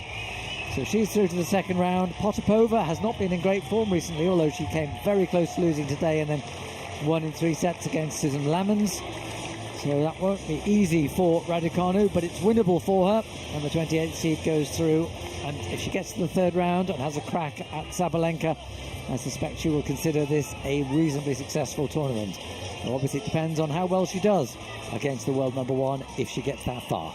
All right. She needs to have a good tournament, huh? She it's been does. a while since she's been able to string a bunch of matches together at a slam. So. Yeah. I'm glad Chris was able to finish on a nice calm note after calling some incredible tennis there earlier. So, Chris, thank you so much for the updates here on the night. Just one match left on court right now, and it's in front of us, Rod Laver Arena, with Adam Walton serving here. 2-3 in a third set, down 2 sets to love. I kind of feel like this is the game that Alcaraz really wants to take a hold of. Almost set himself up in a situation where he's unbeatable. Got a good start here. Love 15 on the Walton serve. Serve is good. Backhand now from Walton to an Alcaraz forehand inside in. And here comes Carlos Alcaraz as he's laced a forehand winner into the deuce corner. And it's love 30. And that was set up by a quality backhand return. It was a great first serve from Walton. Double-handed return cross court, just rifled back at the server. And that forehand curling away from a sprinting Walton as well. Love 30 serve out wide is wide. The second serve for Alcaraz. Love 30. Second now. Alcaraz steps into a backhand, goes up the line to a Walton backhand cross that's nowhere close to the court. Shanked well wide. And 3 chances here for Carlos Alcaraz. Just like that in a heartbeat. The champ just really puts the foot down. And this crowd very quiet right now as the Aussie in some real trouble. 2-3, love 40. Walton far side, serve good. Alcaraz forehand to a Walton rolled forehand that misses long. And yeah, that happened in, what, about 43 seconds. Yeah. And this match pretty close to done and dusted as Alcaraz gets it to 4-2. And we were talking just not that long ago about what can Walton do for his level of play to be able to take a step up and move. And unfortunately, an area like that has just been highlighted. That was just more probably of a mental lapse when he really needed to play a tough game. Just kind of 2 easy points just given away. You can't afford to do that against the best players in the world. Turn that ranking from 70 to 80 down to, 50 and 40 and 30 and 20. You just got to make sure that you just stay focused for long periods of time. Serve out wide, and that's the thing. I mean, Walton has stayed so composed and pretty close to that top level throughout, and it just shows that disparity right now. Yeah. Second serve for Alcaraz, good up the tee, short return. Alcaraz goes forehand inside out to a Walton backhand cross. Alcaraz backhand cross. Walton backhand is into the net. Those backhand errors are really starting to add up right now. Yeah, and a couple of big backhand cross courts from Alcaraz. He's just a few more kilometres per hour on that cross court backhand, causing Walton some issues. Alcaraz taking 4 balls to the line right now. Hits 1 back to the ball person on the deuce side, 1 to the ad side. Now ready to go. 15 love. Serve tee. Good. Walton return into the net. 6 points in a row from Alcaraz. Again, wants 4 balls. We're creatures of habit as tennis players, aren't we? 30 love serve. Alcaraz out wide, misses a little bit long. And to hit that deuce corner. Again, Alcaraz is on the near side for you at home. Second serve for Carlos. Good. Walton backhand middle. Alcaraz forehand. That one got away from him. Listen, I mean, you know, we evaluate Carlos differently than we do Adam Walton. He's +2 right now, winners to unforced errors. It has not been masterclass. No. And yet very effective nonetheless. Yeah. It's probably, for Alcaraz, probably feels like he doesn't necessarily need to bring his AAA game. Serviceable. Which is nice to be able to have all those different levels that you can bring to the table. But when it's counted, he's definitely stepped up. Including a short forehand there. Yeah, for me and you, it's on and off. I mean, that's all we've got. More off than on. A lot more off. Game points here for Alcaraz. You hear some laughter in the crowd as well as they sense that this end is nigh. As we hit the 2-hour mark. Serve out wide is a good one. Another return miss from Adam Walton. And that gets us to a 5-2 as Carlos Alcaraz is a game away. And Mark, I mean, listen, we talk big picture here on the men's side, and it really feels like it's 1 and 2 and everyone else. And are there some people, some players that you say, I think this is one where he could make that breakthrough there and really put a dent into the top 2? Well, the way I see this, Alcaraz has to be a little bit below par, and Sinner has to be a little bit below par for that to happen. If they're very close to their optimum level, then yeah, it's a 2-horse race in that situation for me. But it's a 2-week tournament. A lot can go on. You can get a slight injury. Yeah. You know, anything can happen. So there's nothing set in stone. But if things were to play out relatively normal, then yeah, there's a bit of space and a bit of distance between the number 1 and 2 seed players to everyone else. Unfortunately, like Zverev, like can he? Could he? I don't know that I see him beating both of them. Yeah, exactly. I don't know that I see, I mean, I think of Ben Shelton, right? If he serves well, he's there with anyone. Yes. Right? We know that. Novak is GOAT. Yeah, no one's Novak's GOAT. Yeah. But the GOAT is closer to the end of, of going to the paddock to retire. And we might be close to the end here as well. It is Walton serving to stay in this match. 2-5, gets a backhand short, now goes backhand cross to an Alcaraz backhand up the line off of the Kia sign. 15 love now.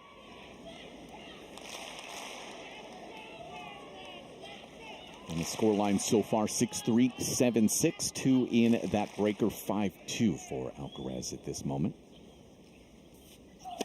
Serve is good. Alcaraz forehand with good pace. Now goes inside in with the forehand. That is a incredible return combination off the forehand side for 15 all. And the fact that Walton can't even move to start chasing that ball down just speaks volumes of that forehand.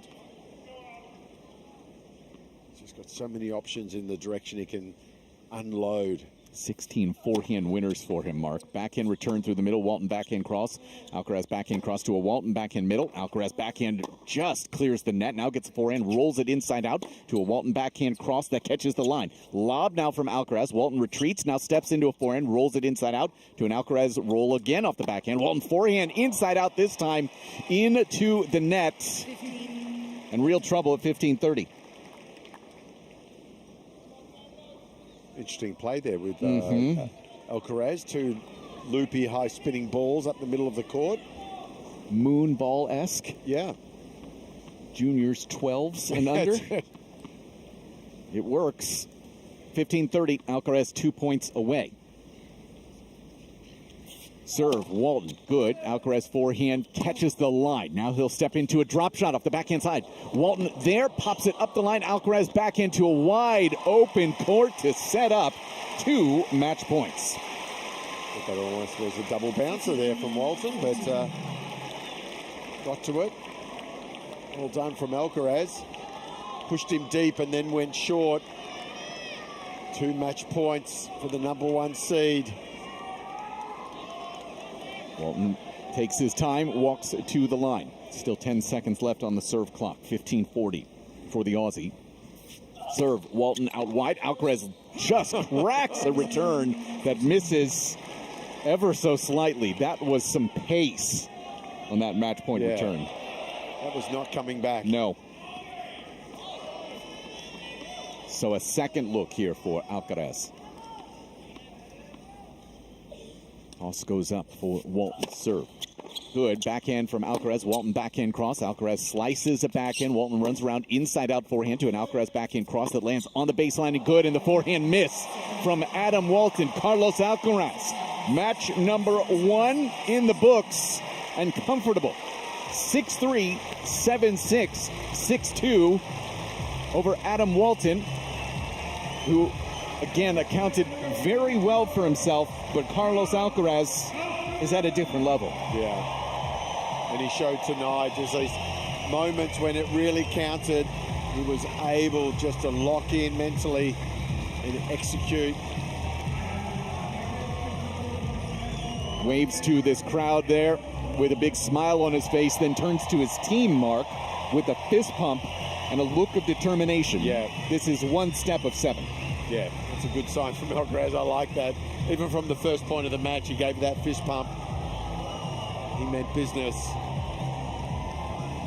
Yeah, listen, the crowd is also, as you see, we get to see Adam Walton's team on the screen. They are thrilled, right?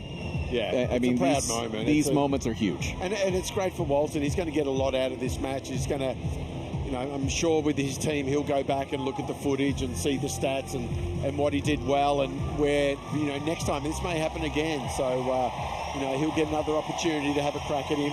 And Alcaraz paying great respect by clapping him off the court.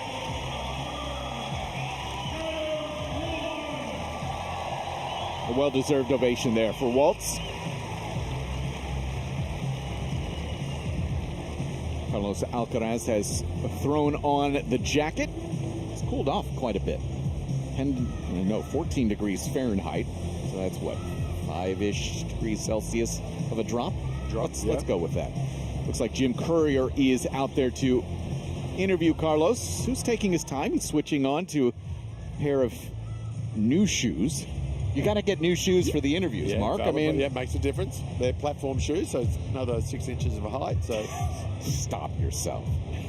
I'm sure the watch has gone on as well. I mean, these things are very important. Cha-ching, cha-ching. Looks like a black number here on the Nike shoes after the white and green of the match kit. See, what's he looking? He's got multiple bags out there, Mark, and going deep into the second bag to find something else before this post-match interview. It's the watch. Yeah, it's the watch. I mean, that's one you have to hide. You never know if somebody's just going to grab the watch. Yeah. So, normally, at the bottom of my bag is like a banana that's been there for 3 months, and you put your hand in and it just gets mushed around, and you just go, ugh. It's like roadkill. Carlos, it's great to see you. Happy New Year. And it's great to see you back on the tennis court. It's been a minute. This is your first official match of the year. How would you rate your level in your opening performance here? Well, first of all, I'm just really happy to step on the court once again for the first time of the season, officially. And I think it couldn't be better, you know, stepping here in the Rod Laver Arena. So it's been a good match, I guess. So I just felt great. I think Adam, I think pull off great shots, great level in the match. So I had to stay there. I think this kind of level and difficulties, in the first round is pretty good for me, to get ready for the next one. So, but overall, I just happy and pleased about the level that I played today. It was impressive, for sure. And he pushed you in that second set especially. He was up a break. You came back. It went down to a tiebreaker. What is it in his game that can make things difficult for a player like you? Well, it seems like he doesn't move that well, but you know, at the end, for me, it was really difficult to find, you know, the good spot. It feels like you know, he was one step forward than me. That he was always in the good position. You know, long rallies. He was solid from the baseline, and you know, his flat ball sometimes was really difficult for me. That you know, was tricky, and you know, getting used to the conditions and the core. But I think, was a really solid match, and when he was able to step in on the core and play aggressive, I think he did, and that what made really difficult, not only in the second set but in the match in general. Yeah, he played well too. He should get some applause without a doubt.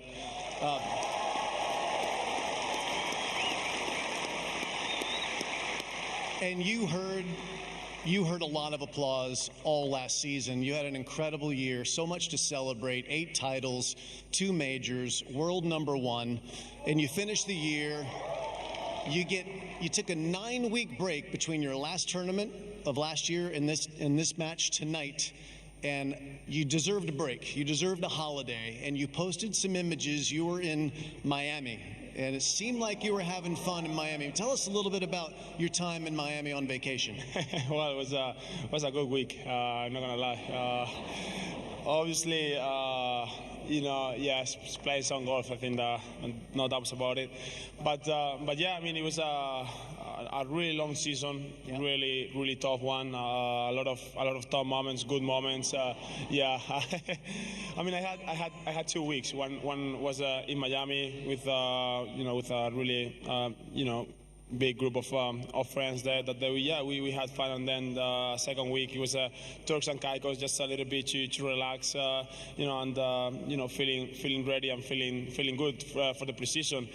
I didn't have the precision that I would love to because was short, and you know, having the holidays and the precision is not that easy to set up. But it was a long one. It was a really good one. I stay at home. I recharge batteries. You know, mentally I'm just fresh to play in the first tournament of the year. So it's been a really good 9 weeks for me, and I'm just ready to play a really good tennis here in Melbourne. Nice.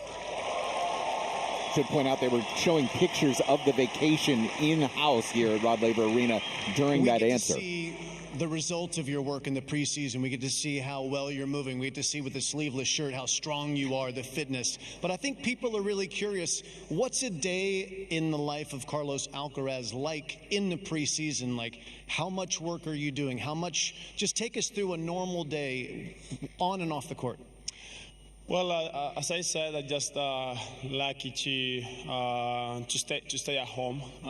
So I used to practice the whole morning. Probably I start at 9 and finish 2:30, sometimes at 3.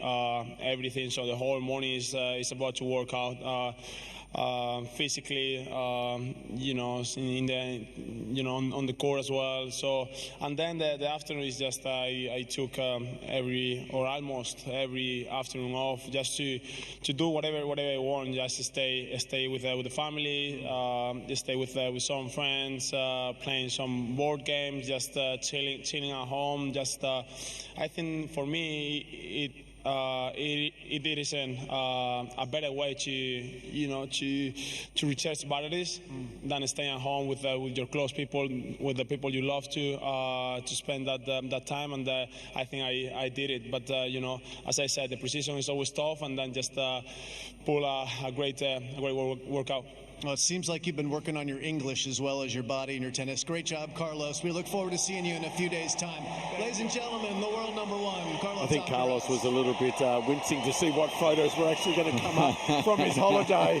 Lucky they were very sanitized. A lot of fun. I will say, I sat in on an interview that Carlos had earlier in the week with one of our broadcast partners, Blair Henley, and Jim is exactly right.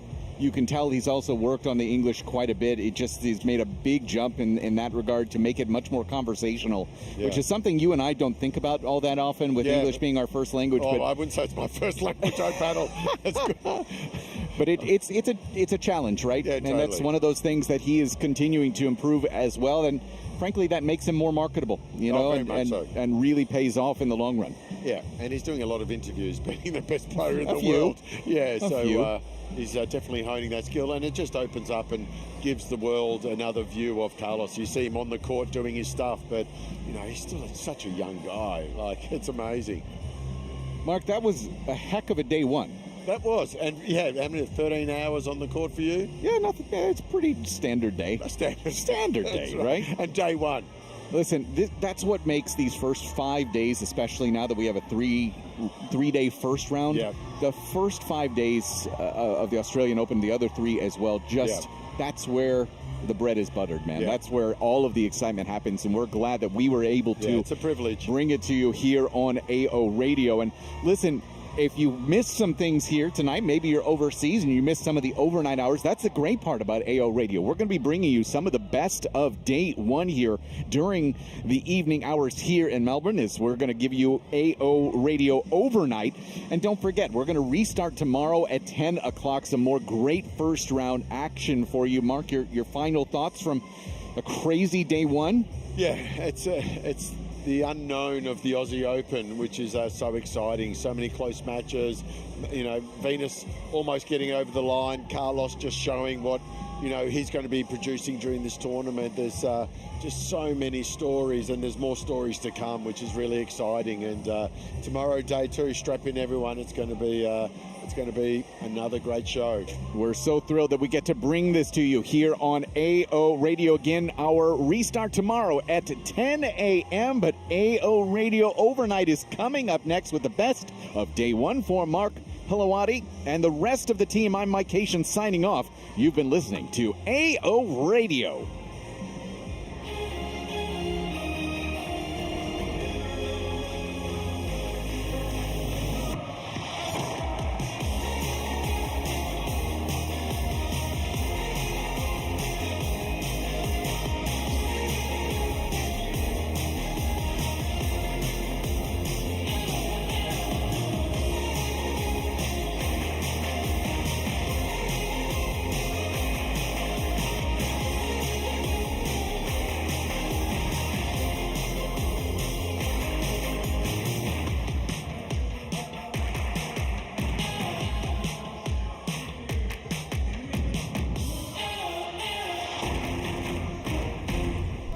Making a racket? Nothing hits like Hot Shots Tennis. Perfect for kids aged 3 to 12. Book your free trial at a participating club. Hit up tennis.com.au. Hot Shots Tennis. It's different. If you're looking to reclaim your game, try Cardio Tennis, presented by Chemist Warehouse. This high-energy group class is where fitness meets fun. No competition, just genuine connection. Set to great music, you'll mix tennis drills with constant movement for a workout that never feels like work. And no need to be a pro, qualified coaches tailor the session for everybody at every level, whether you're new to tennis or coming back to the court. An hour of cardio tennis is guaranteed to smash stress, lift your mood, and leave you feeling motivated and confident. Reclaim your game with Cardio Tennis. We are back at the Happy Slam. Day one action is underway at Melbourne Park for the 2026 Australian Open. My name is Nat Edwards, and it's so great to have your company here on the overnight show. Well, Rod Laver Arena is our daily podcast, hosted by comedians Mike Goldstein and Lizzie Hu. Join the pair every day as they bring a fresh and unique take on all the happenings on and off the court at AO 2026. Here's the latest step. And we're back for another day on Tennis FM. You got Friggy and the Bear in the morning on your morning commute. Let's check out what's happening in the traffic chopper. And we're here, and the lines are extremely long on at day one of the opening of the Australian Open. I can see people backed up to Federation Square. Oh, so get in early and make... switching into New York and make sure you get in nice and early, get your coffees, get your pizzas, and have a fucking good day. No. We need some more Sopranos energy on the show. And it's that tracksuit. You go mob wife. I know. I go real mob wife. It's great. Don't I? Yeah. Some gabagool. Gabagool. Yeah, it was opening night officially last night with a huge event with Roger Federer, Andre Agassi, Pat Rafter, and Leighton Hewitt playing an exhibition doubles match. It was the inaugural. Did you watch it? I watched. And? I liked it. Yeah. I did like it. I thought at the end there was a lot of There was a lot of Federer. Yeah. It was like a homage to Federer. Less of an opening, more of a homage. A lot of Rafa would have been interesting. Him mic'd up. Take that out. No, it's good. The serve was very, very nice. I think my opponent played very, very well. Unbelievable. We have a really good impersonation of Rafa coming up. Oh, we do. Who did that? Dasha. Oh, Kazakhina. She might be a regular on the show. She's a naturalized Australian citizen now at this point. And I think we're going to get a regular Kazakhina segment. I hope so. She rules. She was really fun. Yeah. But the opening ceremony was absolutely packed at Rod Laver Arena. Crowded house played. Yeah, better be home soon. That was beautiful. There's some banter. See, I don't know about you, but we see a lot of live music.